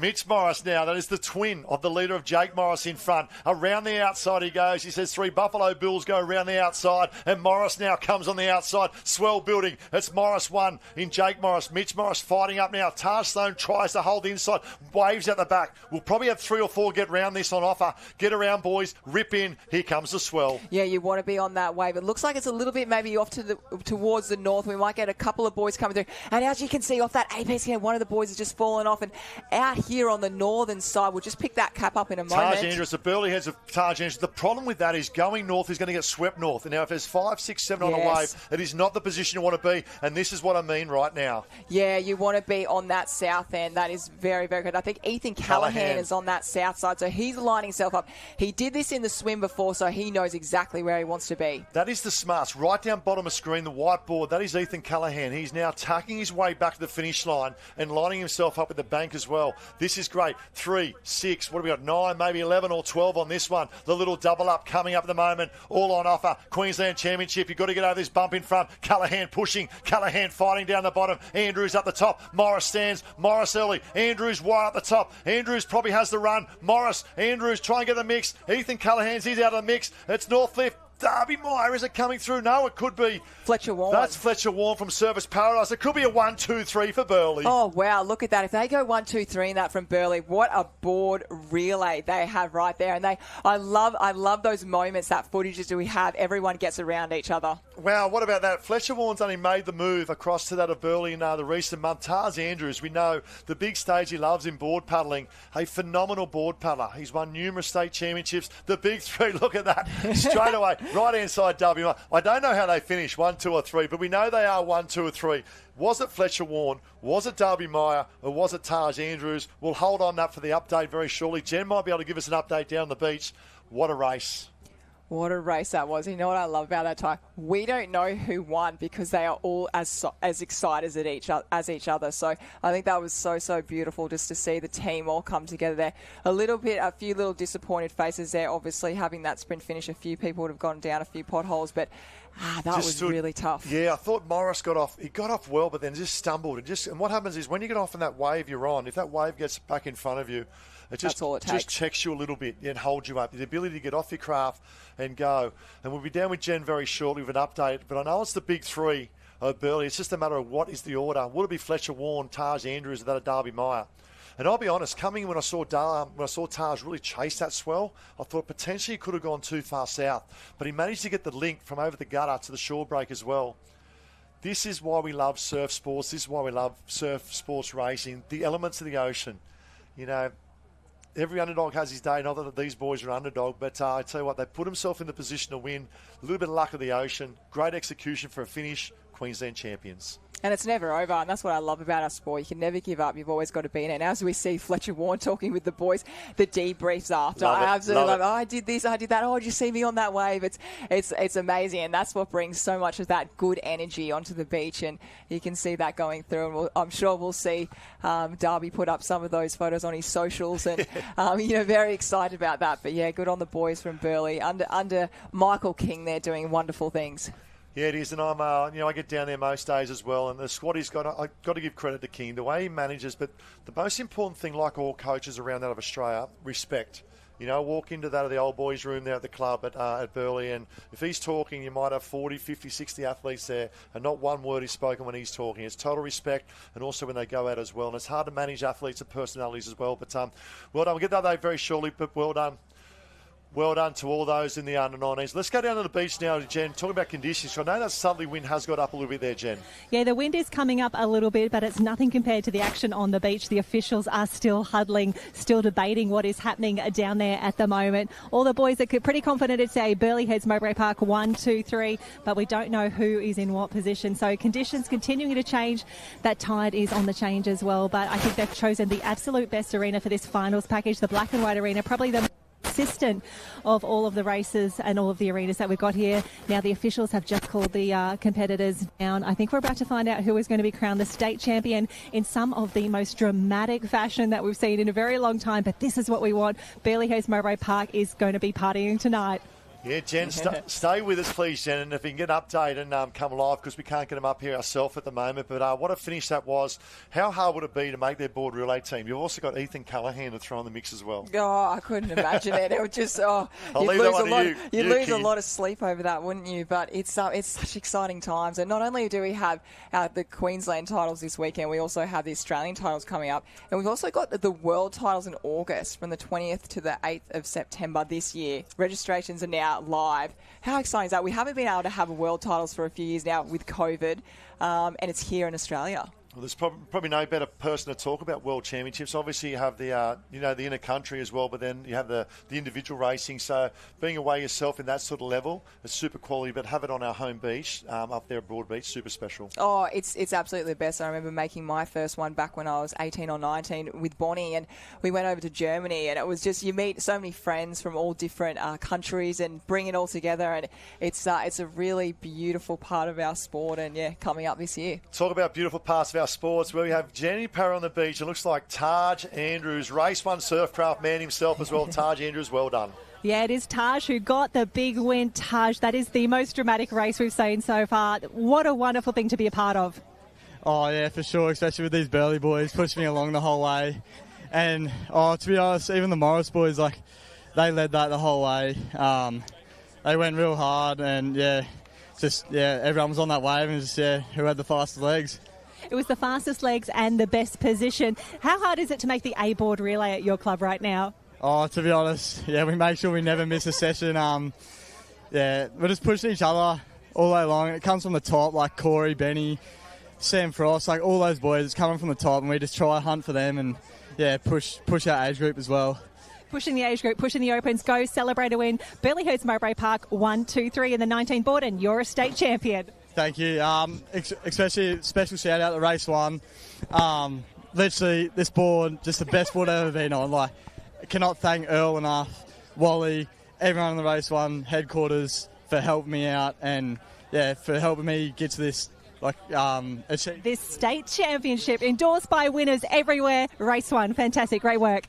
Yeah, well done, Taj, and he's a good story as well. He grew up at Tunham Sands up north there in Queensland, made the move with his dad, John Andrews. His dad heavily invested. His dad's a youth coach there at Burleigh, doing a wonderful job with the 14s and 15s, and he's got a good group for next week lining up as well. And then he's banked another couple of results, not only in board races at state titles last couple of years, but also board rescue. He's banked as well.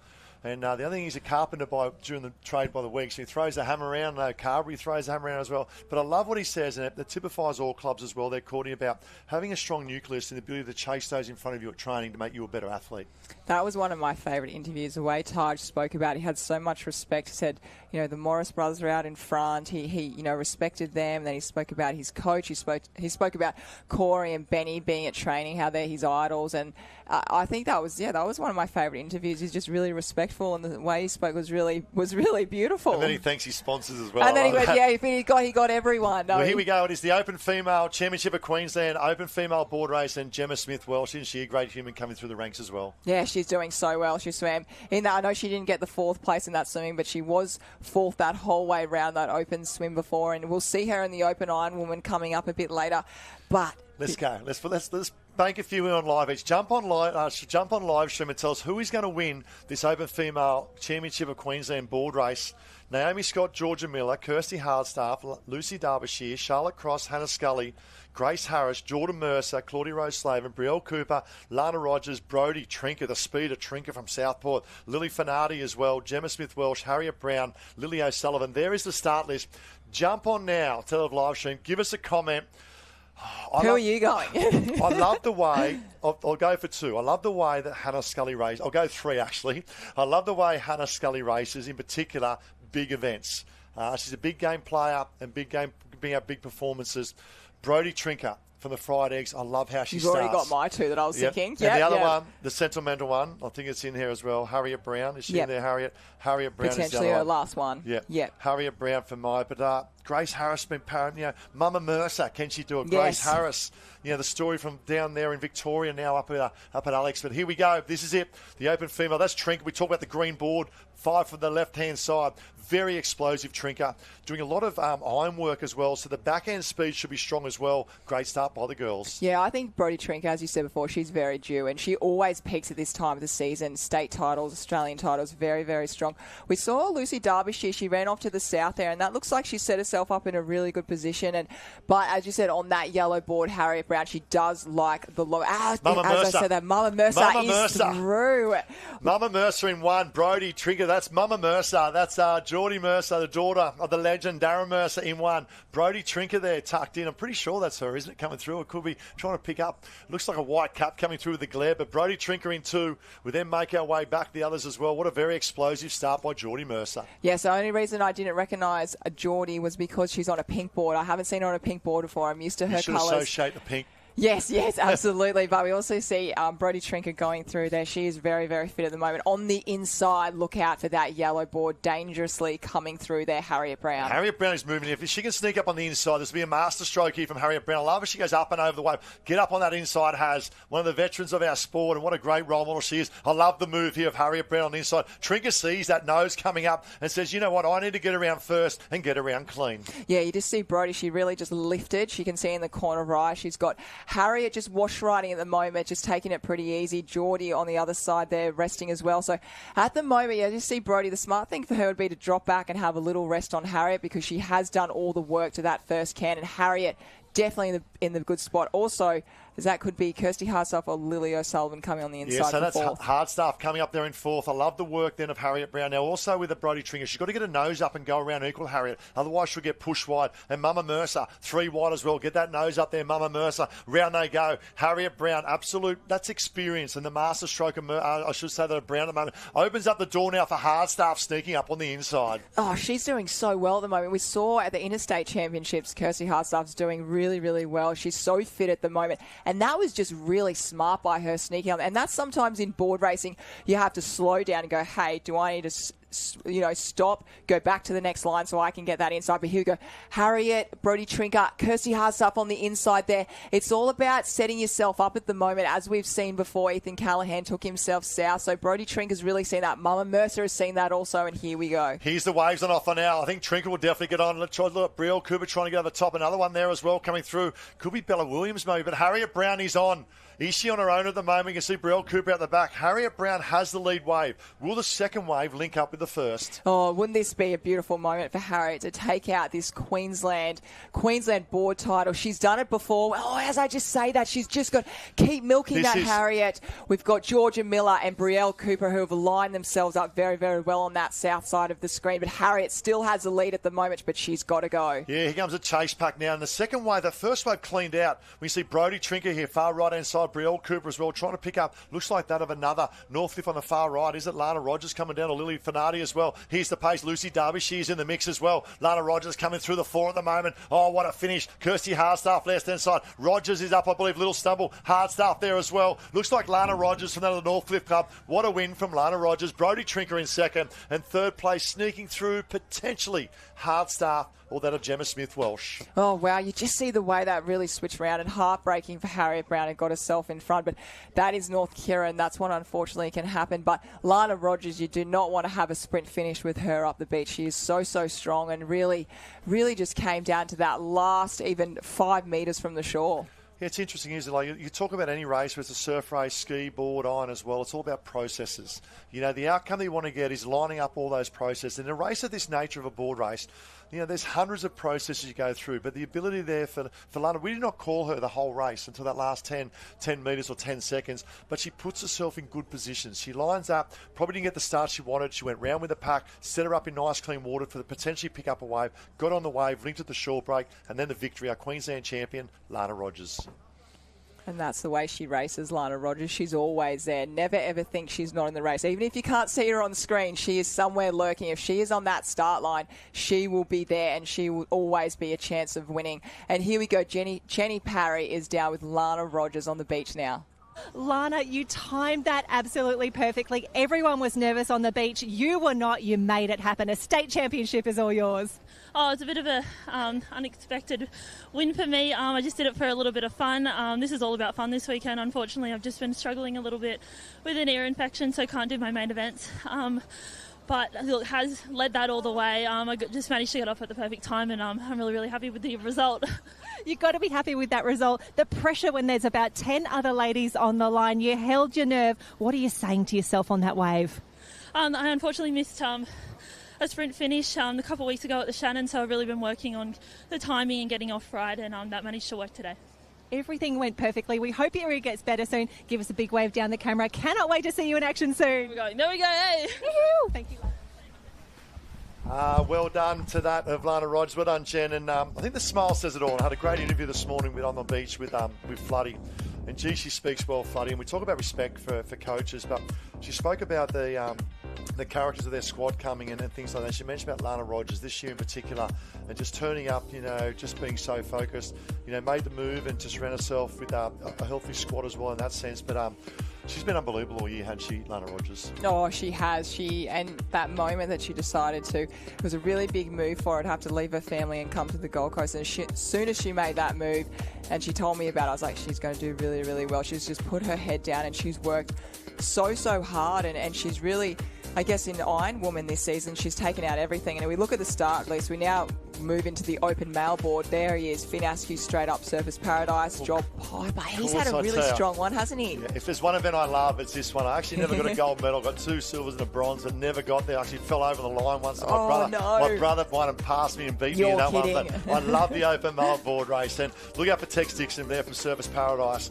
from SP Love, Sean Riley as well. They've been the informed board paddlers throughout that of this summer. But where do you go? There is so much quality here, so much quality lined up. But it's also there's Sean Riley, great story. The boy moved up from Torquay. Green there as well, made the move from Currumbin to North Burleigh as well. He's paddling exceptionally well. We then go along Tex Dixon. There's our current Australian board champion there on the orange and white, lining up there as well. 3 Surfers Paradise next to each other here, Courtney, as well. What happens in a situation when you're next to your club mates? Oh, it's really, it's obviously who's beside you, but when you come to the finals, you're just really focused on yourself and trying to get out there and get the best start. As I say that, we are off to a start, and we do see the 2 Marucci. No, it's not Marucci, it's actually Finn Askew has gone behind there to go off for that south side. But Tex Dixon is absolutely flying out, isn't he? And that Mitchell Stitt, he's been paddling so well as well. And there he is. Fletcher. The Wheels Fletcher. Corey Fletcher. There he is, Corey Fletcher. Talking about spin. Oh, he's got off too early. Way too early. A major schoolboy error there. Major error there by Corey Fletcher. Got off in way stepped. He thought he saw a shallow bank. All of a sudden, wow, rocks and diamonds for Fletcher at the moment, but Tex Dixon now out in front. That would have given him a fright almost, because he would have been thinking, I'm going to bunny hop, and he just went straight down, then had to bounce back up and get on his board. But as we see, our Australian champion, Tex Dixon, out in front, and just on the side of Kobe him. Schultz, that's Kobe Schultz. Great story. He grew up as a young nipper there at BMD Northcliffe, then he made his move to the Mermaid Club, up and about at the moment. But then Sean Riley, that's the boy from Victoria. He came out and moved 2 years ago to come under the kingdom of Michael King, and he is a great young man. Him and Odin Parrish, they're like 2 peas in a pod, I can tell you that. They are all together, whether they're bouncing off each other on the beach or they're at RMC on the Gold Coast in the hot and cold baths together. I can tell you those boys. This is a big moment here as well for Sean Riley. Tex Dixon there as a move. Looks like Mitch Stitt making his move up there in 3rd. And then we may have Joel Piper there as well. So I think with these boys, the smartest thing they could do is really set themselves up on that south. So we've seen it every single time. Even though Harriet was out in front, she was just a bit to the north, and the girls on the south side, example, Lana, came through. So once these boys move around that last can, they really want to set themselves up to the south. But Tex Dixon, He does a Trevor Hendy style, and he stays up on his knees the whole way around. I mean, me by now, my legs would be absolutely cramping and I'd be on my belly, but he gets up there and he gets on his knees, and it's a really great effort to be able to do that. Yeah, and we see the move now being made. Ollie Monaghan, that is, from that of the Black Swans, I think, snuck up into 4. But at the moment, we see him go around. It's Sean Riley. There's Odin Parrish at the back. We expect him to come home fast. Sean Riley in 1, Tex Dixon in 2. Now they start to work the ocean. Look at Riley. Riley starting to lift there from Burleigh Heads, Moray Bay Park, trying to chase something. But look out the back here, Courtney. Oh, it's happening. I think Tex, Corey Fletcher, watch out for that yellow board. He is terrifying to be up against with the sprint finish. Also, Joel Piper.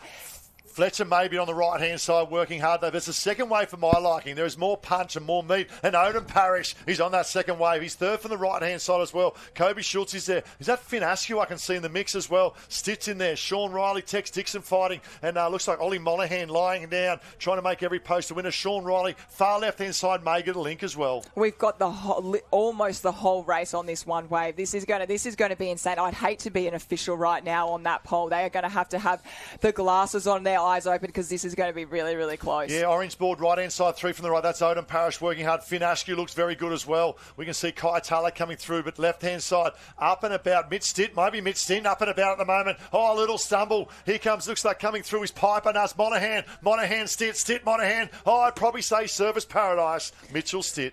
Oh, that was so close, wasn't it? Ollie came through at the end there. That was really, really, really tight. I didn't see who came in for third. There was so many boards and men coming through there, but they are all on the ground and looking exhausted. Wow, what a performance. It was probably, we had anywhere from 10 to 12 on that. Lachlan Merchant was the other one from Service Paradise as well, but pretty sure it was Mitch Stitt that got there just ahead of Monaghan. Obviously spent a number of years up on the Sunshine Coast as well, but what a race. Sean Riley. And we spoke about that. He'll take a lot of positives away from that race as well, similar to what we saw with the surf race with the girls early as well. Put himself in the right position, let out going round as well. But unfortunately, luck of the ocean and the one that got away for Sean Riley. Definitely. Right place, right time is trying to set yourself up. It's so tough. And here we go. We are with Mitch Stitt and Jen on the beach. Oh, here we go. Mitch, there are about 15 people on that wave. You made the best decision. You are now a state champion. This is big.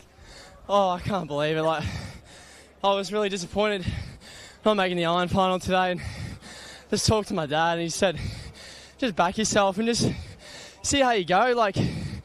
You just try, get out in front and hold on and see how it happens. I had a really good start and just milked that waving really well, and really happy. Oh, stoked. Can't believe it. You're allowed to be happy. You're allowed to be stoked. You're a state champion now. That run up the beach, you had a little stumble. We were so nervous, but you held your nerve. Yeah, well, funny thing, last year I was in the run up the beach the second in 19s, and I fell over, so really didn't have it today, but I felt too. Probably carried on too much, but I felt good. Well, we're chasing some demons away down here at the state championships. The boys doing an incredible job. Mitch Stitt, you're an open board champion. Congratulations. Thank you so much. Yeah, well done to Mitch Stitt. Well done, Jen, there on the beach as well. In Surface Paradise, we talk about the colour of board paddlers there in Surface Paradise. Take a bow. What about that? But ladies and gentlemen, do not go away on live stream, because this is now the Under-19 Iron Woman Championship of Queensland. And what a quality field we have coming up here in Under-19 females. Dakota Luke will be far left-hand side. Charlize Menefee there as well. Morgan Trinker. This is a magnificent field lining up. And I've just been informed on those with live stream. We're just having a quick break. We're a couple of minutes away from the start of this event, but do not go anywhere. It is the Under-19 Iron Woman Championship of Queensland coming up shortly. Does it honestly get any better than these Queensland beaches? This freedom. But did you know 100% of the drownings on Queensland beaches were outside the flags? Some of these were even less than 200 metres away from the red and yellow. So when it comes to the beach and surf, maybe we just need to do better. Be a better example. Be the one to look at your mates and care. If not for you, then for them. So just do it for your mates and be a lifesaver.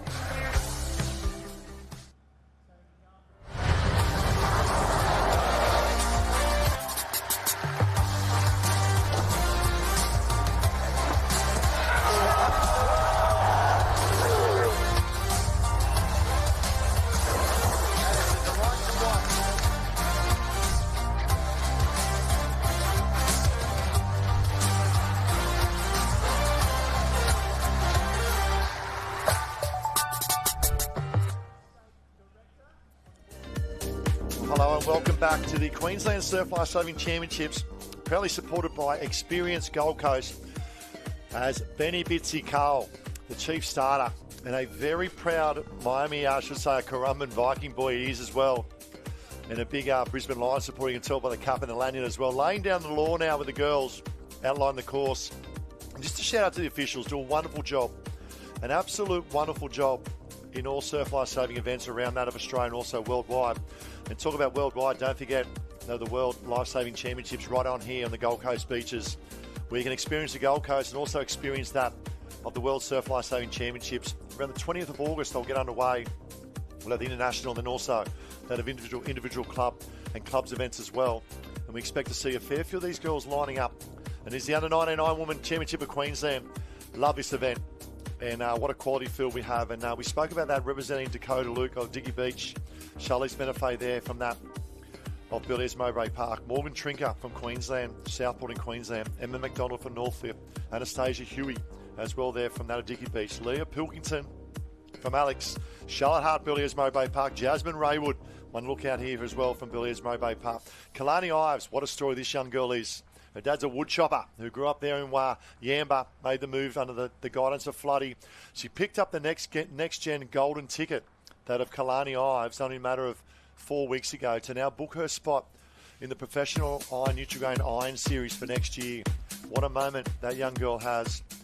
Anali Philpott there from Currawa, Chelsea Wood, Chelsea Gents as well be lining up. Eva Parrish, Kyra Bender, Eve Warren and Nikita. Nickerson Seren there from that for the Northfield Club. 16 of the best under-19 female iron women will line up. And I just love lining up here. The girls having a bit of a chat. Similar clubs there on the Sunshine Coast who have Dicky Beach and also Alex lining up. And that's the start list we just went through. And Courtney, I love the colours, but obviously we're getting the pointy end of the day now. This is probably, for a lot of these girls, it's probably the last event. Some may back up for Taplin's coming up in a moment as well. But look at all those colours and all those coloured caps. Isn't it great to see in terms of surf sports being so healthy? Oh, it is, isn't it? I mean, I love every single event, but I can't help it. The Ironman, Ironwoman, it is my favourite. And as we see that lineup, it's just incredible. These girls they're just getting better and better. And the under-19s, as we spoke about before, they are up with the Opens, and the experience and the way they are on the ski, it's really inspiring. I tell you what else is inspiring is the amount of people who are with us on live stream. I've just had a text come through. And this is what I love, because this gentleman, Cookie, I call him the Mayor of Warrnambool in Victoria. His daughter, Mia Cook, he's a very good under-99 woman. And he's tuned in to watch this in preparation for Aussie as well. I love it. This is great. New South Wales State's on, South Australia State's on, I think WA might be on as well. But he's lying on the beach down there in Warrnambool, and he said, I've just tuned in. And what a great broadcast it is on the live stream. So, Cookie, a big shout out to you, mate. You are a great human and the Mayor of Warrnambool. Look forward to seeing you in a few weeks' time up at Aussie as well. And shout out to your daughter as well, mate. She's a superstar of our sport. She finished second in the next gen where we commentated a few weeks ago as well, and a big future.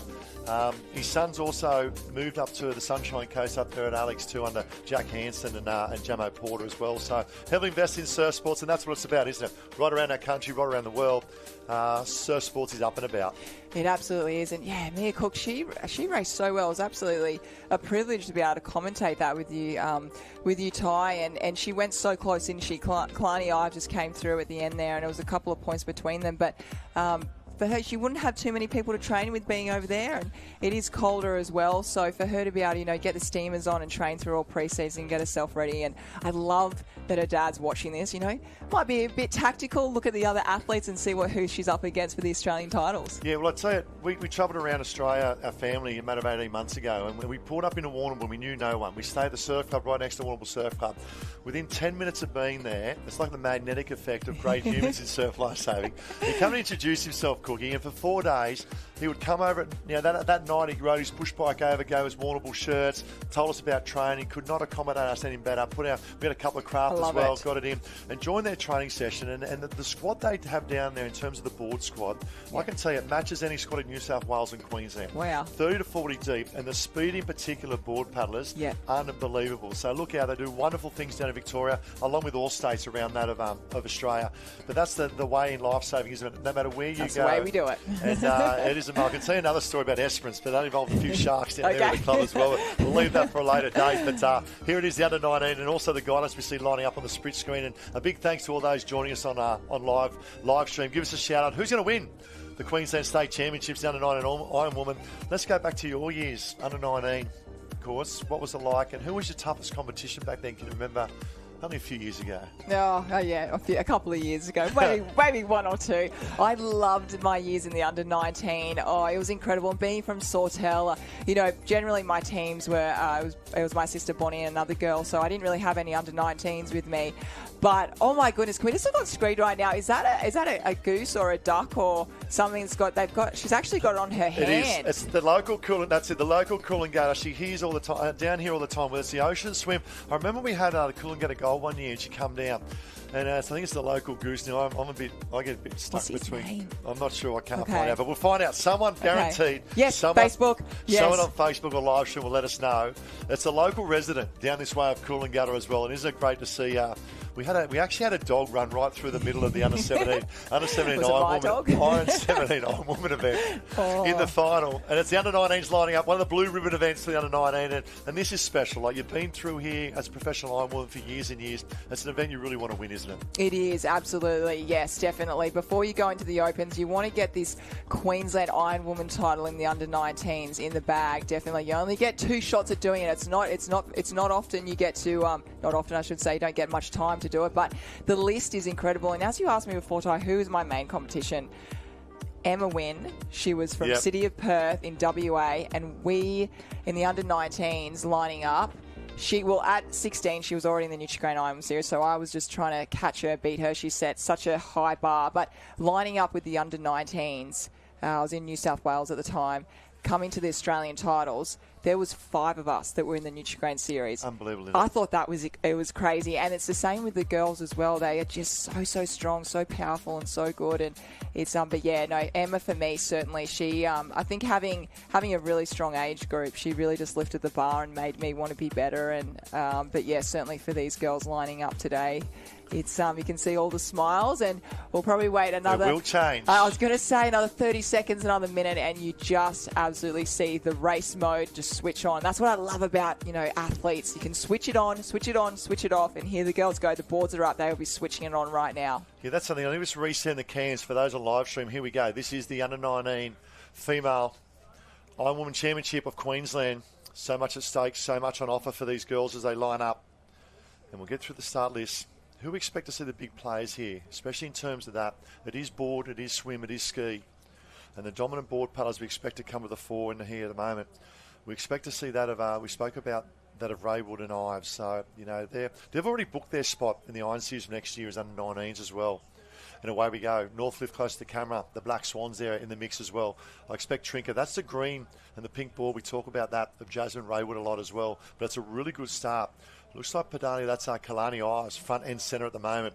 And she'll go into this event with a bit of confidence too, won't she, knowing she's booked a spot. And already race these girls in the next gen. Definitely. We've got 2 girls in the middle there, Kalani Ives and Jasmine Raid, are already Nutri-Grain Iron Women for the series next year. But you've got a few other girls, as you said. You've got Charlotte Hart. She's been doing really well. Emma McDonald, Charlize Menefee, all the girls from Burleigh there. Also a couple of the girls from Northcliffe. They're all doing, really, really well. Yeah, Cara Bender leading there at the moment. 3 from the bottom. That's the blue ski of Cara Bender. Then right down the bottom, that's Nikita and Eve Warren. I like that little deeper water. You can see down the bottom, they just sneak out. We saw that with the girls in the board race a little bit earlier as well. Now they make their way out. So that's Nikita close to the camera. And look at these sets out the back. I love surf sports. It's actually cleaned up the swim cans. The swim cans are being cleaned up. What's this next wave? And that's probably what we had. There it is now, all of a sudden. This is very, very interesting. In the context of this race, with board, swim, ski, interesting to see what happens here. It is. I'm not too sure what's going to go on there because changing the cans right now in the middle of the race is something that is not going to be able to happen. So the girls are just going to have to be, they're probably going to, Jazzy, as you see right now, she'll be going past there and go, okay, I'll have to remember that the cans are actually going to be within the swell at the moment. So there we see the first swim can. The girls would go up around there and then they go to that back 4 of the black and white. And for those who are not really privy to Iron Person racing, you have to go around the swim cans in each leg as well. You do. It's a part of the course and it's part of the caution, unless it's by the discretion of the referee as they go. Dakota Luke now moves up on the outside of that of Jasmine Raywood as they go up and about. Then we've got Charlotte Hart. the young girl from Burleigh there tucked in behind. And I'll probably say as well that we said that before, it's Kalani Ives. Looks like the board of Kalani Ives is sneaking up in there as well. Then we go back to that of Kyra Bender.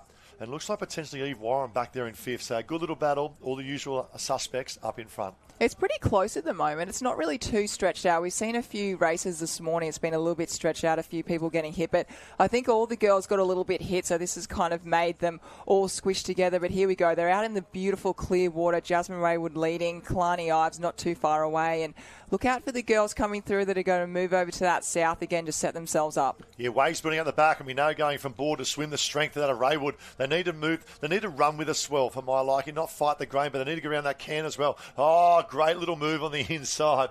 Sneak up on the inside. Another Burleigh on the inside. We then got that of Kalani Ives. Looks like Dakota Luke on the far right-hand side, and that of Jazzy Raywood. I'll probably say looks like Chelsea Wood sneaking through there as well from that of Burleigh's Mowbray Park. A very, very good board paddler. But at the big four come out of the play, I'd say that's Dakota Look right-hand side, Jasmine Raywood, Kalani Ives, and Chelsea Wood.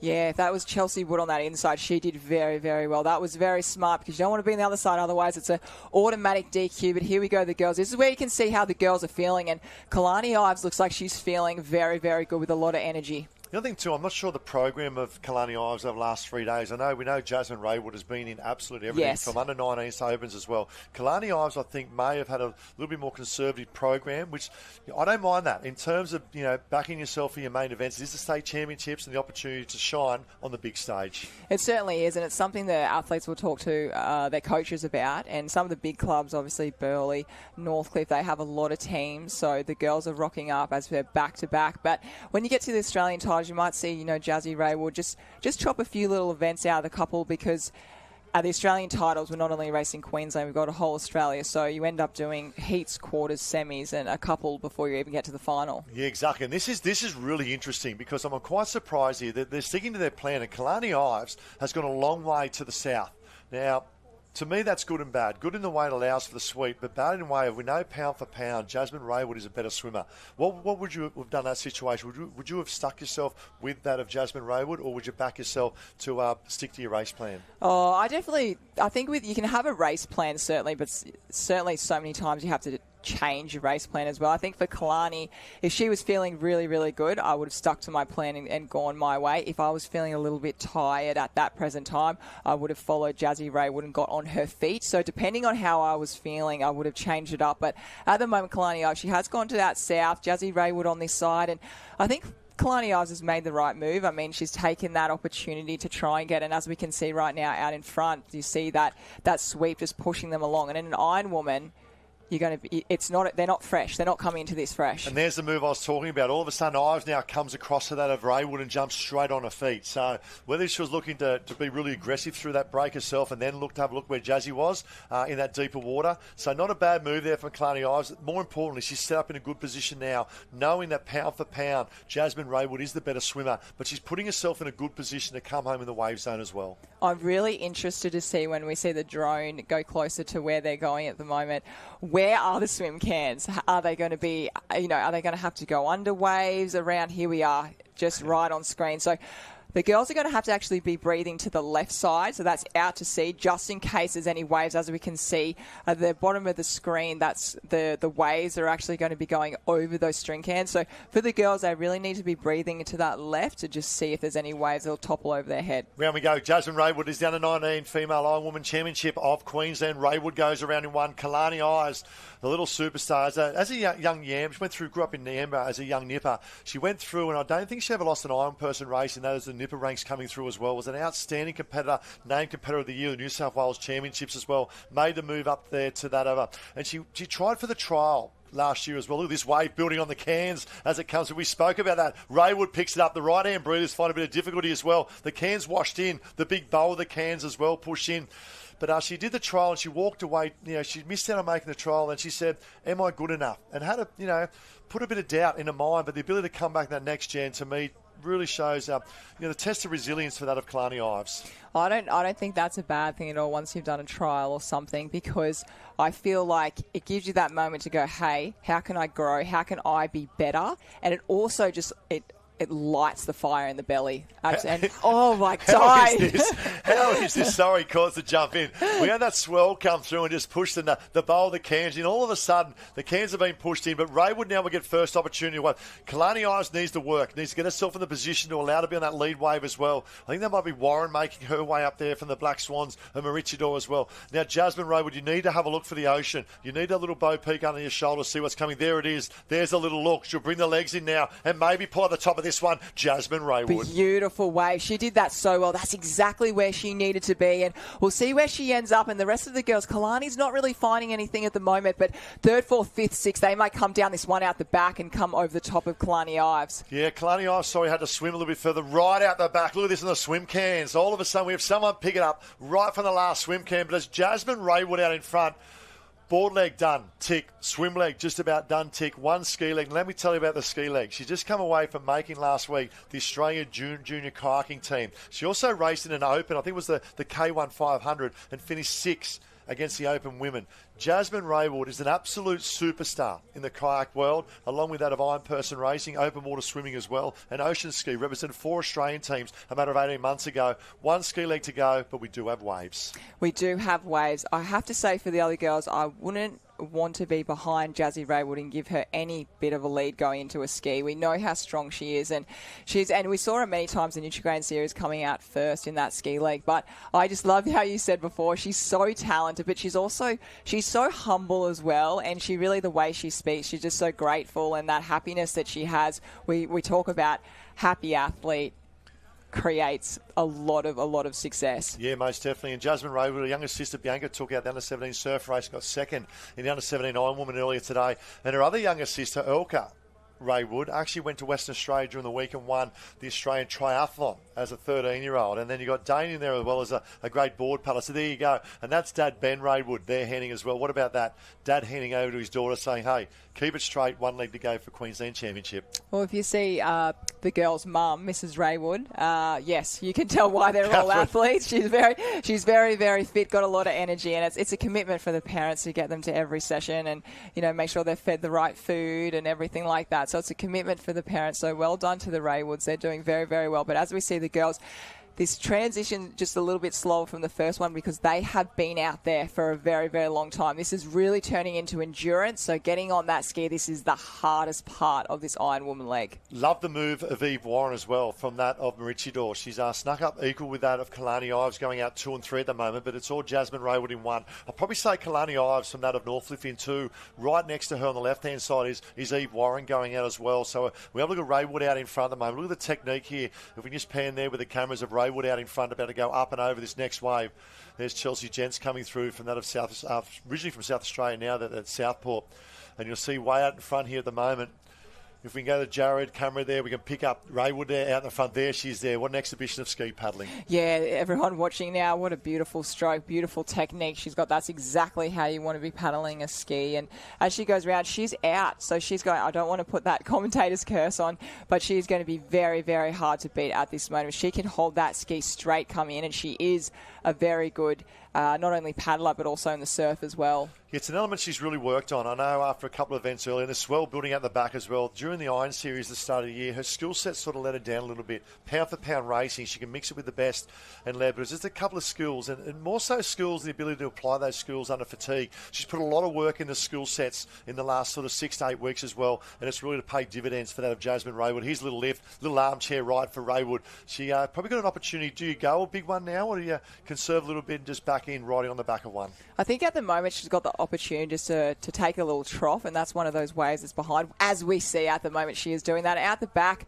we've got a few waves coming through. Kalani Ives, we've got definitely a bit of a battle going on for that 2nd and 3rd placings. It might actually, as we see the caps come a little bit closer, it is Kalani Ives. Kalani Ives and Eve Warren, I'd say, come through. But it's all about Jasmine Raywood. She's got a wave coming to the beach at the moment, that of Raywood coming in. Kalani Ives looking to pick up, and Eve Warren trying to pull over the top. What about the battle for 2nd? Eve Warren trying trying to get over the top of Kalani Ives, but out in front will be our Queensland champion for 2024. Here's the battle back to 2 and 3. This is good. How hard is that? Keep this craft straight in these conditions. It's so hard. And remember, we're watching these girls. They are not fresh. This is the third leg. They've been out there here for 15, 16, 17 minutes. So, and that's at full pace, heart rate at 180. And here we go. Jazzy Ray with split screen. Just gave her dad a high five. That is a special moment. Special moment for Dad, special moment for Jazzy. Well, there's our victory. But look at the right-hand side of the split screen. We'll work you through both of these. This is great split screen work from the big voice as well. Raywood would come up and win left-hand side. Look at the battle on the right-hand side. Kalani Ives up against Eve Warren. One thing I know about Kalani,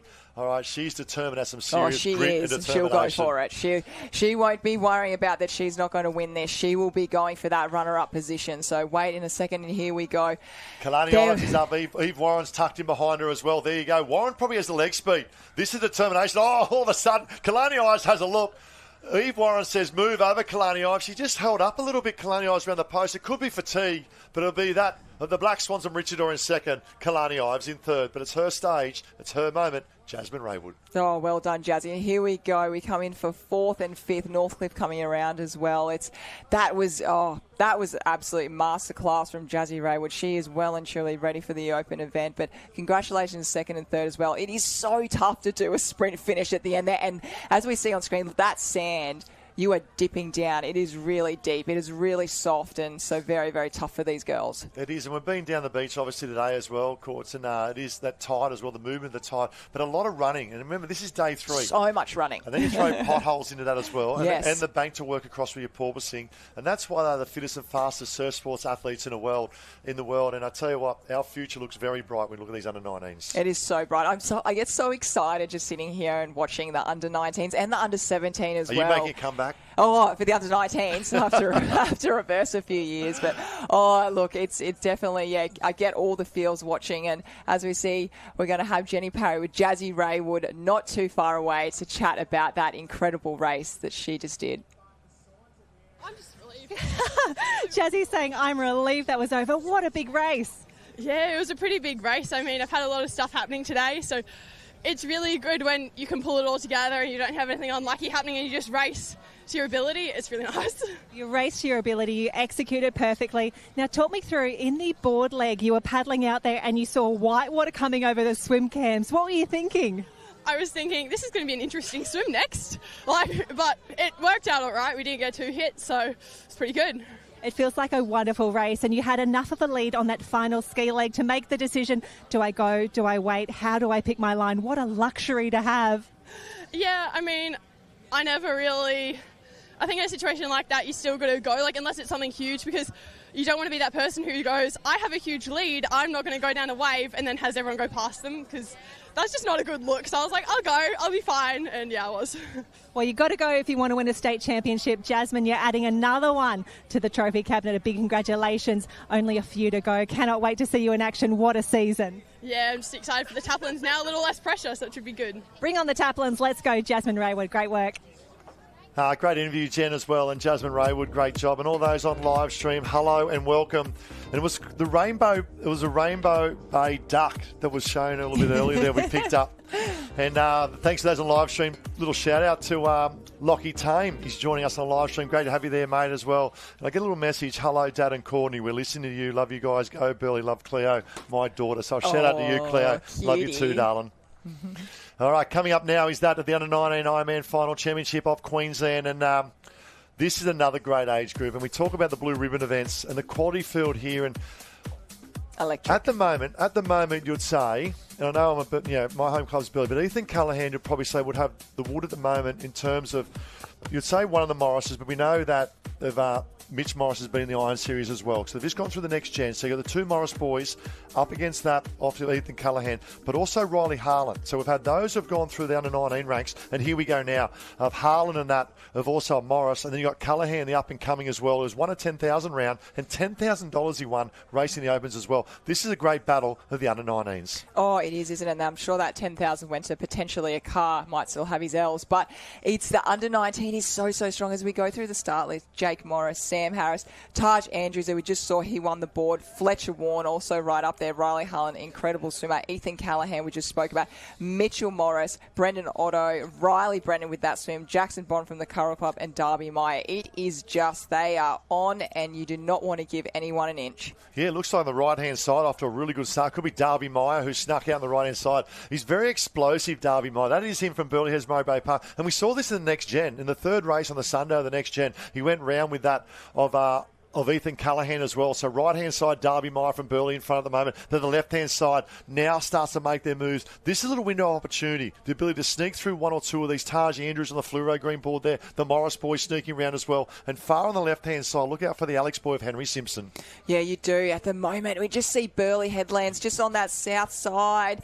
And he's... They're 1, 2, 3 there. That's One, two, Darby three, Meyer. yeah. Darby Meyer down the bottom. Taj Andrews and also tucked behind them Ethan Callahan. So the confidence of the board race a little bit earlier today, a matter of 30, 40 minutes ago. All of a sudden, the Burleigh boys are up and about, but look who's right behind them. Northcliffe, and Simpson. Oh, it's so tight. I love how Darby, he just takes his own line every single time. He really is a surf boy, isn't he? He gets out there and he takes his line. We've seen that before, and it's really, really working for him. But the boys have really done well there. They've actually stretched it out a little bit, but this is the opportunity for Burleigh out in front to really stretch away from the Morris brothers. I love the work in 30 here of Callahan. Just conserved himself tucking behind, because to me, the big leg here, and you could probably agree as well, Courtney, that the swim leg's super critical, isn't it, in terms of the 9-person event? Absolutely. You have to be able to swim, certainly. It is the core of our sport. And here we go out the back. We could see 1, 2, 3, 4, 5, 6, 7 coming down. Oh, Morris top three missed, are definitely... Morris missed. Morris trying, didn't get there. Jake Morris just sort of got boxed out by the 3 Burleigh boys. All of a sudden, he will be on the second wave, and it is a big wave as well at the back. Left-hand side, Darby Meyer on the left, centre Taj Andrews, right-hand side. Ethan Callahan, he likes that southern end. He's seen something down there. You've got to get the link. What about the wave behind this one? I see Brennan there, Riley Brennan on the left-hand side. Looks like Simpson there as well. Another Burleighs are coming through. That's Fletcher Warren there as well, and Jake Morris. Yeah, we see Ethan Callahan and also Jake Morris out there to the south side. I think after they've been racing so much, these boys, so they know that south side, they have to get less running. We know they all love running, but it's getting that energy and saving up for that last ski leg. And here we have out in front, Darby Meyer. He is leading the way. He wants to get into that swim leg first. Yeah, round they go. Darby Meyer in 1. Look for the big move here in this swim leg in particular of Ethan Callahan. And the composure coming round. He'll bank to his strength here of swimming. Meyer can swim and Taj Andrews can swim. But to be honest, of all 3 legs, it's probably the weaker of the 3. Look at the transition here of Morris. This is what it means for him to win this title. And Harlan, we know how well Harlan can swim. He is, yeah. Riley Harlan, you saw him come around that, and he really put the accelerator on. He's not giving up, and he definitely, you got to back him in this swim. He's been swimming super well. We saw him in the Nutrigrain Series out in front a couple of times. So, yeah, definitely don't write him off at the moment. And don't write off. Look at that in the green and white quarter cap on the left-hand side in the red trunks. That's Riley Brennan. Now, the Lifesaver relay this morning, that's an open Lifesaver relay. Actually swum to the front with his brother CJ as well. So phenomenal swimmers, the Riley boys. His brother just took out the open surf race of CJ Brennan as well. So that's the Ryland family. Dad is the president of the Mighty Vikings there at Currumbin. This is a great battle. Look out for the big moves, in particular that of Morris and Harlan. I think we'll see really start to come to the fore in this swim leg for the Northcliffe Club. Love the work of Alex there as well, from that of the clue, I should say Henry Simpson of the Alex Club.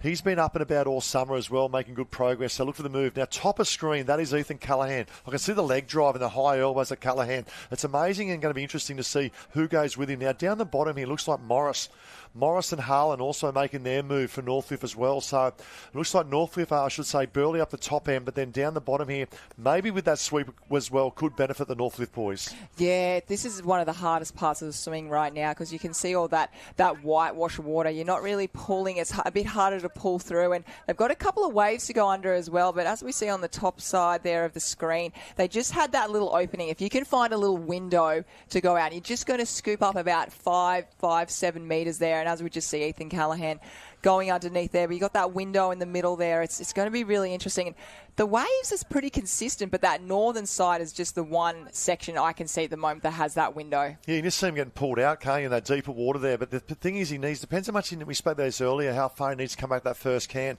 I just love the leg drive of Callahan. He lifts his head up almost every stroke, straight up in front, which is a bit unorthodox for a lot of swimmers. But because he's got good leg drive, he maintains an alignment of his swimming. So Callahan now makes his move he'll really go to his strength. The main thing I see with Callaghan here is looking to get around in clean water, but also to pick up a wave on his own. Definitely. He looks a little bit actually like Kai Hurst. He's got the long arm and he likes to pop his head up, which is really good that he does that because he always nails that can. And if he can turn this last string can first and get that opportunity to set himself up, it's just such a... Oh, you get so much from getting off that. And as you look behind here, just on that red and yellow can, you don't want to be in there. You're not only wasting energy, you're losing metres.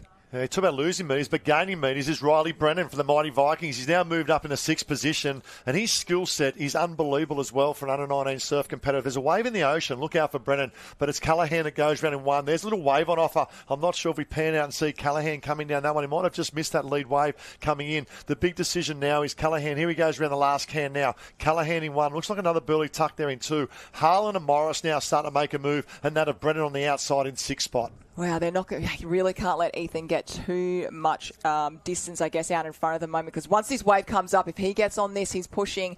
He hasn't gone as south as he has before, but here we are. He's seen something, and it's coming through. As if he has a little look behind, he'll get on this one. Yeah, you can see a little double up in the swell. It's like an 8-9 second period. It's the one behind for my liking, not this first one. It's the next one building at the back. We could have back markers come through. Where's Brennan? I can see Brennan on the right-hand side. He will not get there. Maybe first, maybe second. This is the wave now for Callaghan. Will it pick him up? Now, we know that tide's coming in as well, which means not as many waves will break. All of a sudden, look out the back. Oh, look at that. You really, I know what you mean, Ty. You see, here we go out the back. We have on that wave Kurrawa coming down that one at the moment. Everyone else is going to have to be able to get their skills right up to top notch, because broken wave surfing is very hard. Yeah, that's Jackson Bond, and I know Bondy's dad, very, very prominent ski paddler for many, many years. His dad, look out for the move from Bond in the ski coming up the last leg. This is a great battle. Look at this. Waves everywhere from left to right at the moment. It is still that of Callaghan down the bottom left-hand screen. We get a little wave here, little left. Callaghan on 1. Won't get over that double up at the moment. Propping and turning as well. Darby Myers having a look as well. The right-hand side, Brennan's on.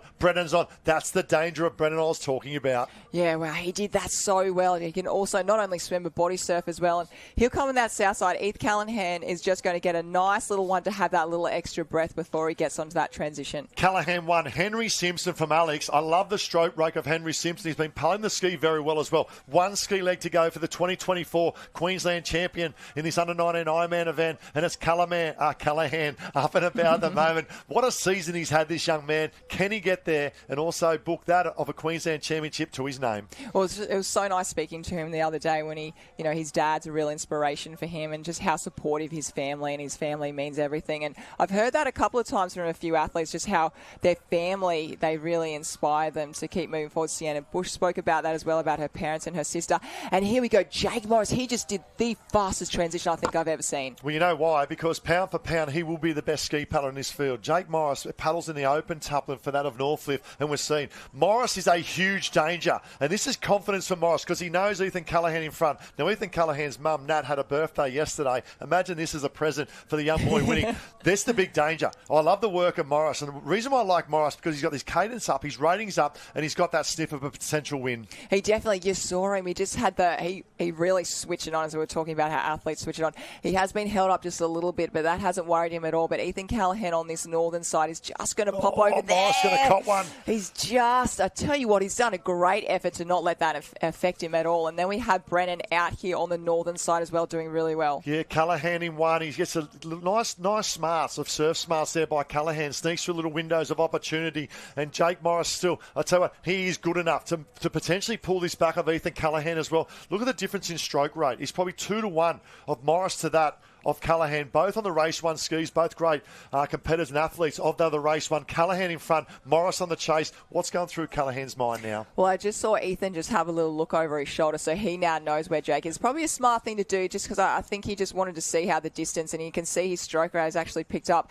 But at the moment, Ethan, he's just got to go, because if he can get on a wave by himself, he can wrap this up. I tell you what, he want to wrap it up because Morris is absolutely flying in second. I love the stroke rate, but just the boat. It's up and moving. It's got a great turning circle as round as goes around the first can. Around Callaghan comes in. Don't look, Callaghan. You might have looked for a wave. It's all about maintaining that cadence in your stroke and your rate. You need this first wave. You don't get this first wave, Morris will be on it. He's on. Callahan's on. Now it's about keeping it straight, and Morris will be right behind him. It is, and I think for Jake, he'll go off to this south side. So if anything's happened, he's absolutely ready there to jump. And we saw this this rivalry, I guess, happen in the next gen as well. They were 1 and 2 for a fair bit of it. But he's come across, and here we go. Riley Brennan now's pulled up as well to that. And you can see, you can just see the face, the ability just to reset, refocus from that of Callahan. He has a little bow peak behind, but picking up first wave is great. But the battle for second. Now, you've looked at the leg speed of running, taking nothing away from Riley Brennan. It'd be very hard to beat that of Jake Morris. But it's out in front, Ethan Callahan. What a season this young man has had. He spent many years as a youth. And a shout out to the North Burleigh boys too. They've done a phenomenal job in developing this young man to where he is at the moment. And he's just the start of a major chapter in his Ironman career as well. But our under-19 Ironman Queensland champion for 2024, Ethan Callahan, take a bow. Congratulations. And here we go. Here's a sprint finish. Jack, he's still flying, isn't he, Jake Morris? He did that so well. And we really, I guess, Brendan really needed him to go down a pothole for that one. But congratulations, a bronze medal. That is definitely no easy feat. Yeah, Henry Simpson coming up there and Riley Harlan as well. Well done. They are the superstars, coming out the future superstars of our sport. Riley Brennan, super impressed, third place. Unreal. Put a lot of work in. Mitch Morris now coming through as well. Taj Andrew as well. Had a great weekend. These boys are getting around. It's been a massive weekend for these boys. Some will line up also in the Open Taplin coming up. But what about that? It's the State Championships. It was under 9 Ironman final, and it delivered. It was on the whole way, right until that end there. They are just a jam-packed stars, aren't they, in that whole age group, and the Australian titles moving forward to that is bring it on. It is going to be absolutely electric. And here we move down to Jenny on the beach with our champion under 19 Ironman, Ethan Callahan. Oh, Ethan, we have had a few chats today, and that's because we only talk to winners here. What a big race, what a big finish. This is the one that you wanted. Yeah, definitely. This one's definitely the one that I focused on, and yeah, I'm super stoked to get the job done. Now that wave out the back, you had a few little sneaky looks behind. You knew where the competitors were, and you got on that wave being out there by yourself. That had to be the race plan. Oh, yeah, definitely get down the wave by myself. Not have to go through a sprint finish, but yeah, I saw them right behind me, and I knew I had to go, but yeah, super stoked. And you know, with the quality of field that we have here, the strength of the age group you're in, there was nearly a sprint finish at the end. No one is going to give this to you. No, he was coming, but yeah, I'm just super stoked to get the job done. Like, there's so many people that could have won that race, and I'm so happy it's me. You're in Nutrigrain next year. You're a state champ for now. This feels kind of like a perfect season. Oh yeah, just got to wait until Aussies, but hopefully go through the same thing. We'll cap it on then. Let's celebrate a state championship there. Ethan Callahan, big win. Congratulations. Thank you. He's so humble, isn't he, about how he goes about his business. And credit to his mum and dad. I know, Trav, for those that don't know, he was a professional Ironman. He grew up in WA in Cottesloe, made his move away from WA. His dad to come and race over here, joined the North Burleigh Club. That's where he met his wife, Nat, as well. And, had a couple of kids and doing a wonderful, lovely family as well. But the level head of this young man is a credit to his mum and dad. Absolutely. He is so humble, and it is the way to be, isn't it, in being an athlete. It just, keep your feet on the ground, and we see what he's going to be, an absolute superstar, but the way he's going about it, he just goes about things his own way, and he's really relaxed and calm. And I think, if you can be like that as an athlete, Ethan Callaway's definitely on the way. Well, Courtney, it's time. It's the Open Iron Women Championship of Queensland, and what a quality field. You've been on this line. You've done it all. You've won a couple as well. What's going through the girl's mind right now? I feel like I'm there right now. I'm so nervous. Yeah. I'm certainly not. I don't have my swimmers on my cap on or anything ready to go. But, definitely the nerves are going through. As we can see, Naomi Scott, Claudia Slavin on the line right now. And just one of the last races, they've obviously got the taplin after this. But, the calves will be tight. The legs will be hurting. But they will not be thinking about that. They will be looking out and going, okay, what is happening with the swell, because that is certainly making a difference in all these races. Yeah, it's all about the processes we talk about, isn't it? Especially from that aboard to swim the ski. But let's run through the start list. And the northern end will be Burleigh Heads, Mowbray Park, Lily O'Sullivan, under 19 Australian Iron Woman champion, world champion as well from the juniors as well from last year. Grace Otto, she's had a stint in that of the Iron Series. Brielle Cooper, what about the experience of her coming, she was the youngest person ever to win an Iron Person series as a young girl coming through. Dominique Stitt, she's been there in the Iron Series this year as well from Buildup. Naomi Scott, current Australian Iron Woman champion. Claudia Rose Slavin, we spoke the improvement with her. Grace Harris, took out the Torquay Classic down there only a matter of a few weeks ago as well. Harriet Brown, passing her world champion. Lucy Derbyshire, the experience she's had on the podium finishes. Phoebe Woodhouse, well done from Richard being the final. Carla Papik, talk about a Coolangatta Gold champion winner. Hannah Scully, been round up and about for many, many years in the Iron Series. Michaela Whitney, well done from Karawa, making this final. Gemma Smith-Welsh as well. Soraya Lee, what a story. School teacher, moved over from WA. I actually worked with her as well, representing Burleigh. Second from the left-hand side. And then Bella Williams, obviously spent many years of Cooks Hill and Swansea Belmont, now up here at Northcliffe. Quality field. It's a Queensland State champs. It is, and the girls are on. As you can see, Bella just ran off before, and she looks so ready to go. And Gemma Welch-Smith in the middle there, she's definitely having a really good start out in front there. Harriet Brown, we're obviously used to seeing her out in front there, and it's going to be really, really tough. I like Lily O'Sullivan's looking really good. Harriet, obviously. Lucy Derbyshire, I think, is definitely going to be in there with the mix. She has been sick for the last 2 months, so she looks like she's really finding her form again. And no Lana Rogers or that of Georgia Miller. Admissions probably focusing on team events, and obviously it's been a massive program as well, and balancing that program out for Aussies.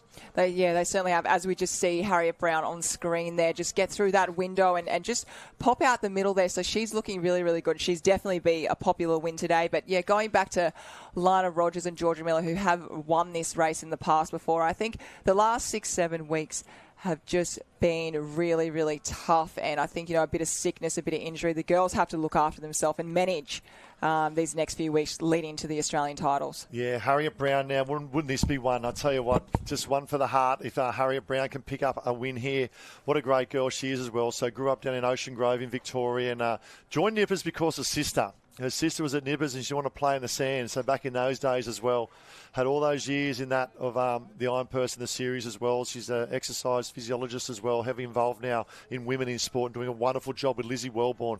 And past world board champion, world Iron Woman champion, Harriet Brown now goes to work. The big battle now for second, third and fourth.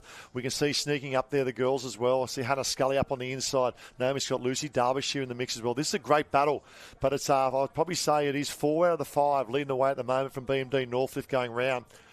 Harriet Brown in one. Hannah Scully making the big move up on the inside as well. Brielle Cooper tucked in back there. Grace Harris as well. Dominique Stitt in the mix there as well as the girls coming through. This is the Open Eye Female Iron Person Championship of Queensland. So much quality at stake. And the ability to take out this blue ribbon event, which is super special. And as Harriet Brown, the opportunity here for Harry to pick up her own wave. There's a wave building. Harriet Brown may be on one on her own. An absolute masterstroke from Harriet Brown here to set this up. And she is such a great role model for the young girls coming through. I know the great support on the beach. Lucy Derbyshire, we can see in the background as well. Harriet Brown, all eyes, all focus at the moment. As she comes, Hannah Scully, he's now on as well. We'll pick up the girls as they come through. Looks like Bella Williams in the mix there. Lucy Derbyshire, Hannah Scully. Now it comes down to the school set of the swim. And Courtney's just heading down the beach now to do a bit of commentary or crossovers because of the Open Female Iron Woman. And I'm so lucky to have Jenny Parry's back in the box as well. What about this, Jenny? Open Female Iron Woman Championship of Queensland, and it is on. Oh, it is on, and Harriet Brown is on fire. We saw she did such an incredible individual paddle in the board, and unfortunately, in a case of history repeating itself, she's now being joined on a wave here by a few club mates and a Surfers Paradise Cup. I think that's Derbyshire there, but she is still in the top 4. We can still deliver that dream fairy tale finish as the girls head up and around the transition. The sand is so soft down there. Have a look at the speed of Derbyshire. Love the transition of Lucy Derbyshire. Had a bit of cross-country success in early years in life as well, and I know yesterday in the mixed gender taplin, Zach Moss was a bit nervous when he had Lucy chased up the beach as well, but it's a confidence is a wonderful thing we always talk about, and Lucy Derbyshire now coming along, had a great Iron Series, Nutrigrain Iron Series throughout the season as well, and picked up a nice couple of podiums, and it goes into probably one of the favoured swim leagues, but also look out for Bella Williams. Bella Williams is a very, very good swimmer who look to come with a 4 here. She'll look to come to the 4 here. And Bella Williams, some of the events that have been happening off camera, like the beach sprints, the flags, and also the 2K run, Bella Williams has picked up some medals in the 1K run relay earlier this event. So she is on fire. She knows what to do. She's going to get better as this race goes on. I love those drone shots we get to see where the girls are spread all across the ocean. The fatigue is high, but the froth is high right now. Yeah, it's a great vibe down the beach. You just come out there. What's the beach like for those on live stream there, Jen? It is huge. When we come down to this central Marshall Arena. We bring everyone together. The entire crowd is 5 deep around the finish line here. Everybody wants to be a part of it. They know that something special is happening today, and they're all in the mix. Talk about special. We're witnessing something special at the moment. Lucy Derbyshire. And let's talk about Zane Hamill. A shout out to Zane Hamill, the coach. Does a wonderful job with the athletes there, but training day in, day out with Ali Day as well. That'll be important for Lucy, wouldn't it? Absolutely. And Surfers Paradise, such a special team to be a part of. And I know Courtney has spoken about that before. Lucy knows that she is swimming with that with the strength of that entire team behind her right now. There's a few Northcliffe girls, though, out to spoil the party. Yeah, talk about that swimming strength. Look out for Naomi Scott here. Current Australian Ironwoman champion, now going to the strength of the swim. And we've been around the surf sports all summer, haven't we? In terms of Naomi Scott, she's been right up the pointy end. And she always comes good at the right time of season. Often she has a quieter start, by her standards, by no one else's. She actually took out the belt race on Friday at this state championship, so we know that she is on form. She knows these conditions. I would back her to move her way through the field, potentially be on the podium come the end. Yeah, you look at the quality swimmers coming through. Lily O'Sullivan led that surf race earlier with that of Naomi Scott and Georgia Miller as well. Bella Williams still staying in there, but it is still that of Lucy Derbyshire in one. We can see potentially that's Scotty making a move on the outside or back there in third, and Hannah Scully is still in there as well. Remember, this is coming up to halfway, the Open Female Iron Person Championship of Queensland, almost halfway through, Jen, with a ski leg to go. Yeah, the girls are doing such an incredible job. I tell you what, Harriet Brown is still making a statement here. She knows what is on the line. She knows that this may be her last chance to put that state champion crown on her head for the Open Iron. She is not out of this yet. Yeah, this is good. We looked at Lucy Derbyshire goes around, Harriet Brown up there in the mix, Bella Williams there in the mix as well. We're trying to see the big swimmers. Claudia Rose-Slavin, here's the big swimmers starting to make their presence felt. I can see Lily O'Sullivan as well, but it's all Northcliffe and that of SP Lovers Surfers Paradise. Love the move up on the inside of that of Harriet Brown. That's a really strategic move. That's a smart move. It's going to be tight, though, on the can. Harriet Brown wants that inside line. I tell you what, Derbyshire says, I'll let you in a little bit, but get ready to race, because as soon as we turn the right-hand can there, and Derbyshire just on the can there, and remembering that the sweep is strong, the waves, they've been breaking on these cans as well, pushing the girls, pushing our athletes onto these cans. It is such tough racing out the back. Yeah, great drone shots here from the big voice as well. And I love the work here of just Lucy Derbyshire, just to turn the alignment and the glide in a stroke. A little slow tempo compared that to Harriet Brown, but it's just nice, smooth technique. And your history in swimming as well, some nice technique there, Jen. It's absolutely beautiful. She looks so calm. She looks so relaxed as you're going through. You would not know that they are the halfway point of a state Ironwoman championship. She's giving herself a little bit of water. She's giving herself some space. Ty, the pace is about to pick up as soon as they turn right here. It is on. Yeah, efficiency of stroke and bring on the waves, I say, because I love seeing the skill sets. Oh, look at this. Derbyshire says, move over, Harriet. And Harriet says, hang on. I'm the older statesman. He makes some room for me, and she does. Around we go with Surfers Paradise in one. That's Northcliffe in two, Northcliffe in three, and the big move in four, Claudia Rose-Slavin. Claudia Rose-Slavin, she is having such an epic carnival, and I think Burleigh Heads Mowbray Park as a club. Could be a wave here. Sorry, Jen. I can see Claudia having a look. One left, one right, maybe. Front markers only. One's on, maybe. One's on, definitely. Lucy Derbyshire is on.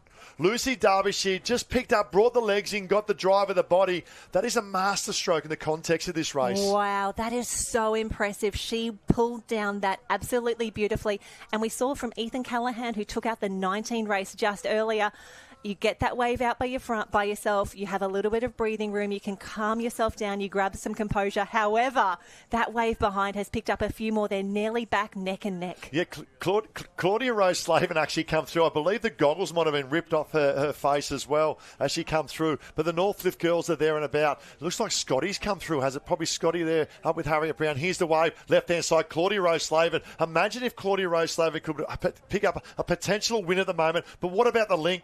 From the back bank here, coming to the shore break, this is a big move from Burleigh Heads. This is huge. And I tell you what, someone who's been in this position before, Courtney Hancock, you're down on the beach. How are things? I am down here at the beach, and the energy is happening. We have Claudia Rose-Slavin. She is out in front. She's off to the north. She's going to have to come back to the south. And after that, we saw Naomi Scott. Lucy Derbyshire is coming right behind her. So here we go, Claudia. She's looking really good, really strong. And she's been fire all weekend. So this transition, her body's looking good. She's looking composed. And behind her is Lucy Derbyshire. And just know how good she is on that ski. Yeah, great insight there, caught in a transition. I tell you what, her partner is Ben Carberry, the carbonated. We know how well he took out the ski race earlier today as well. Now, she'll be looking for a little bit of carb strength here to get her through. This will be the greatest win in her history of surf sports if she can hang on. And I'll tell you what, she's put a lot of energy into that of Iron Person Racing. Can Claudia Rose Slavin hang on? Absolutely. She has been building over the past few seasons. We actually saw her take out the belt race at the last state championships, and I think that's where she came on the radar for a lot of us. And ever since then, she has gone from strength to strength. She looks calm. She looks confident. She knows there's a big job ahead of her right now. I think Jared's camera has got her absolutely beautifully positioned as she heads out, and she's facing into some big waves. Got to go. Just crunches through that one. Sorry, Jen. The other thing, too, I think she picked up a summer surf win down in Buller. So she's been in this position before and knows what it means. But this is it, the Championship of Queensland, the Open Female Iron Person, so much at stake. So much at stake. At the same time, look how calm she is. Look at her composure. We always talk about that your head needs to stay straight here. It's conducting the orchestra. As some more white water comes through, she's looking good. The girls are on the chase, though. This is where it's going to get very, very exciting. Come on, Claudia, stay there. Derbyshire sneaks down the right side. Just got a little bit of a ramp, didn't she, going out in that wave? We sort of maintained the momentum of the craft. Now it's advantage out of Surface Paradise. Lucy Derbyshire has made a move. She's a great young girl coming through the ranks. She's the other girlfriend of Finn Askew as well. And I tell you what, you talk about some of the dynamic duos in terms of surf sports and super pairs. There are definitely one there with many, many more. But it is Derbyshire in one. Slavin on the chase as well. This is a great battle for the Championship of Queensland. I tell you what, Harriet Brown on the far left-hand side of screen there. She was in the bright yellow ski. She is not out of this yet. These girls still need to navigate home. They need to get home safely to the beach. There's a little bit of white water out the back. It is all Derbyshire right now. Then Claudia Rose Slavin. Harriet Brown, she could still get there. I just love that little window of opportunity. She grabbed it with both hands, that of Lucy Derbyshire. Has a little bow peak on the left-hand side. Claudia Rose Slavin is still not out of this. And Harriet Brown, she's up and about as well. Look at the rating and the cadence there of Harriet Brown. Derbyshire will go round in one. Claudia Rose Slavin will go round in two. What waves are on offer? This is it. Big decision time. Wave time. You hold one straight, that of Lucy Derbyshire, you will become the Queensland champion. Grew up in South Australia. Glenelg, I think she was, a South Australian girl. What a moment on the big stage. Oh, this is it. Has a look on your left, look over your right. She has a look and says, oh, my God, Claudia Rose Slavin is on the wave behind. This could be it, though. I think that is the perfect size wave. It's not too big. She keeps on checking over the shoulder. She knows that Burleigh Heads Mowbray Park are in the chase. This could double up. The other thing, too, pound for pound for running, Lucy Derbyshire is a phenomenal runner. So she knows she's got the leg strength. That's Claudia Rose Slavin's now come through. This is a double up. Slavin needs to work hard. Just wait a little bit, Once that wave breaks, potentially to push up over the top there of Lucy Derbyshire. Trying to go now, but it's Derbyshire in front. Very hard to beat from this position. Do not get off too early. This is yours for the taking of Lucy Derbyshire. Wait till you see the speed of Derbyshire as she gets up and about. The crowd will go crazy. It is the 2024 Queensland State Championships, the Iron Person event. What about this stage? What about this moment? Take a bow, our champ, Lucy Derbyshire. I always love that moment in that finishing run there where they know they're safe. They know they've got a state championship. Yes, that deserves a double fist pump. You can see the smile come onto the face. She knows she got there. Claudia Rose Slavin, what a race. Phenomenal effort. And Harriet Brown, what about this? We know she means so much to surf sports, and we don't want her to retire. Do not retire, please, Harriet Brown. And I saw in the background there Finn Askew as well, the boyfriend of Lucy Derbyshire, and the smile and the double fist pump as well. It means so much on a big stage like this, but also coming back from that of, she had COVID in early January when she's sitting right at the pointy end of the Iron Series, had to miss around, lost a lot of points as well, but to bounce back like that, not only the credit to Lucy, but also the team around of Zane Hamill and all the crew, well done. Fantastic work to Lucy Derbyshire, and I have just seen Burleigh Heads Mowbray Cap after Burleigh Heads Mowbray Cap come through in the top 6 or 7 there. The girls have put on an absolute show. I think Courtney is down on the beach with our winner. What a special moment. Thank you, team. I am down the beach with Lucy Derbyshire. How was that race? You were so strong in that last ski paddle. Can you tell us what's going through your head? Yeah, I felt really good that whole race. That was the first time in a while where I felt like I could really push my transitions and then still feel good in the water. So, yeah, I'm so stoked. It must feel so good to be back. Not that you ever left, but you were sick, very sick for 8 weeks or so. Had to pull out the Nutri-Grain series. How does this feel? Yeah, I know this might not be a big win for some people, but it literally feels amazing to be back, and especially back up the front. And I wouldn't be able to do it without my amazing sponsor, Shore and Partners, and Race One, and my amazing family, and my mentor, coach, friend, Zane Hamill. Yeah. Well, Lucy, it is a massive win. You are the Queensland Iron Woman State Champion, the best in Queensland. Congratulations. Thank you so much. Oh, the smile says it all, and she's a great girl, Lucy. I remember when she got sick early January, and I sort of caught up with her and Finn and had a chat, and she was so disappointed she couldn't race the Iron Series. And you talk about resilience, and surf sports it's a wonderful thing. You know, one week you're up and about, and then, you know, from adversity you come up with greatness like that, and they can never take that away from her being the Queensland champ. Absolutely. We saw Emily Doyle take a big win last year. Unfortunately, she wasn't in the final this time around, and now Lucy Derbyshire is our newest state champion. And Ty, for anyone who's come down to the beach, as you head from North Kira Surf Club down to the main arena, they actually had that hallway of champions. They had the big pictures there: 2017 winner, 2018 winner, 2019. And for 2024, Bella Williams will always be our champion.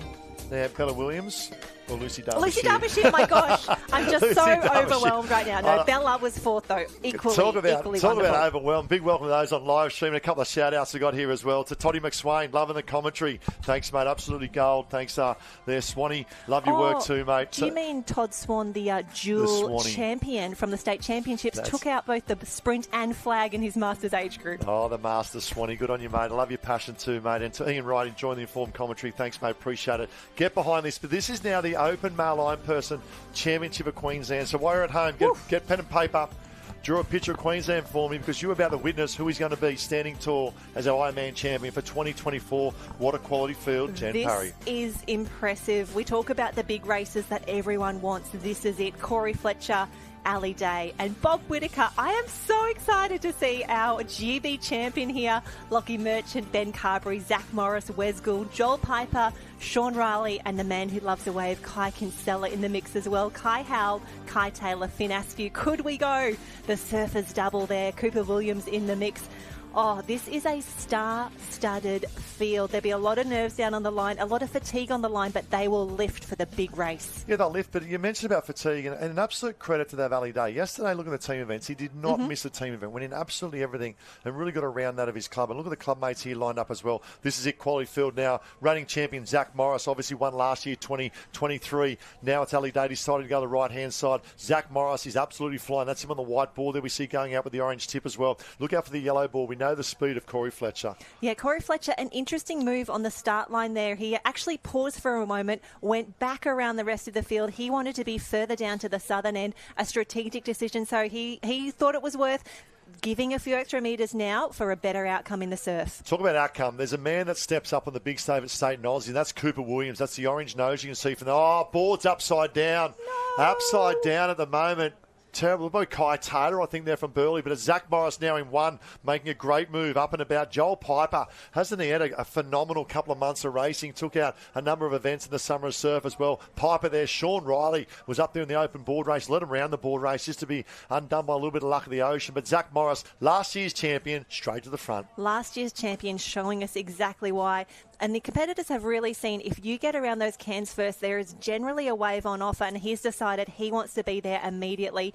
He's also backing the skills that he has in every single race, and a little bit of drama further back. That pack is going to be really tough. Yeah, I can see Ali Day sitting back in about ninth spot. Now, you know, you might look at that and go, wow, he's back in ninth spot. I actually don't mind that. But what it determines is he needs to be on that first one or two waves, because wait to see the move of Ali Day in the swim leg. To me, the swim leg is where this race is going to be won. We know Zach Morris can swim very, very well. However, he's using a lot of energy and a lot of bickies out in front at the moment. The chase pack, Cooper Williams tucked in behind him as well. We've seen Sean Riley and Joel Piper. It's all about the waves on offer now. Now, Ali Day, keep an eye on that with Ali Day going around. Still back there in about 8th or 9th at the moment. There's Zach Morris now. Wave on offer. Morris won't get this one. Maybe the next one. We see Ali Day sitting about 7th now there, Jen. He's about 7th. Cooper Williams is perfectly positioned at the moment. We see the swell start to come through, but it is out the back. Ty, wave of the day is on offer. Ali's might miss it. Ali might miss it. Ali Day is going to come down late, comes down late and joins the party. And it is 3:69. 3:69. Well, we've got a duck on the beach, but away we go as well. I was going to say the goose drank wine, but away we go. 9 we go in. This is the Open Male Ironman Championship of Queensland, and what a quite Cooper Williams left-hand side looking very good. Let's go down the beach with a quick update and transition with Courtney Hancock. It is. Oh, my God, team. We are the final. We are going to the second leg. We're now going to the swim leg, and we have Ali Day. We have Cooper Williams. We have Mitch Morris. We've got Ben Carberry. He's up first. Joel Piper, Odin Parrish, Wes Gould. They are all in there. Sean Riley and Cooper Williams up first. You've got Mitch Morris on his tail. Ben Carberry also looking really good. The boys are getting part to see who goes out to the south, who goes straight. Cooper Williams leading the way with Mitch Morris. Remember Mitch Morris, he won last year, so he can go back-to-back Queensland Ironman champion. That would be a very good achievement in itself. But at the moment, I have to say, no one looks tired. Everyone looks fit. Everyone looks good, so it's definitely going to be on. I think great job, great insight there, Courtney, going around. You've been in this position many, many times in terms of when the female racing with your career. But Cooper Williams and Zach Morris now, 1-2. And she talks about no one being tired. I'm actually getting tired from watching all these races. I'm exhausted. But what a state champions has been. And a big shout out to that of Queensland Surf Lifesaving as well. And we've now Zach Morris. We then tucked in behind on the bottom here of screen. That's a yellow and black quarter. Cooper Williams with the man bun. Potentially that is Ben Carberry making a move as well. Tell you what, I'm so impressed with Cooper Williams right now. He positioned himself really, really smartly in that board, and you can see just how shallow it is on that middle bank there. Some of the boys, Benny Carberry standing up, taking in the big breath, deciding, do you know what? He's actually second at the World Championships in the individual surf race. Boy can move. Well, we look at his girlfriend, Claudia Rose Slavin, who's picked up a silver in the Open Female Championship of Queensland as well. But Odin Parrish, his far left-hand side. And look for him to make a move as well. We know how well he board paddles. He actually came out first in the surf teams yesterday as well, Odin Parrish. He's now with Zach Morris as well. So it's Northcliffe 1-2. There's Morris going round. Carberry tucked in behind him. Now remember, if Carberry's close enough with one ski leg to go, look out. That would be his dream finish right now. And that's what we love about Surf Lifesaving. At every single championship, we actually redo the draw for what order the board, the swim or the ski will be. I think Benny Carberry would have seen the conditions, seen the draw and gone, I might be a chance for this one. He's doing really well, and he's had a few setbacks throughout the season as well. Had a few leg injuries, so hadn't had the opportunity to run. And you lose a little bit of fitness, a bit of nick when you don't have that run fitness to go. But I tell you what, he's up and about at the moment. Zach Morris in one. What about this? The big boys come out to play. Just looking to see where Ali Day, there he is, far left-hand side, Ali Day, out in his own water as well. But Kai Kinsella, the boy from Chug, is making a big move in 4. Zach Morris 1, Carberry in 2, Cooper Williams in 3, Odin Parrish back on the right-hand side 4, Kai Kinsella, we know how well he can body surf, there in 5. And Ali Day up on the inside from Surfers Paradise, the danger. I love that Ali Day. And hey, he's one of the best Ironmen of all time. He backs himself. He goes, do you know what? I want to swim over here. I'll get my own water. I've seen the conditions. I know what I like. Zach Morris, though, he is not giving this away for free. He is still there, and he just edges out Benny Carberry on the green, on the red and yellow again. This is...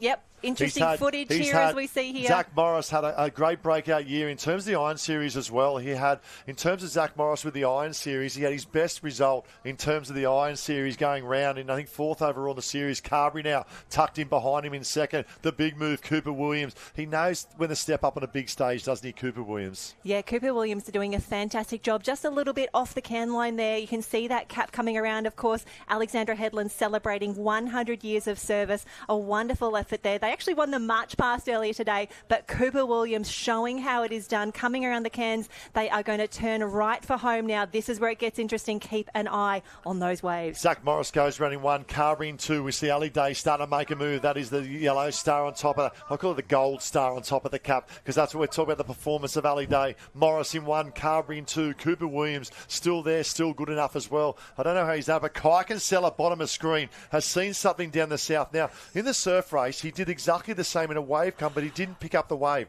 He missed it. He didn't see it under his left arm. All of a sudden, he's preparing back to the bank. This could be a masterstroke from Kai Kinsella if there's a wave on offer. Look at the speed. He's parallel to the rest of the field right now. He's stopped. He's backing for the wave to come through. Gosh, I love this kid. He needs this wave. Let's see him pick this wave up, because he's seen something down there that might link up. Doesn't link up. There's Kai Kinsella. This is the bit now he wants to get that dead water. All of a sudden, working hard, draws him back to the leaders. The other benefit of this as well, you can see still going south.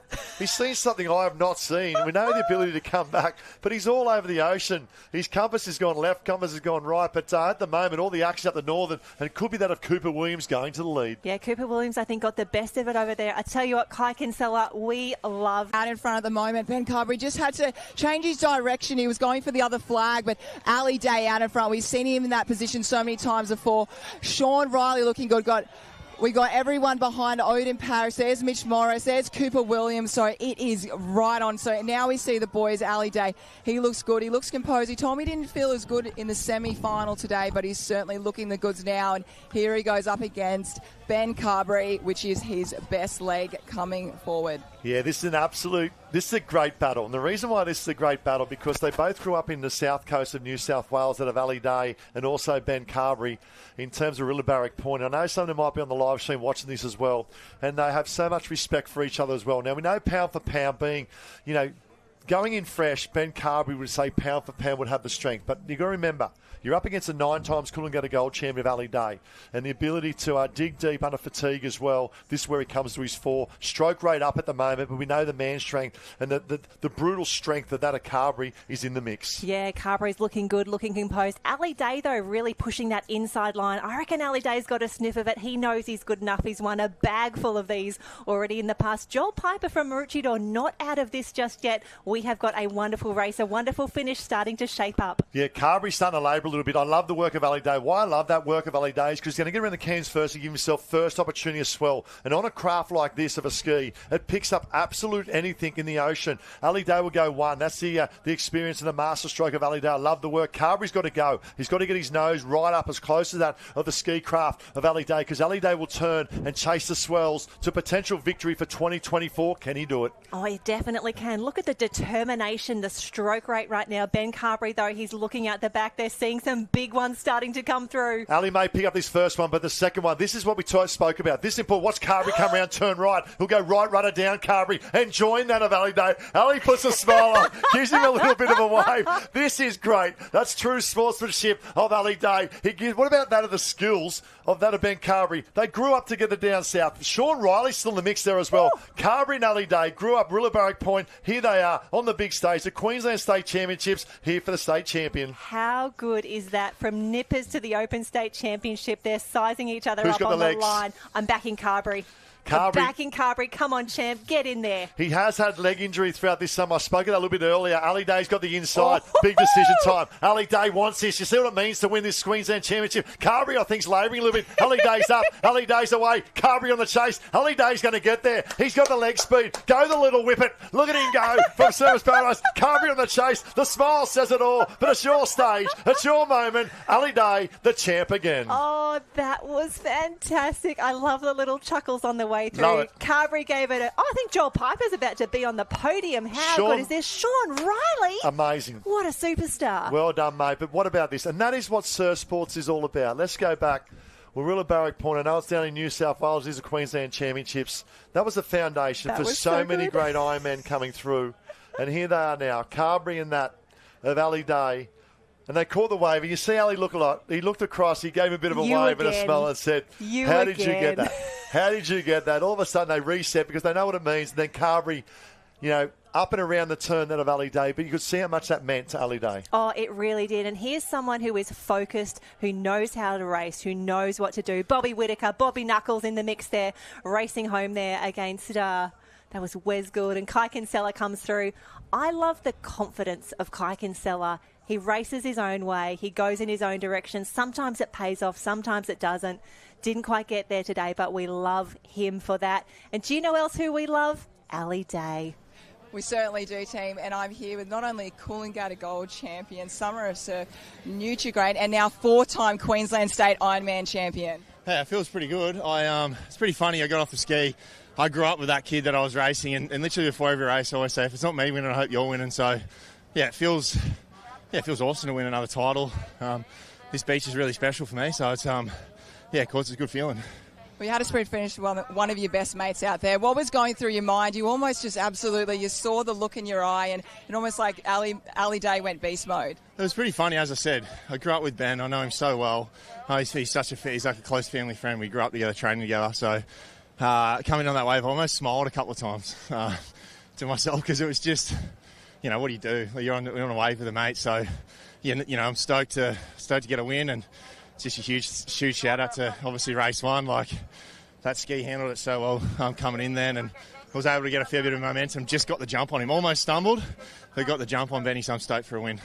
It's been a huge program for you. You've had 6-7 weekends of racing back to back. We spoke earlier this morning. You said you weren't feeling too good in the semi-final. How does Ali Day do it? How do you bring yourself up to be able to produce a race like that? I was actually yawning on the line. I was like, it's hard. It's really hard. The roller coaster over the last 5 or 6 weeks has been up and down, but I've been obviously on the higher side of that roller coaster. So it is tough, but our club's been going so well this weekend, and I felt like I needed to add to the party, add to the list. So it's good to get a win for the club.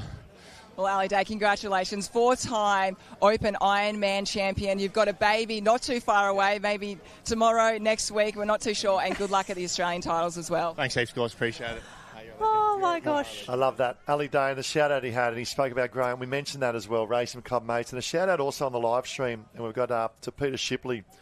He's got Go the Ridley Barrack Point boys as well. So great to see, and that's what it's about.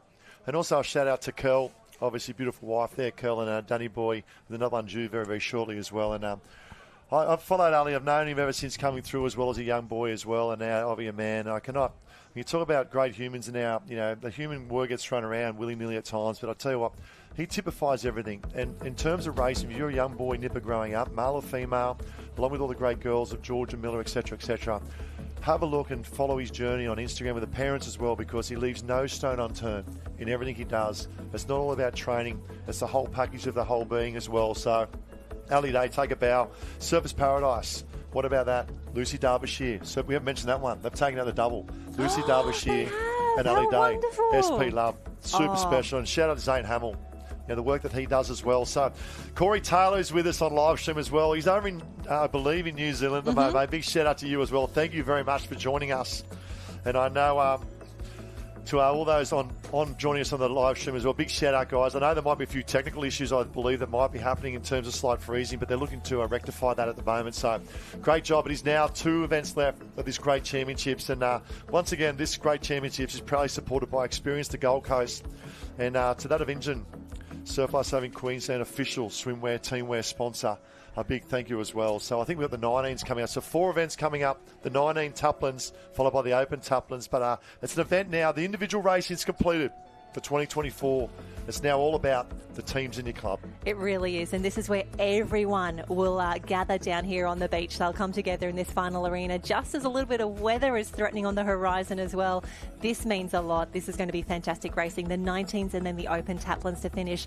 And just confirming those final results, Ali Day in 1 for the Open Iron, Ben Carberry from Burleigh Heads in 2, Joel Piper from Maroochydore in 3, Sean Riley came through for 4th, Corey Fletcher, teammate from Burleigh Heads in 5, and Odin Parrish comes in for 6. What a carnival he has had between the surf teams, the boards, the relays. Such a fan, and so great to see him finish in 6th position there for the Open Iron. Yeah, great job. And obviously we've got the 19s and Opens coming up. If you want to check out the results from the under 17, especially the Taplin as well, jump on that of live heats. You see a bit of rain coming down with that strong southerly, but this is it. It's the under 19 under 19 female Taplin Championship of Queensland. Plenty of teams on action here, and they're up and about already. Absolutely. We've got Southport, Dickey Beach, Burleigh Heads, Northcliffe, Maroochydore, Kurrawa, Alex A, Northcliffe B, Met Caloundra in the mix as well, and Noosa Heads Team A will be on the far right-hand side of the field. And Ty, having a look at that screen already, we have got ladies and boards all over the ocean. That field has really split already as the conditions continue to change. The athletes are making decisions every single leg. Where do I go? How do I work the ocean to my advantage? Yeah, and also the tide. You talk about the high tide. We just had right on pretty much smack on high tide now, so that energy's really coming that shore break. You see the girls getting held up as they make out, and that subtly southeast wind starts to turn around in the afternoon breeze as well. So this is it, 4 events to go. It is board, it is swim, it is ski. 3-person for that of the 19s going in, so 1 leg each for each. And it's the far left-hand side, that of the, looks like the Northcliffe team, out to a very, very good start. And have a look at those stairs out to the back of the ocean there. We can see the red and yellow can just on the far right-hand side. That is where the girls will need to go out and pass that one as well. And we see a few little waves coming through the girls. Yes, they're all safe. They're all through for now, but these conditions are very, very tricky. Yeah, I was about to say, great start from Met Caloundra on the far right-hand side. She's just been checked by a few waves, but had a phenomenal effort there from Met Caloundra. I'll try and pick up who that might have been, but it could be Eva Ashworth. She paddled very well early today as well. So it is that of Northcliffe in one. Looks like Charlotte Hart from Burleigh Heads Mowbray Park making her move up on the inside. Remember, Jasmine Ray would be in that team as well. And another one of Northcliffe. And looks like Morgan Trinker, probably that from the Fried Eggs of Southport.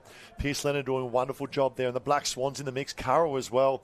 Diggy Beach in the mix as well. This is a very strong age group for many clubs. Oh, it's been a strong age group all season, and we're really seeing that celebrated here at the state championships. The girls knowing that for many of them, this is their last race of the day, the last race of the championships. They will leave absolutely nothing out there as the girls disappear behind the waves. I think that's Charlotte Hart. Yes. Charlotte Hart. And it's a great story. Mum and Dad packed up and moved their bags from England all the way over.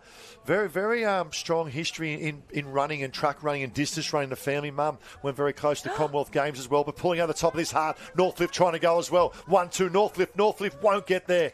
This is a big, big move here in terms of their Burleigh Heads Mowbray Park, especially with that of Jasmine Raywood coming and see Northcliffe in 2, Northcliffe in 3, waves out the back as well. Oh, Northcliffe deserved to get down the front of that just there. I think Southport is down the next one as well, but have a look at Charlotte Hart continuing to work the ocean. She knows that if she can set up a beautiful lead here, and she does as she just pulls down there in the shallower water. We've got a race on our hands, but Burleigh Heads Mowbray Park, can you imagine the cheer that went up on the beach when she pulled down that wave? Yeah, and it's to her credit as well. She's really honed in on a skill set over the last 6 to 12 months as well. Charlotte Hart, obviously never been in surf life saving. Matt, I had an opportunity to coach her as a nipper coming through as well. But let's get on the beach now. We're calling you an update in the transition.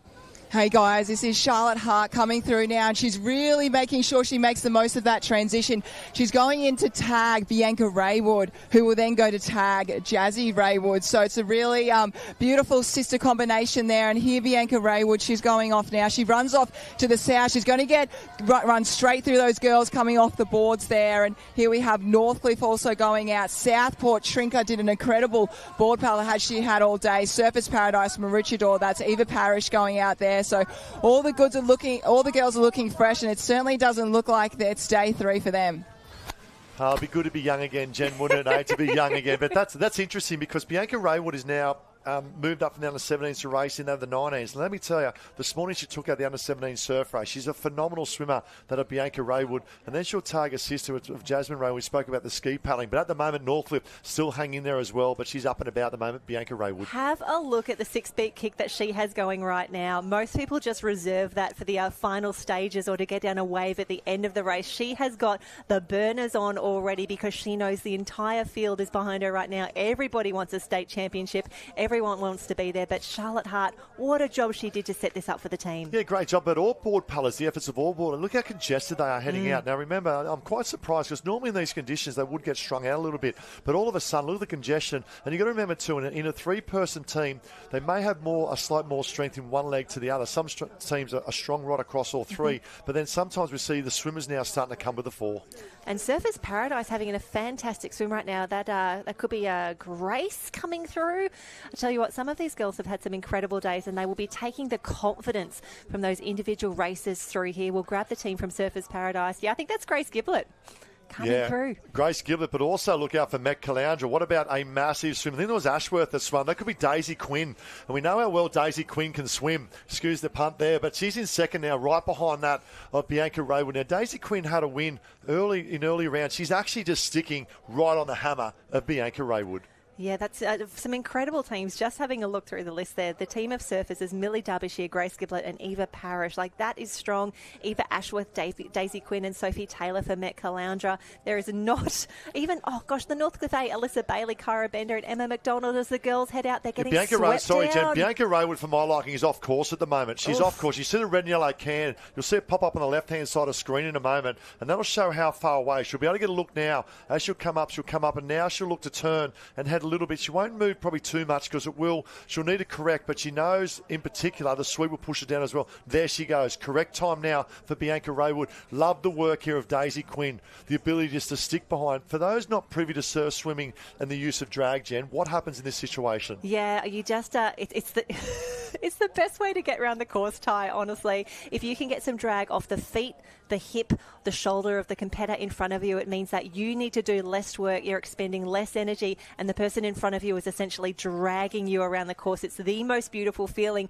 when you can get it right and you just save so much energy. Here we go. We go around. Bianca Raywood in one. Daisy Quinn from Met Caloundra. I tell you, this will be massive. She's still there. This will be massive. And she looks good too in second. And that's the other thing. Swimming in second, as a psychology as well, you're doing, less work. Even though you're still working hard, you're knowing that, hey, I'm going to be a little bit fresher than the person in front because they're cutting the water, cutting the grass, so to speak, for me to come through. The big thing I love about Daisy Quinn, she's given herself every opportunity to be on the same wave with Bianca Raywood. Absolutely, and she also takes the confidence in there of knowing what the distance was when they went into the water. She's now touching the feet of Raywood ahead of her as well. So this is where it gets interesting. You're doing well already, and there is a wave, there is a set coming through. They still have 1.5 cans to swim. And you know what you can do as well? Just the odd time, just tap those feet and here. just say, hey, Still Bianca, I'm still here. I'm still here, and I'm about to pounce when I turn the last can. And here we go, Raywood. She's a true competitor as well, from a very, very, I would say competitive, but very successful family in terms of surf sports racing. Raywood pushing hard. This is the mover. Queen now sneaks up on the inside and now becomes to that of a skill set. What skill set, but are there waves on offer? Here we go. Quinn needs to look. I love the work of Bianca Raywood. Cut across in front. That's all fun and games in play of sport. Move the cross in front to cut off her line. The wave didn't lift. More waves out the back for the back this markers. Big dark one that's Surfers coming paradise, through. maybe. Oh, surfers, go, go, go, go, go. And On. the body positioning is absolutely perfect. That looked like Courtney Hancock on the wave. Just quietly, Lucy Derbyshire has just won the Open Female Line. Ali Day from Surfers also won the Open Male Line. Can they win the Under-19 Taplin? Look at this. Confidence, a wonderful thing. They're up and about at the moment. Surfers Paradise in one. Quinn now. Met Caloundra left-hand side. Maybe in two, but maybe fighting back now. Burley there as well. More waves out the back. The big decision. Who's the last paddler? We'll try and have a look who's the last paddler. But this is good. If they get a wave on their own here, Surfers Paradise, they'll be up and about. Yes, Surfers Paradise in a beautiful position right now. This is where it gets tough for everyone, regardless of where you are on the beach, regardless of where you are in position to those final cans. Some white water comes across the top of the field. Oh, and it's bringing a few competitors with it. Yeah, that's actually Eva Parrish. That's Odin Parrish's sister swimming at the moment. And there'll be Grace Glibbett, who I think picked up, not sure if she won the board race. I think she did. She did win the board race earlier. What a day they have had, Surfers Paradise. That's Eva Parrish now, closest to camera. We got Jasmine, I should say, Bianca Raywood. The big danger for me is Jasmine Raywood in this last ski leg. But the big move, Met Caloundra will stand first. Met Caloundra, Daisy Quinn, in terms of execution of a surf race, on point. That is absolutely perfect. And what a wonderful way for her to finish the Queensland State Championships with this incredible swim. She's doing it for her team, Met Caloundra, # proud to be Mets, so much right now as they come through. She knows that she's hurting at the moment. She just needs to run a little bit further. The entire field is chasing her down. Do not stop now. You are nearly there. I say that might have been Millie Derbyshire that went for Surfers Paradise first. They're two good board paddlers. Maybe now Grace Glibbett on the ski, but around they go. Surfers Paradise, that of Northcliffe, and also that of Met Caloundra. And now comes down to one leg. Who will be our Queensland State champion?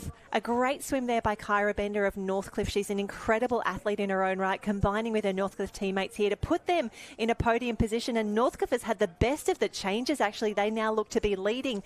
Raywood just held up there. But the great thing about Jasmine Raywood's craft is that we can pick it from anywhere. And I think that is Bailey from Northcliffe now in the mix. Yeah, this is great, isn't it? So Northcliffe, I think, lead the way out towards those cans. And we'll try and pick up if that could be Alyssa Bailey. If we just pan out to the Jared there on the camera, you can see Bailey there from Northcliffe leading the way out and about at the moment. There she is now. Right behind her, we can see picking up. That is that from Surfers Paradise. We spoke about Giblett now. I don't know how much experience she's had on the ski, Giblett, but I know that of Bailey in the calibre of the girls that train up there at Northcliffe will be very strong. Absolutely. She's incredible on a kayak, even better in the surf. She's been doing so much work away from the surf sports season here, and have a look at the waves out the front. The girls need to motor. I'll just sneak up and over this one. There we go. Alyssa Bailey comes up and over. Surfers Paradise. Just compose there as well. Doing a tremendous job. Young Giblett there from Surfers Paradise. And Raywood is on the chase. Oh, what would you do? Alyssa Bailey knowing you got Jasmine Raywood. on the chase. I'll tell you what, Alyssa Bailey knows how to lead a race. She knows how to win a race as well. One of the most accomplished junior competitors going around. And you can tell the technique there as well. She is rock solid. She is not going anywhere. As Raywood starts to come up the inside, a really smart move there. She's going to push Surfers Paradise a little further out. They have gone around the apex. The under-19 female taplin is about to be decided. There is half a ski length in it. And how are these views from that A Big Voice? Beautiful. The panning up of the drone shots. The big thanks. Proudly supported by that of experienced Gold Coast. We had phenomenal views into the Gold Coast. From the water to the hinterland as well. No place you'd rather be than right here on the Gold Coast. And it's Bailey now working hard. Look at it digging deep. The focus, the concentration. But also means so much to a club. We talk about the Taplin Relay wins for the open males and females at that of Northcliffe, but for the juniors to come through as well. She needs this lead wave. I think it's a nice armchair ride for her here, Jem, because right behind that is Surfers Paradise and that of Burleigh. Yeah, that is absolutely the perfect way for her to come home as Surfers Paradise pushes down that wave. Raywood's going to miss that next one. I tell you what, Surfers Paradise may have just sewn up a silver medal. We need to get these girls home safely, but for Northcliffe, for Bailey, for her teammates, that was the perfect ride home. She is so safe at the moment. She's looking fantastic. She's looking composed. I think we've got another Girls of Northcliffe win in the bank. Yeah, phenomenal effort. And lining up there, obviously we had that of Emma McDonald, Kyra Bender, and that of Alyssa Bailey. Take of our girls under 19. Under 19 female Taplin champions. The smiles will come on the dials for the girls in a moment. Good battle for second, because I thought that if Gillett might have got away, but she actually fell off the back. So that makes room now for Jasmine Raywood to come through as well. And up in a moment, it could be Raywood from Burleigh sneaking through in second, but it's your stage, it's your moment. The junior Gong girls, we should say, the under 19 female Taplin champions, Northcliffe. How good is it when you get to finish a race and you get to claim the tape at the end? And it is Raywood. She has come through for the team. The girls set it up beautifully ahead of her. Burleigh Heads Mowbray Park will take silver, second at the state championships, and Surfers Paradise Grace comes through for third. Fantastic paddle for the ladies. It's not over yet. We pay points all the way down to 6. It's going to be Northcliffe in 4 and Met Caloundra. They were up there at the start. We thought they would get there. What a race for that small club on the Sunshine Coast. They always punch above their weight. Yeah, shout out to Met Caloundra. And this, you can see what it means here as well. Coming around, you can see the girls from Northcliffe and that of Mitchell and Dicky Beach as well. But well done to that of Met Caloundra. That's a phenomenal effort. That's it's great so to see Daisy Quinn swim. Wow. But it's the girls that picked that up. That's our champions from Northcliffe. We'll have an interview with them very, very shortly. We've got the under-19 male Taplin coming up. 3 events to go. But We're running out of program. There's only a few to go. I was going to say, talk about 3. We've had 3 big days. Let's go down to the beach now with Alyssa Bailey. Hey guys, I am down the beach with Alyssa here. How incredible is that? The Taplin Relay surely must be one of your favourite events. Yeah, it's one of my favourite, and I've been super lucky to do the ski. It was really close with 4 of us teams pretty much getting tagged together, so it came down to the last leg this year, which isn't very common. But yeah, I just paddled my hardest. And you did so well. And in that moment when you did get tagged and everyone was all together there, what was going through your mind? Did you just take off hard 20 strokes and then just go from there? Yeah, I got a pretty strong start from my kayaking, so I just need to put it down past the shorey and get in clear water as soon as possible to try put a lead on them, and that's what happened, and I was lucky to get a wave in, separating the group. And how special is this win for not only yourself, your teammates and BMD Northcliffe? Yeah, it's so nice to get the win with the Northcliffe girls. We train so hard every day, pushing each other, so it makes it extra special on race day. Well, Queensland State Champion, congratulations, Alyssa, to you and your team. Thank you. Yeah, well done. And then the junior Gone girls coming under 19s about that of the experience of Gold Coast. Experience that of surf sports in Queensland. A big shout out to Surf Lifesaving Queensland, to Stewie Hogman, Dan Homer and all the team on putting a great event, and also to the Curragh Surf Club having to get up and move down here to run the event, and also to North Kira supporting this event as well to have on their home beach. Oh, events management is not for the faint-hearted, and a huge thank you to North Kira Surf Club. Incredible host for us across this weekend. And Ty, we're talking just before about the clubs and the colour. Dicky Beach finished 8th position there in the under-19 ladies Taplin. Now, they have just been building. They're such a phenomenal club. Not too far from Met Caloundra, actually, on the Sunshine Coach. I had a chat to a few of their athletes and a few of their coaches. They are loving being part of this championships. It's not over just yet, but wait till you see their nippers next week. I cannot wait to see what they have in store for us. Looking forward to that, but more importantly, it's the under-19 male Taplin final championship of Queensland. For those on live stream, a big hello. Make a comment. Hello. Who is your team? Who do you support? Who is going to win the next 3 events? under-19 male, the open female, and that of the open male taplin.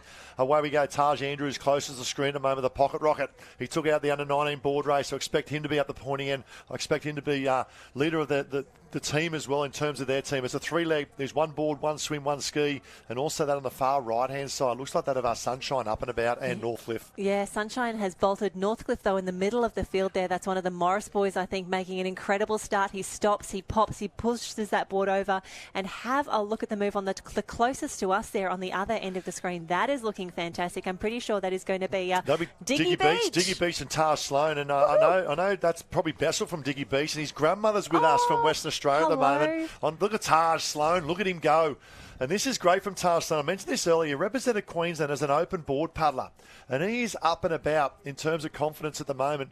Bessel there in 2. Morris we see as well. Andrews right up. I like the move of Andrews in that deeper water. He'll get a little bit of a run out, a little bit cleaner water. We're talking about windows of opportunity, and away goes Taj Andrews. Yeah, what a team. The Burleigh Heads Mowbray Park crew have been incredible. Even their board, individual board earlier, their A team is Ethan Callahan, Darby Meyer and Taj Andrews. What a team to be a part of. It's super, super wonderful for them. Kurrawa, though, have a look at that. Taj Sloan, he's joining with Jackson Bond and Eden Chernov, a fantastic team, and they are looking good at the moment. Yeah, Taji Sloan goes round in 1, and Louis has still on his a knees. little bit of a bow peak under his shoulder as well, and backs himself, trains on the guidance of Guy Andrews. And I actually grew up with GA as a young boy, and I tell you what, I love seeing these athletes giving back. He does a phenomenal job, GA. Round they go. Look at the pack here. Tight pack coming through. Looks like that of Diggy Beach. Bessel being boxed out there by Morris. But Chugan also making it. They've had a great day. And shout out to Ali Hughes, who took out the ski race in the under-17s as well. Well done to that of Chugan.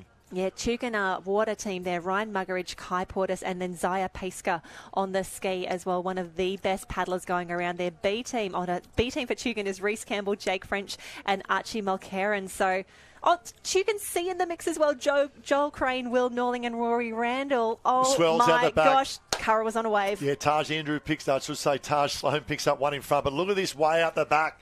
And we have pretty much, I would say, the whole field on the first, all but one on the first 2 ways, but it's that of Carl out in front at the moment. Now, he's going to hand over, I expect, in terms of might be Edom Chernoff coming up as a swimmer. I expect Jackson Bond to be the ski paddler.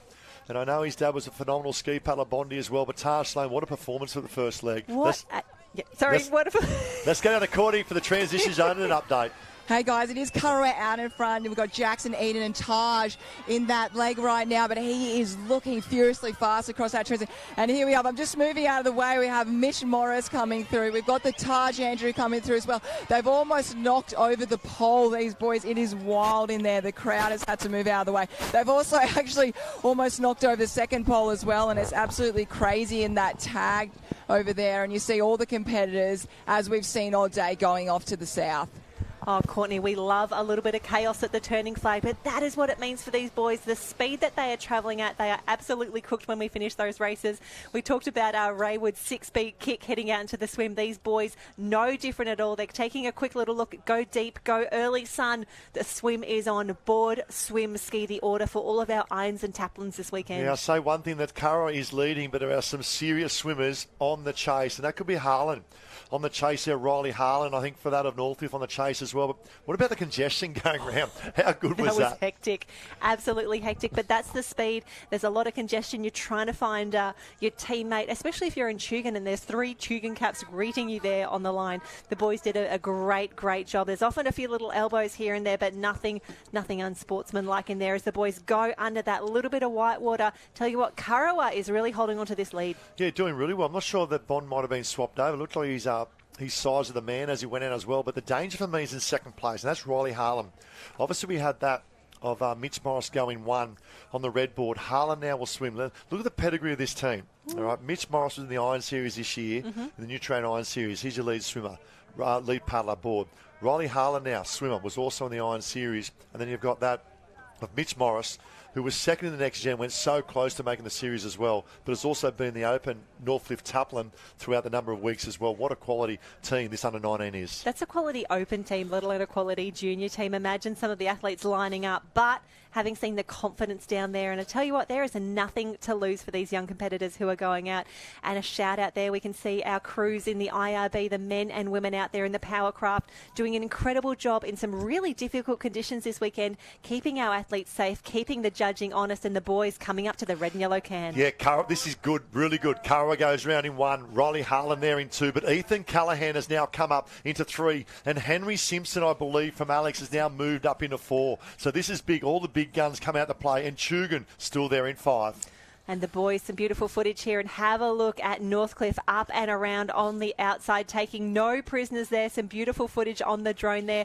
Lots of colour, lots of whitewater, lots of action here on the red and yellow can. So there goes Dicky Beach coming through. And keep an eye on Currumbin, that white and green quarter cap, expecting a big move today. Yeah, we had a shout out on that of live stream as well. Go Currumbin, go the Vikings as well. So thanks for joining us on live stream today. As we pan out, and great camera work here by the other big voice. We'll see him come around the last can. Now, at the moment, the big move of Harlan, there he is there, phenomenal swimmer. Obviously, the family of Harlan, spent a number of years in the Gold Coast in terms of swimming. He's got his brother Kai Harlan as well, but Ethan Callahan tucked in 2. Simpson now, I believe that is Alex there, making his move in 3. Carl is still hanging on. Now we come in the wave zones then, the opportunity for a swell to come through. They've got to pick it up, and they've got to hold it to the beach or as far as they can. Oh, they need to hold it as far as possible, and often you really just have to take what is on offer. I love where we see these swells start to build. You see the waves and the water get darker and darker. This is going to pick up number 1. Harlan's I think Harlan's down. And also second wave. We might get a couple on the second wave as well. No. Yes, no, yes, maybe yes. But Harlan definitely on the lead wave. And it's a wave behind. This is a big move here. Ethan Callahan coming through. Simpson of Alex. And look at this. Karawa still there. Karawa is still there. There's a few back markers loving the wave out there as they come together. A few of them clashing there. But I tell you what, Northcliffe is down. Another nice little double up. Gets the arms in, gets the head up, gets some big breaths because he knows it's just one ski leg to go. He's done such a good job. That is, I was about to say, that is a phenomenal effort in body surfing, especially under fatigue and out of breath as well. Riley Harlan. Let's get the update as they come through transition with Courtney Hancock. Yes, hey guys. Definitely electric down the beach here, and here we see Riley Harlan, as he's done so many times before. He has put in a huge swim, and not only is he going to be tagging his teammate, he is tagging Jake Morris, who we have seen, who's so strong before. Behind him coming through now, as you can see, we look like we might have Chugan coming through, and Ethan Callahan has just ran furiously past me just right. Northcliffe and Burley, we've seen so many times before, the rivalry clubs. It's certainly coming right down to the wire of this under-19 Taplin men's relay. Yeah, while we got you there, Courtney, as well, how's the, I can see the crowd, how's the atmosphere down here with that transition zone? It's so good. Well, to describe it, barely close to the sign here because the boys are coming past so quickly and the crowd are cheering. Yeah, we just lose a little bit of technical there. We'll come back to the race, and they'll be very hard to beat here. In particular, that of Jake Morris coming out now. And then we'll pick his green ski as he goes out. He's a phenomenal ski paddler, but a few waves in front of him we can see as well building here. Yeah, I tell you what, you'd back the Morris boys on a ski any day of the week. However, the North Kira shore break may disagree with us, but for now, the boys looking very, very good, very, very composed. And for some of them, this is absolutely the last race of the day, the last of 3 massive days of competition as we see Met Calandra coming through. There are some clubs that could still challenge for a podium here. It looks like Northcliffe may be in line for a gold. Who's going to join them on the podium? Cannot wait to find out. I think it'd be very hard to beat the Northcliffe boys from here, and it'll be a big win. We look at the Colour brothers, but they've also had a lot of experience. You see Morris going around now. And I tell you what, I love how they go about their business. I grew up with their father many, many years ago down at Nelson Bay in Newcastle, and he got involved with surf lifesaving. He's had his own kids. And I remember when these Morris boys were 8 and 9 years of age, they come to Burley and did a session with me when I was coaching there. And they would be my 13-year-olds. And they were 8 years of old on foamies. And I tell you what, to see them where they are now and the journey they've had, a credit to all those who've been around, but in particular to Mum and Dad. Great job, and also to guide them and manage them through these years of their growth. Oh, and just like clockwork, if you are first to get around those cans, you are the first to get a nice little wave here. Again, this looks to be the perfect size. He's going to double up nicely. He's through the white water now. He's stayed out of the danger. He's got the entire ocean to himself right now, it looks like. How good is that? Northcliffe looks like they could be on track to take the double for the under-19 female and the under-19 male Taplin. And I'll say enjoy the moment. You don't get opportunities like this very often come around in terms of your performance, but enjoy the moment as an individual, Jake Morris will, but more importantly, it's a team event. Watch the boys get around each other. The smile come on the face. He's more than likely going to have Mitchie when he gets off to hand him his gear as the first paddler. Harlan will be there as well.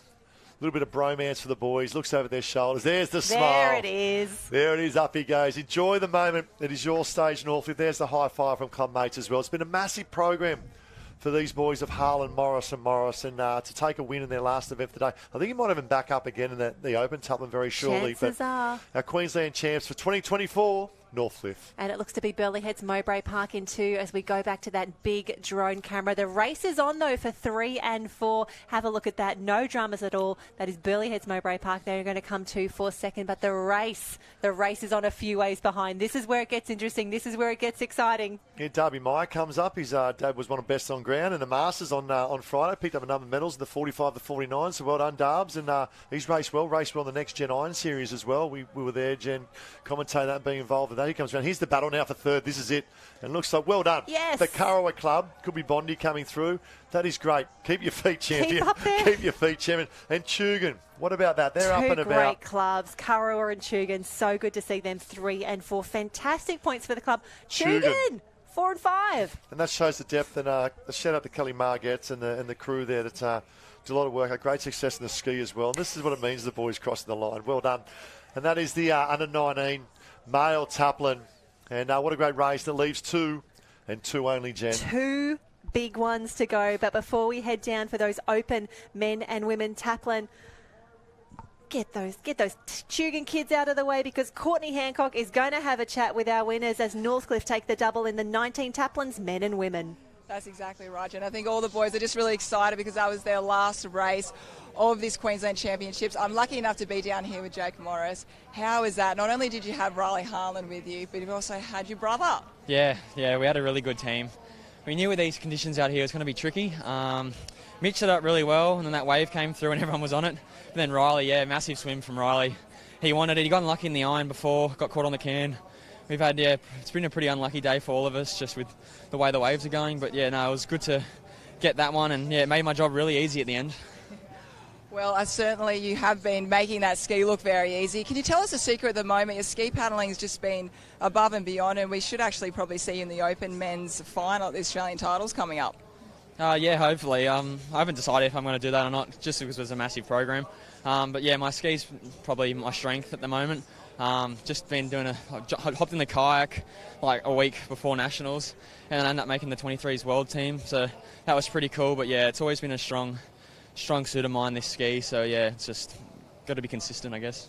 Well, Jake, thank you so much, Tom. You still look fresh. You look like you could go around and do 3 days again. Congratulations and good luck with everything coming up. Thank you very much. Thanks. Thank you. Well done. Great interview too, Courtney, with Jake Morris. And he's got a little bit of resilience to go through, because he's finished second in the last 2 next gens, and top of the tree, number 1 goes through the Iron Series. But what I love about it, he's so composed about how he goes about his business. And he spoke about, jumping on the kayak. He's made under 23 Australian team. That's a phenomenal feat in itself. But his ski paddling unreal, and there's the results there, Jen. That is impressive. Northcliffe Team A big win there, taking the double, the men and the women. Burleigh Heads Mowbray Park A, Kurrawa A, Chugan A, just ahead of Chugan B, 4th and 5th. Fantastic points for the crew there. Alexandra Headland's Team A in 6th position, so still a few points for them. And Dickie Beach, 8th in both the men and the women. But Ty, the last ladies race for the day. These girls would be so relieved, so grateful and excited to contest the Open Women's Taplin. Open Female Taplin Championship of Queensland. They're ready to go. And a big shout out to those on live stream as well, and to that of Brendan Campbell all the way from Harvey Bay. Big thank you. Go Sunshine from Simon Thompson, and Jane Dillon go Choose. But here we are, the Open Female Taplin Championship of Queensland. Who do you like? Oh, there are some big teams in this race. It's going to be exciting. With the board first, keep your eye on Southport. That's Chelsea Gents, Brody Trinker and Isabel Wolfe-Davies. They'll be up there for sure. We've got a few in the mix. I tell you what, Millie Derbyshire, Emily Holliman, Eva Parrish. We've had a few things happen already in this race. Yeah, can I say one thing? That Mother Mercer is absolutely flying on the left-hand side for Noosa. She'll sneak out up and over. Now, if she can sneak through the next one, all of a sudden she'll open up a bit of a buffer to the other girls behind. Will she get through? Just crazy. front, just sneaks through that. And Mother Mercer, the way she's been starting has been unbelievable. Jordan Mercer representing Noosa. And have a look at the team she's got around her. Carla Papik, a former Coolangatta Gold champ, and Fenella Gibbsfield, one of the best ocean swimmers going around in the distance events. Geordie, Carla and Fenella, they could be a chance here. Big chance, and it's a three-person, obviously, a female, taplin and his board, swim, and that of skis. That Harriet Brown now sneaking up on the inside. What about the way she's paddling this board? This is impressive. She is in such good form at the moment. She's part of the Northcliffe A team. Harriet, Emily Doyle, I would say, is ski paddling, and Lana Rogers swimming. What an epic A team, Harriet, Emily and Lana. Well, here we go. That's Mother Mercer goes round, Geordie Mercer in one, Harriet Brown. This is almost identical to what we saw earlier in the iron. Sneaks up on the inside. I love this work. I love it. But Harriet Brown up on the inside to maintain. Brody Trinker as well now comes through. We know the ability of Brody Trinker. Back then in fourth is Burley as Mowbray Park. But it's Noosa Mercer. Now, this is tactics. What's this of Harriet Brown sneak up on the inside and get a nose in? Needs to get that nose in and get that nose around to control the race on the inside. Love that move, Harriet Brown. Yeah, that's experience and that is strength right there, as Harriet Brown knows. She has got half a board leg to go and her state championships campaign is done. We can see Burleigh Heads Mowbray Park coming through. A few Burleigh Heads crews in the mix here. And I love watching the drone shots on the can. It gives me life, and we can see so many teams starting to come around. No one is giving an inch. I am so excited for Noosa Heads right now. We can see Jordan Mercer just up on her knees now. The girls know that they need a wave coming through. I think they could be on the same wave coming here.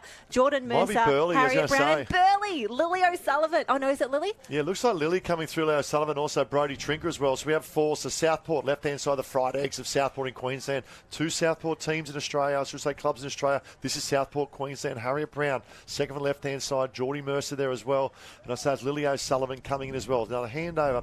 Now, Harriet Brown will hand over, like you mentioned, to Lana Rogers and Emily Doyle there as well. But at the right-hand side, Lily O'Sullivan. Let's go down the beach now with Courtney Hancock with the update.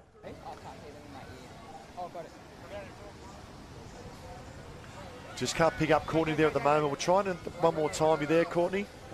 Hey guys, you've got me now. That is, we've got Lily O'Sullivan and we do have Mother Mercer, Jordan Mercer out there. It was just a little elbow off the pole there. Harriet Brown looking the goods and Brody Trinker. Wow, what a top end field that is, those four girls. Bianca Raywood for Burleigh. She's going down extra south. There we have Lana Rogers, Fenella and also Southport going through. So there's some top four girls going in there, and you've really got Lily O'Sullivan. She's just come off that board and she looks really, really good. So Burleigh, Northcliffe, Noosa and Southport.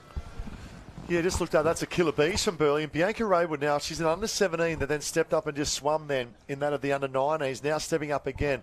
After 3 days of competition, so she just shows how athletic and the aerobic base that these females have. And no fear at all against racing the open competitors. She was I think she was a Seawolf in the Super Surf Teams League. And with Brennan, they were the only team to get 3 in a row. They won the surf teams every single round. So no fear for the Raywoods as they come through. Still a pack of 3, nearly a pack of 4 as they head out in the swim. And the other thing I love about that is the experience of racing. And here she is shoulder by shoulder with that Alana Rogers. What an opportunity. And I expect to see her going through the Nutrien Iron Trial as well, later on this year as well. We've got her older sister already in the Iron Series, but Lana Rogers in 1, Bianca Raywood. But I love the work. We spoke about the Noosa coming through, open water swimming. Yeah, Gibbs Beale doing a fantastic job at the moment, but have a look at the rating of Lana Rogers. Now, the secret weapon here, the key ingredient, Lana Rogers is fresh. She's had a bit of an ear infection. She hasn't done too many of the races. She didn't do the Open Ironwoman earlier. She had a big win in the individual board, though, which was absolutely incredible, and she is gapping the rest of the field right now in this swim. She has gone. Yeah, she's been in great form throughout the whole summer. We spoke about it earlier as well, and even Floody gave her a great rap this morning. I love how she goes about her business, and the way she raced with a smile on the face now, just in a very happy place and surrounded with great people as well. That of Lana Rogers, she's in 1, but the surf can play its part, and we know that as well. That's why we do surf sports. Sometimes it's on your side, sometimes it's against, but it's Lana Rogers in 1, Bianca Raywood in 2, and Bill there doing great progress there for Noosa in 3. I am so excited for Noosa right now. Jordan Mercer set that up absolutely perfectly. A great battle with Harriet Brown around the back of the cans, and then joined by Lily O'Sullivan and Brody Trinker on the board. The girls are nearly out into that green water. Just a few more waves to get under. You can see the red and yellow can is out there in the distance. They've lined it up fairly well, and we can see the long shot now as it starts to come through. Yes, if we pick that drone shot up, we can see Lana Rogers. What a spectacle. We talk about this, about experience the Gold Coast. Where else would you rather be? Look at the water clarity as well. Lana Rogers into a stroke, into a rhythm, into a breathing at the moment. But young Beale there in second. Look at the cadence too. Now starts to find that open water. That's the experience of open water swimming. She is looking phenomenal. I was thinking Lana Rogers was about to swim away with this, but Gibbs Beale from Noosa is showing me why that is not the case, and I am so happy to be wrong in this situation. She also knows that Jordan Mercer has given absolutely anything back down there on the beach. She's finished the board. She's actually starting to tap Lana Rogers' feet. And this is the tactics of sneaking up and getting right behind. They might have spent a couple of years together in the Noosa Club as well. Obviously, many years ago, probably 3 or 4 years ago, we know that Lana was up there in the guidance of Darren Mercer, but they're still tucking through the young girls, 16 years of age, Bianca Raywood.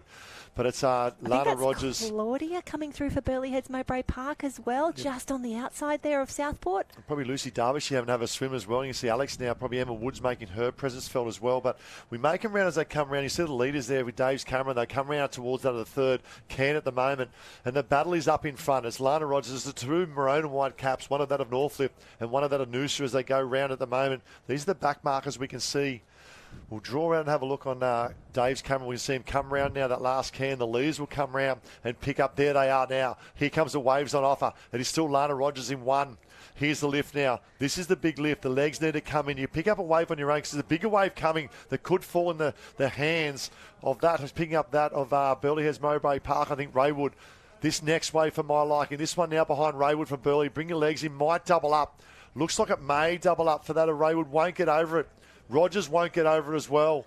Oh, and the ocean goes a little bit flat now, the girls. They've been teased by this wave. We've seen a few of our athletes just go around that final can and get a wave. It's not going to be the case, but there's something coming through now. But they're in the deeper water. This is so tough, but I think Raywood is about to pull down. Raywood's going to come over the top of this one, right next to the Beale, and come back past that of Lana Rogers. Rogers gets a little lift, but all of a sudden, it's the young gun from Burleigh. Bianca Raywood has gone from third up into first. Oh, and she would just take so much confidence from this as out the back. I think that looks to be 4, 5 and 6, maybe 7 and 8 as well down a wave. Wow. It doesn't take much for me to get excited. I can look at a couple of flies on the wall, but I love this in surf sports. And it's Bianca Raywood. She has probably been round the cans today, I would say 15 or 16 times. Easily. In all the under 17s and 19s, and now stepping up. Lana Rogers left-hand side fights back. Gives Bill as well. Lana Rogers is on. Raywood won't get there. Advantage Lana Rogers, but who is this coming through? Oh, have a look at this body surfing. Absolutely phenomenal. Alexandra Headlands. Maroochydore in the mix as well. The Black Swans. That could be Summer Short, who's just going to be the first to stand now.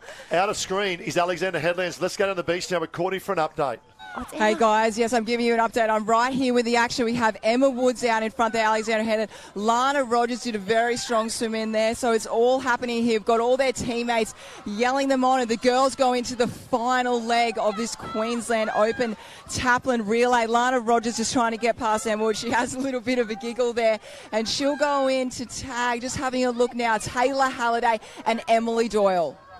This is a great battle set up in the stage of the Queensland State Championships. It is the Open Female Taplin. There are 3 legs. It was board, it was swim, and now this is it. It is ski, and we have Taylor Halliday representing Alexander Headland up against that of Emily Doyle.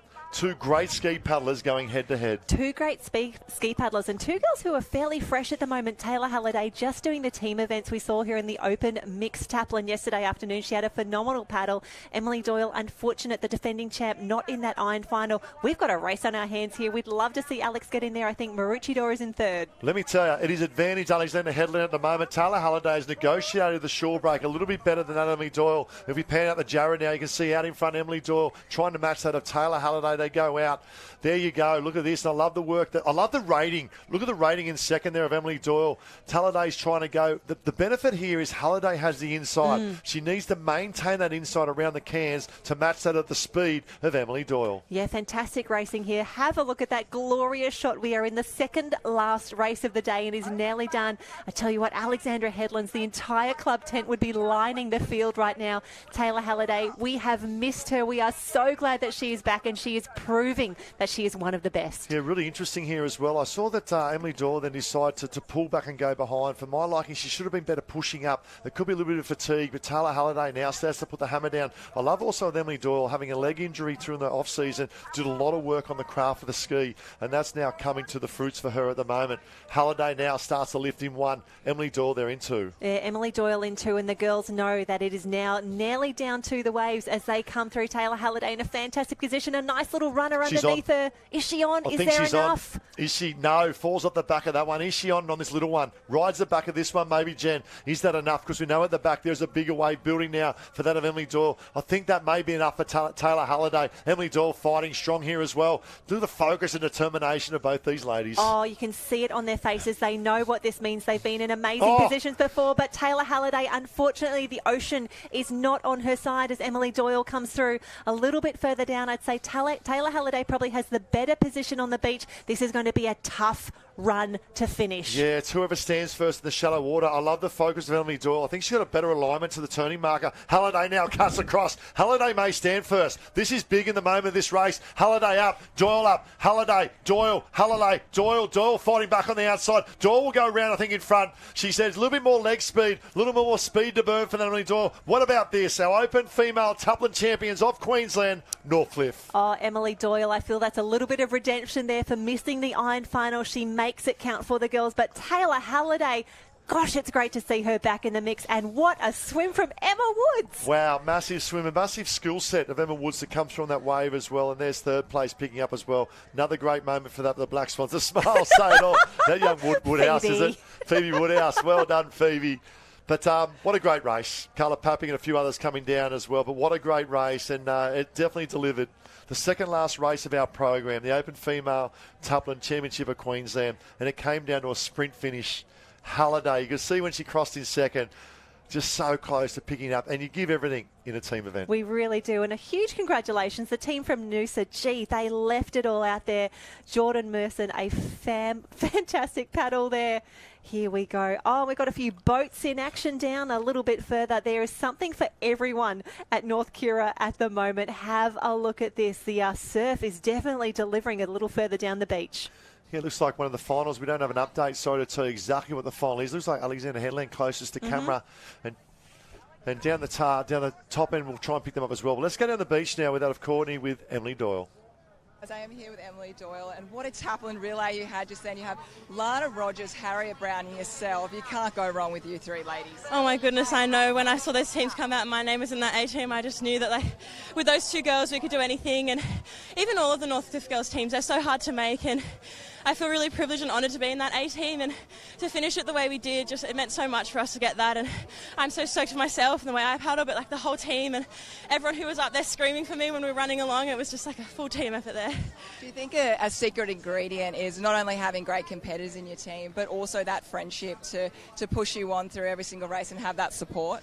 Yeah, 100%. Like at Northcliffe, all of us girls are really great friends, and we lift each other up when we need it, and we support each other no matter what. And this weekend for us has been up and down. A lot of us have a lot of bad luck, and some of us had really good luck, and we still get around each other like this. Yeah, incredible. So proud of us, so proud of Northcliffe. Yeah, the God. And that's the secret ingredient we just said. Congratulations, Emily, Harriet, and Lana. Thanks, Courtney. It was a very impressive sprint finish. Thank you. Well done, girls.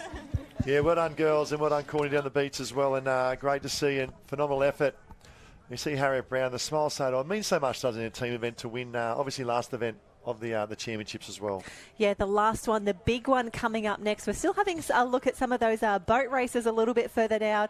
It's the reserve women's race at the moment as we get ready for one of the big races, the Open Men's Taplin. But shout out to Megsy and the women's crew out there at the moment. And have a look, Ty, how good are you at your club caps? I'm pretty good. There's one or two that might get me at Aussies, but in terms of New South Wales and Queensland, I can sort of back myself there, without blowing my own trumpet. But look at this, the Black Swans in there the other day. I think it was did we say this was the female race coming up? I think it's the reserves. Oh, reserves, is it? Sorry, picking up the reserves coming in. But it's the Black Swans in front of Richardor. Shows the strength of their depth in rowing as well. They go through the gates, but look at this out the back. Could be that a Currumbin coming through there on that of Richardor. And Richardor's in a little bit of an awkward spot. They're right in the crunch time.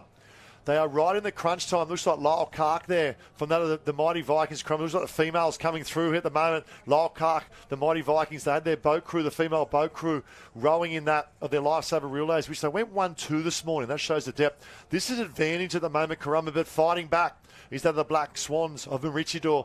Great little battle as we see experience the Gold Coast here, the skyscrapers of Surfers Paradise in the background. Lyle Clark, I would say he's probably the legend in surfboat rowing and the fraternity. 24 crews they have at Currumbin, but all of a sudden the Black Swans fight back. Jen, one of your own. This is where it gets exciting. The Black Swans and the Currumbin Vikings. You'll see the sweeps give the command in a moment. They'll tell them when to go, when to start paddling. They'll put in a few big strokes. They'll keep the boat steady, and then it is just a boat race. They will burn to the line from here. We can see some beautiful vision here. I love the quality that we've got here. It is Currumbin. It is Maroochydore. Who had the best sweep on the line there? Who had the stroke and the power to get there at home? Again, all of the results from this weekend and the draws. Liveheats.com is where you can get all of the action, but very excited that the Open Men's Taplin race is on the line at the moment. I think Fraser is down on the beach. He's got them lined up, and Ty, what a field we have coming up. Yeah. This is the race of the day. And jump on live stream, give us a shout. Who's going to win the grand finale event of the day, the Open Male Taplin Championship of Queensland?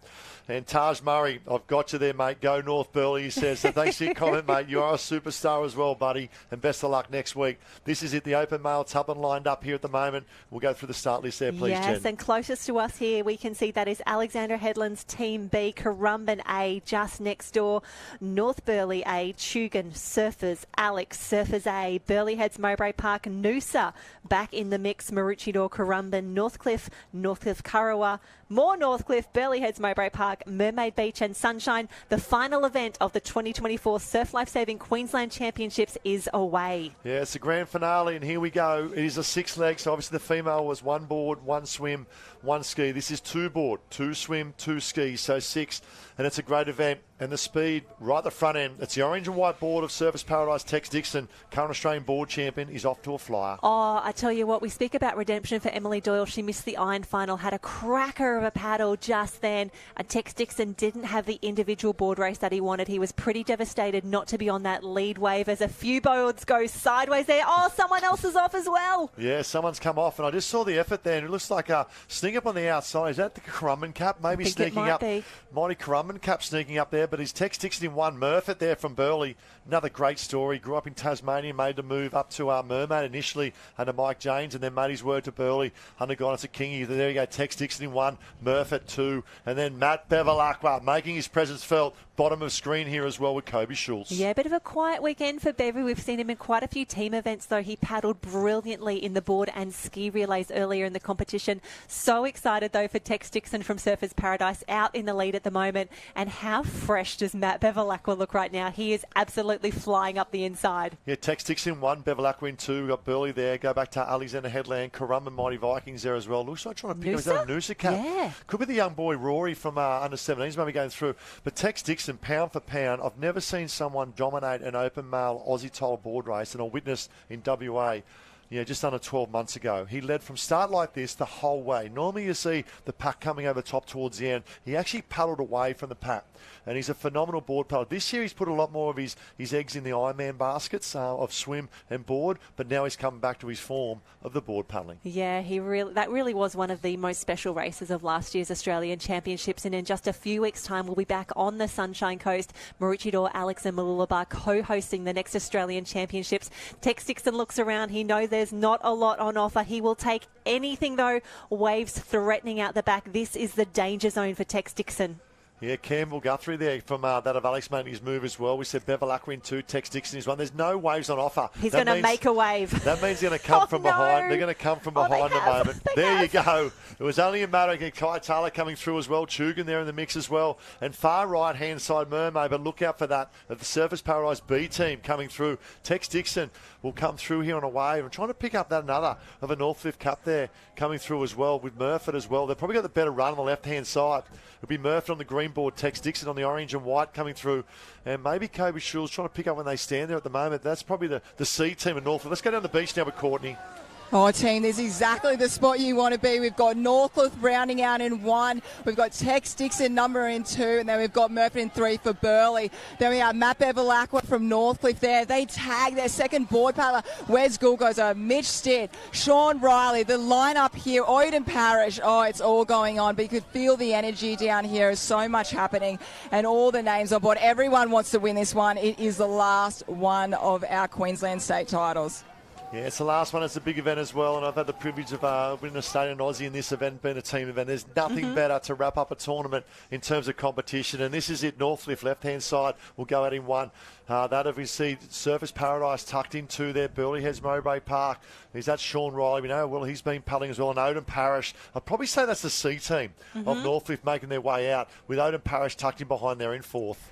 Yeah, the boys doing an incredible job at the moment. I think it might be the Northcliffe B team. That looks like Wes Gould maybe on that yellow trimmed board as they head through, and those waves continue to come through. We have got boards all over the ocean. Now, Ty, a little bit different for an open men's taplin. We actually have 2 board paddlers, 2 swimmers, and then 2 skis. A little bit different to the ladies' races that we just saw before. A little bit of crunchy time on that second bank. Yeah, Sean Riley did really well for Burleigh. Just got his nose just in front of everyone else, but then had to roll. And what I love is Odin Parish had the opportunity to sit and pop. And what that does is Odin Parish doesn't use as much energy as the others then had to roll and get back on. But still, it is Wes Gould. And I tell you what, he's coming into some great form. Obviously, his girlfriend, Olivia Corrin, he's over in New Zealand at the moment over the ditch, and had some great results in the last 48 hours. But Wes Gould, he's really starting to come into his own at the moment. He really is. Took out the board rescue on Friday afternoon, a golden start there. And I tell you what, he will take so much confidence out of this weekend. He knows he's on form at the moment. Also on form, teammate Odin Parish just behind there. I still can't believe that Odin Parish took out an individual win there in the surf teams. He was first across the line. He is so good at what he does. He's having a fantastic champs. But have a look at the pace that's coming on and the waves that are coming out the back. Yeah, Wes Gould in 1, Odin Parish 2. Then we go, looks like Mitch Stitt there in 3 as well. Swellbitting Sean Riley. There's your leading pack at the moment, and that's the waves on offer. They may not pick up this next one with the wave at the back. Odin's seen it. He's seen it. This is the one here. He may get a lift. He's got to push hard. They won't get this one. It's a 1 or 2 or 3 behind. And I see the move now of Stitt coming through as well. Sean Riley. That's the wave. They may not get over this one. They don't. All of a sudden, 2 becomes 4. 2 becomes 4, and Mitch Stitt, full of confidence, took out that open men's board race, the single event earlier today in such dramatic fashion. It was a run up the beach with him and 14 other competitors. He knows he's got enough, and he's pulling down that wave. He's looking good, but they are about to be joined once more competitors in the mix, and that is 3 Northcliffe in the top 5. Yeah, we talk about that gutter, and I love the work of Sean Riley, left-hand side. He just got the link up. He ran with the swell, did not fight the grain, and he'll come down with Odin Parish. I love the way Odin Parish runs. Wait till he comes on this transition and see him run. Jen, can you give us an inside Odin Parish as he runs past you down there on the beach? Hey guys, yeah, we do have the besties coming. We've got Sean Riley and Odin Parish, and Sean Riley did so well. It's that northern side I'm liking at the moment. Look at that. It's definitely suns out, guns out, all going here with the men, and they just look absolutely on fire. The rivalry is on again. Northcliffe and Burleigh, and there we go. We've got Kai Harlan going in as well as Burleigh Headland. So it's all happening here. We've got to try and get out of the way. There's not much room. There's a lot of big bodies going around, but I tell you what, it is on. A lot of big bodies and a lot of excitement as well. That's Sam Frosty, the snowman, from that of Burleigh leading out as well. And then we had Harlan. That would be Kai Harlan. But look out for the man running in now from the Black Swans, the white, the blue, the black. Sam Short is on the move. He's on the move. I love that the teams are bringing out the big guns. It's the open. Oh, watch out for some board paddlers as you head out there as well. Odin Parish, what a paddle. But Sean Riley, we talk about the Victorians, the WA, everyone is coming through. Sean Riley, what a paddle. Yeah, let's look at the context here. This man in the white cap with the blue and the black. For they don't know, that's Sam Short. He's the fastest probably distance swimmer in Australia at the moment. He holds the second fastest 400 time in Australian history to that of Ian Thorpe. Ran low 340s. He's holding Olympics coming up as well. World champion as well from last year as well. He's in very good form at the moment. And how good is it to have Sam Short being here racing this weekend? I tell you, I'm so excited he's here. We saw Sister Summer Short go around. The girls that got third from Maroochydore in the taplin just gone.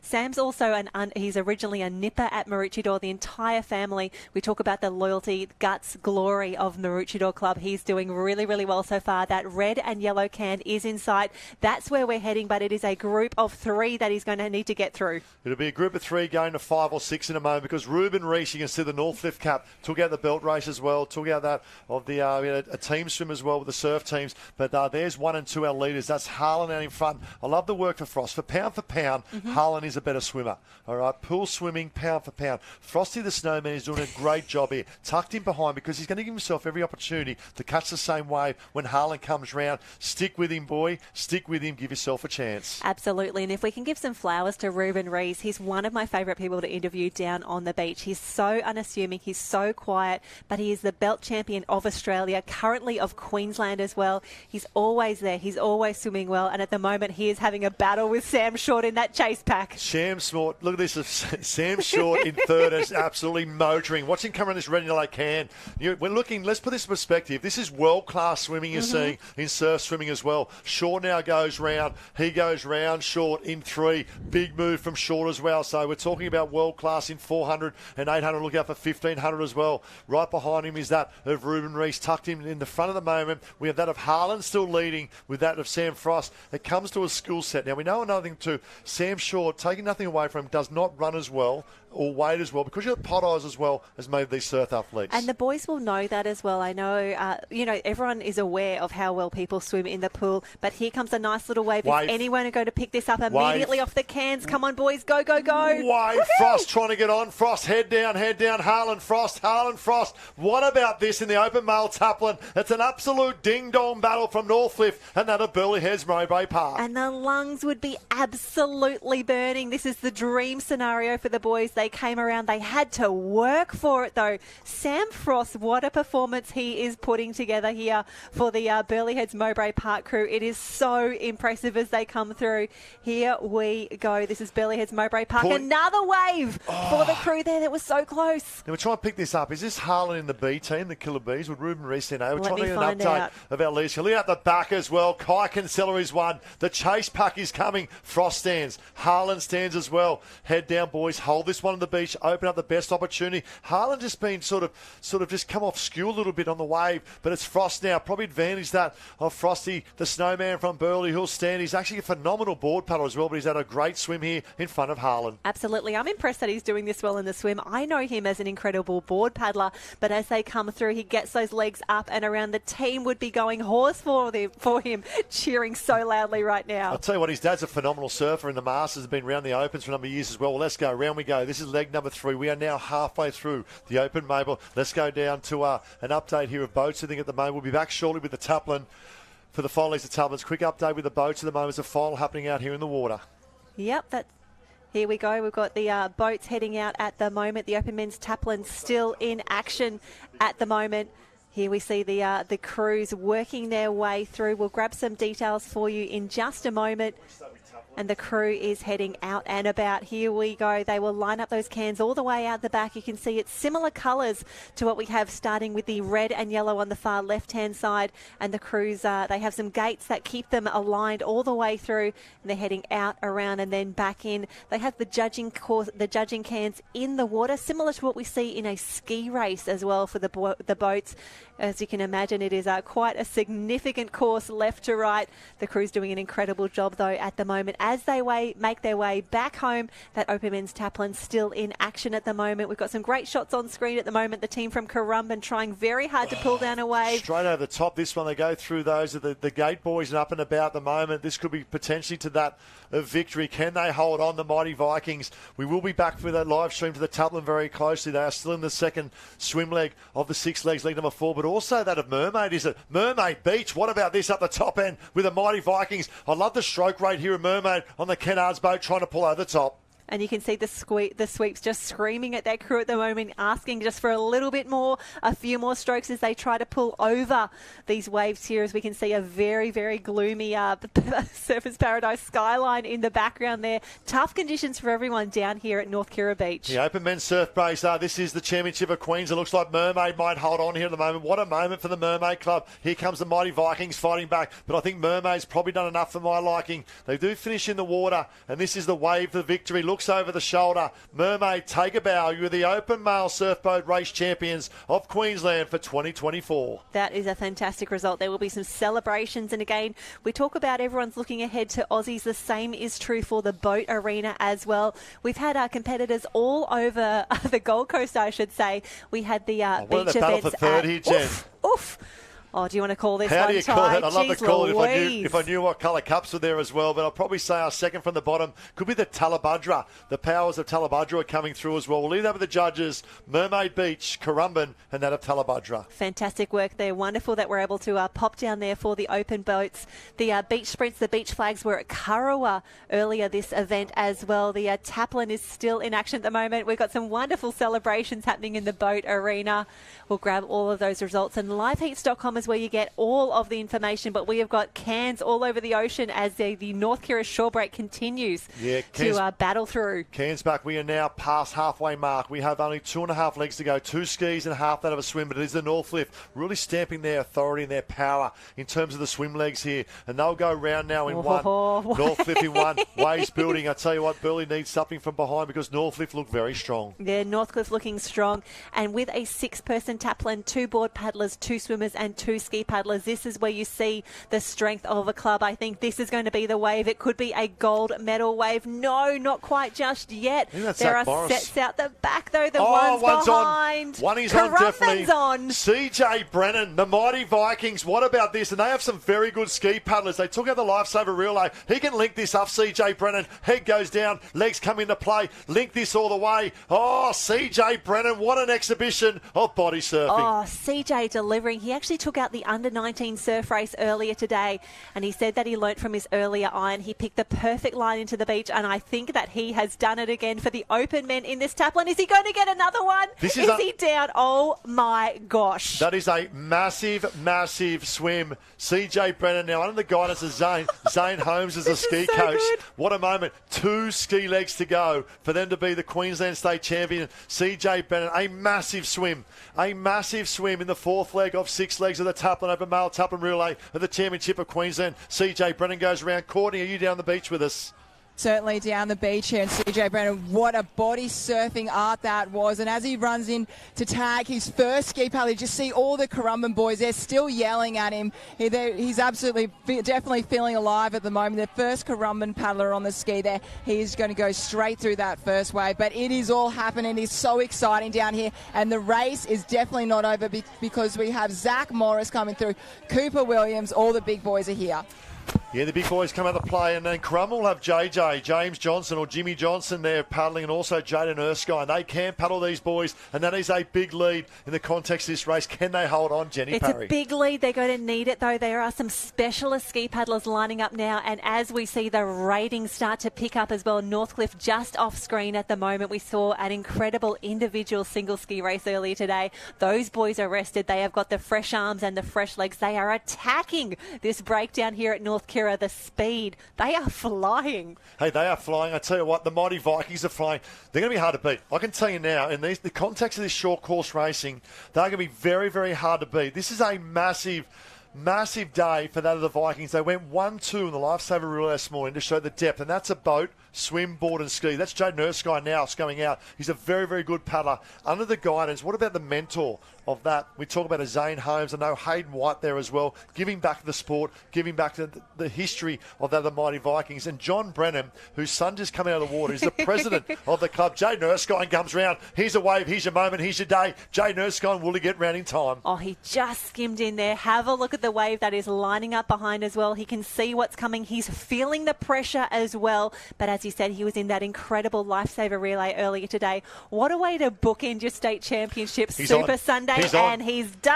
And that's what I was talking about, Jen. It's the context of this short course race, an opportunity at the skill set, phenomenal skill set of CJ Brennan, open up this buffer. And I'll be honest, going in this race, I'd have him in the top 4 or 6, taking nothing away, but looking at the power and everything lined up in terms of the 6 people there, of your Northcliffe clubs, etc., etc. This is massive, and this is a great credit to the club of the mighty Vikings, Jaden Erskine, but look at the chase pack behind. Yeah, that's Norton from Northcliffe, the Northcliffe Cup, very, very famous, the white with the maroon star. But Alexandra Headlands have snuck into second positions. That is Jamo Porter, the ski coach of Alexandra Headlands, has paddled his team into second. I'll tell you something, well, James Johnson is about to go for the mighty Vikings. This will be the biggest paddle of his life. The absolute biggest paddle. Jaden Erskine up and running. He's probably never run so fast in his life. Look at him go. I love our ski paddlers run. It's the highlight of my day, and he's doing extremely well. Well done, mate. Take a bow. Phenomenal ski paddling performance. 1 leg to go to be the Queensland champion, and he hands over that of James Jimmy Johnson. Can he hold on? That is an incredible paddle under pressure,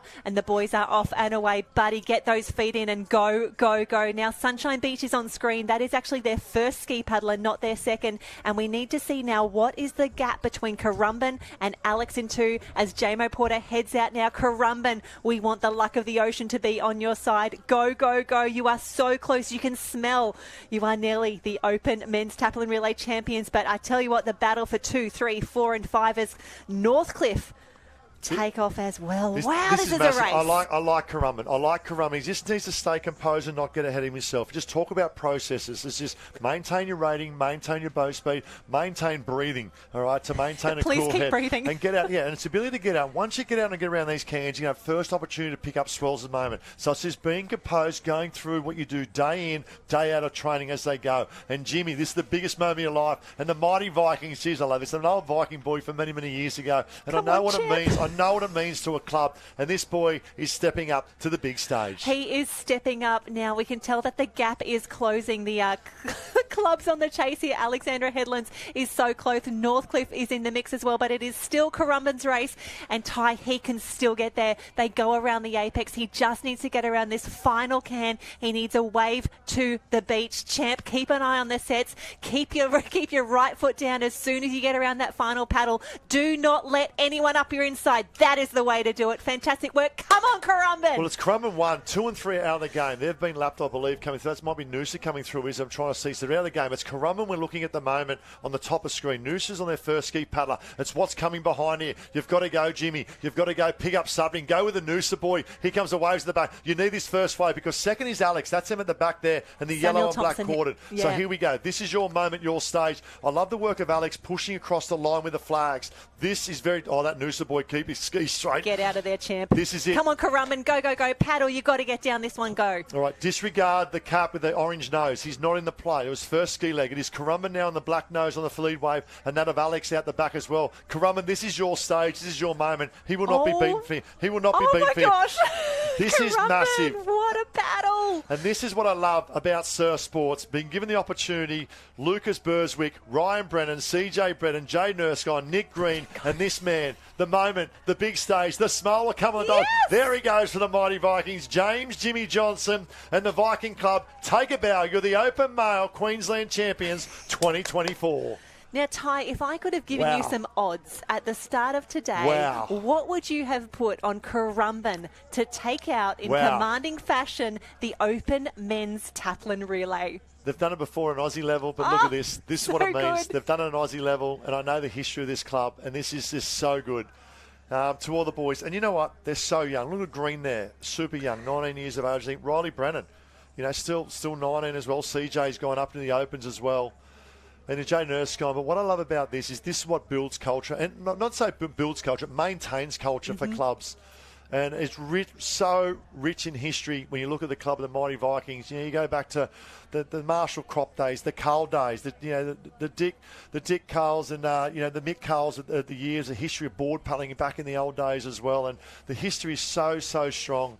What a moment. Let's get down the beach because this is a proud moment for the Mighty Vikings. Over to you, Courtney. Hey guys, it is a proud moment for the mighty Vikings. Currumbin, how good was that, guys? And I'll start off with Riley Brennan. You've been swimming absolutely the house down. How important was that race for you right then? Yeah, it was just get out there, get a lead for my brother. So he got a good wave and could put us into the lead. So yeah. Amazing. And I'll start, here we go, with Jimmy. How good did that feel to finish off the race off? You must be so proud. Such good friendship in this team. Yeah, first I'd like to give thanks to my Lord and Saviour, Jesus Christ, and the rest of these boys too. Really good paddle from everyone. Really good work. And what's the celebrations going to be like at Currumbin Surf Club tonight? Has anyone got anything planned? 3 p.m. beers at the club. I think there'll be a pretty big celebration, but keep it pretty tame. Just getting into Aussies now, so back this week and refocus for Maroochydore. You've got a couple of weeks before the Australian titles. You're definitely looking the goods. Congratulations, boys. You are the Open at Taplin winners. Well done, Currumbin. Yeah, there's Hayden White coming across too, and I tell you what an athlete he's been, Whitey. He would love to be a part of that team. He's probably going, geez, I wish I did a few more skiing. He sort of been not so much tired from competition, but great Ironman and great craftsman as well, Hayden White. But what a moment, and two of the boys right there, or one just walked past, but Riley Brennan and CJ Brennan, their swim legs, taking nothing away from the other boys because they did a phenomenal job as well. And CJ's body surfing, and to have your dad as the president of the club, super special. It's a big club event and a very, very big club win as well. Everyone is happy with that one. Currumbin Team A, Lucas Berwick, Riley Brennan, CJ Brennan, Jaden Erskine, Nicholas Green and James Johnson, your Open Men's Taplin Relay champion. Alexandra Headlands in 2, Braden Casamento, Campbell Guthrie, Samuel Henson Thompson, Jamo Porter, Henry Simpson and Cooper Williams in 2. And congratulations, it was Northcliffe Team A still on the podium in 3rd position there. Matt Bevilacqua, Kai Harland, Zach Morris, Sam Norton, Ton Norton and Odin Parrish. That is 1, 2, 3 for the Open Men's Taplin Relay.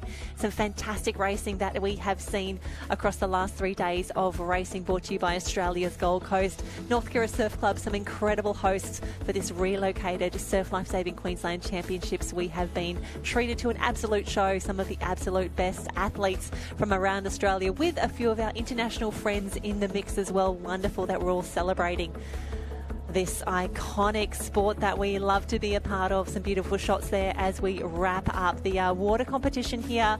The Taplin is done, but I tell you what, there's still a little bit of boat action further down the beach here. We're going to bring you some of those results as well. Liveheats.com is where you can pick up all of the results and the draws for this weekend. So if you know, if you're watching the live stream at the moment, if you're seeing some familiar faces down there in the boats arena, we would love to know which race this is. We can see closest to us, that is the team from Maroochydore. We've got Mermaid next door, and that looks to be Mooloolaba Surf Lifesaving Club at the top of your screen at the moment, getting ready for another of our boat events at the moment. And it's been a big weekend here. A huge thanks to Race 1, to Engine, and let's face it, everyone who's part of that amazing festival zone just back off the beach at the moment. If you are on the beach at the moment, or if you're starting to pack up and head home, please make sure you swing past the festival zone, grab a few little goodies, grab some merch on the way home as well. And if you've liked what you've seen here, make sure you come back again next weekend. The Nippers are in action now, junior lifesavers for the state champs down there at Burleigh Heads and Mowbray Park. And a wonderful shot of all the bottoms down there in the boats at the moment as the crews get ready to leap into the boat. It is finals time. You've got the serious faces down there, the serious bottoms as well for the men's surf boats. I'm just grabbing the draws at the moment. If you're following along on the live stream while you've got your phone in your hand, make sure you give us a follow as well on the Instagram and on the Facebook. And here we go. We've snagged a big one for you, the Open Men's Surf Boat Race. This is going to be a fantastic final. We'll see who we've got here in this one. Jumping on liveheats.com just to grab the draw there for you. Please hold. Already Open Men's Boats. We can see entered for this race we had Surfers Paradise Sharks, the Currumbin Barbarians, the Currumbin Krakens, the Tally Badgera, Tally Tomcats, the Maroochydore Force, the Markula Maxibons, the Currumbin Norsemen, Northcliffe Team A, the Mooloolaba Sea Anchors, the Mermaid Beach Kennards, Alexandra Headland Aber Fury, the Mooloolaba Gorillas, and Burleigh Heads Mowbray Park Burleigh Gold. Oh no, we're in the reserve grade now. Let me bring you that line just a second. Yeah, we just had a mix up. Just got a mix there, Jen, of the events coming up. It looks like, it could be the Reserve Men's Surf Race Championship of Queensland. And just going from right-hand side, Maroochydore, Mermaid Beach, Mooloolaba, Currumbin, and just trying to pick up the top end there from a distance. Could be Surfers Paradise. Wow, I'm still trying to recover from that Taplin. It was incredible. What a race to finish. Wow. We had the Lifesaver Relay to start Super Sunday, the Open Taplin to finish. We're spoilt, Ty. We have some wonderful athletes and some wonderful officials that have made it all happen. If you look in the background there, that is Currumbin in the background, the headland of Currumbin as well, and Bakachugan there. And this is it. This is the grand finale of our Queensland Surf Lifesaving Championships, and once again proudly supported by the experienced Gold Coast. Thanks for your great support of the Gold Coast, and to the Festival Zone, our major obviously supporters and official sponsors from swimwear and teamwear of that of Engine, the best swimwear in the business. And a big shout out to Tobes and Andy. Andy, let us down in Victoria, mate. Do a wonderful job, and looking forward to the involvement there as well. And Dan here with the engine wear and has been set up with the tents, and also to that of the craft manufacturer and event partner Race One. Big thank you. And heading up now, we can see getting around. That's Lyle Clark, one of the legends of surf boat sweeping. It looks like Malula we spoke about, and the thing with it as well, gentlemen, is a bit of luck involved. And the Cole Dutton boat, and Cole Dutton used to be, when I was at the club, he just took over president many years ago. And that's he named of him with all the boats. They give recognition to great clubmen as well in terms of their boats. Malula lining up as well. This is it, the grand finale, the reserve men's surf boat race. What do you got for me, anything? I'll tell you what, I've got liveheats.com up at the moment. I don't have the draw for the finals, but I would love to read you some boat crew names because that is one of my favourite parts of boat crew racing. For Burleigh Heads Mowbray Park in the mix, we've got Mermaid. The Mermaid Beach Clams are in the mix. The Markula Menaces, the Currumbin Wolflings, the Currumbin Odins, the Noosa Heads Noisy Miners, the Currumbin Drifters, the Surfers Paradise Slammers, the Kurrawa Wop. We've got the Mermaid Beach Rezzies, the Noosa Heads Pterodactyls in the mix as well, the Burleigh Heads Mowbray Park Burleigh Bees, the Freight Trains, the Currumbin Huskels, the Noosa Head Dodos, the Lazy Yaks from TH&C, the Dicky Beach Flashbacks, the Malulabar Dusties, the Tally Budge, Tally Cab Savs, Mooloolaba Magic, Kurralungata Shepherds, but we are away for a final. Yeah, reserve men's surf boat now. I'll tell you what, a little bit of carnage on the shore break as well, but it's a great start. Looks like that a Mermaid sneaking out on the right-hand side. That's the red and the blue boat of Mermaid. Currumbin second from the left-hand, third from the left-hand side off to a good start as well. Mooloolaba in the mix, and that of Richardor. Probably say at the moment, Jen, at his advantage to the Mermaid. There they are, and they look good. Mermaid looking really strong at the moment. A fantastic start. The sweep navigating that beautifully to bring the crew through. Now, Ty, it's a little bit different to what we see in a swim or a board race. They're all heading out to their own can, so there's no chance of any collisions, of any interference between the gates. Yeah, it's a little bit different to a swim and a board and a ski because you can't see where you're going if you're rowing as well. There's only one looking forward, and that's the sweep. And what a job they do in managing the boat. But it's the big four going to work at the moment. And you can see them set up and going in this race, they just as much have tactics, just like that of a swim, board and ski as well. Absolutely, it's such an incredible team event. We've got the sweep, the one standing up at the back, and then 4 crewmen all working together. You can see that the cans out the back there. This is where they know where they're going, and this is where the sweep is guiding the instructions. I need 4 hard strokes, I need 3 hard strokes, and then I hope we do get a few aerial shots of how they go around the can because the technique is absolutely incredible. All right, here we go. Mermaid leading. Looks like that Richardor tucked in right, but look out for the move from Currumbin on the far left-hand side. They'll make their presence felt. There they are now on the far left-hand side as they go out through the gates at the moment. So it'll be guided through the gates going out and also coming back to the beach at the moment. I'd probably say still advantage to that of Mermaid. It is the reserve men's surf boat race championship of Queensland for 2024. We'll get a better indication as they go around the turning cans here soon, Jen. Yeah, the crew's doing an incredible job in some really tough conditions, and we spoke about how some of our Ironmen, our Ironwomen, our water competitors, they have been racing for 3 days. These boat crews have been racing for a while as well.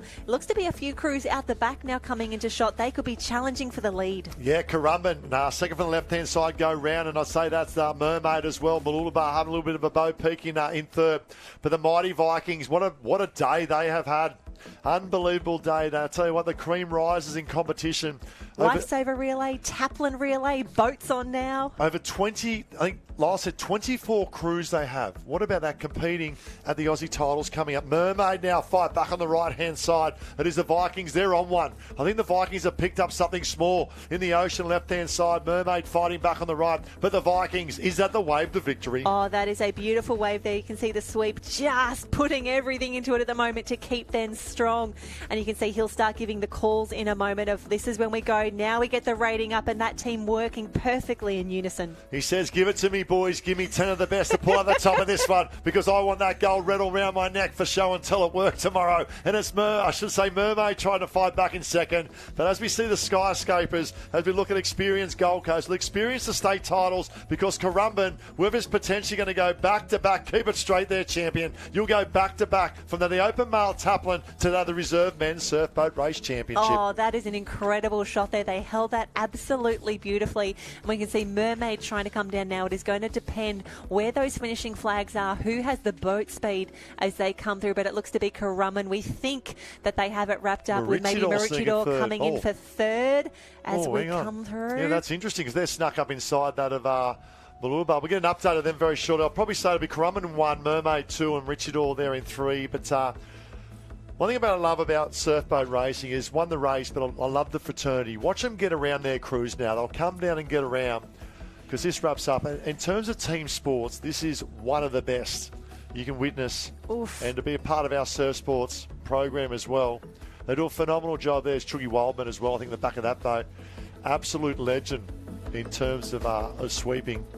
I know he's a great mentor, Lyle, and Chucky himself, as he probably goes on the boat there. For my brother, who's been doing a sweeping there too. But they picked up some great success. I think the girls picked up a win yesterday as well. And so great to see 24 crews coming up the Aussie titles.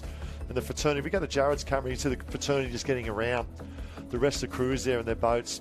You need the manpower to go. Well, ladies and gentlemen, that is now a wrap of our 2024 Queensland Surf Lifesaving Championships, proudly supported by that of Experience Gold Coast. We turned up on Friday, Jan. We had Masters.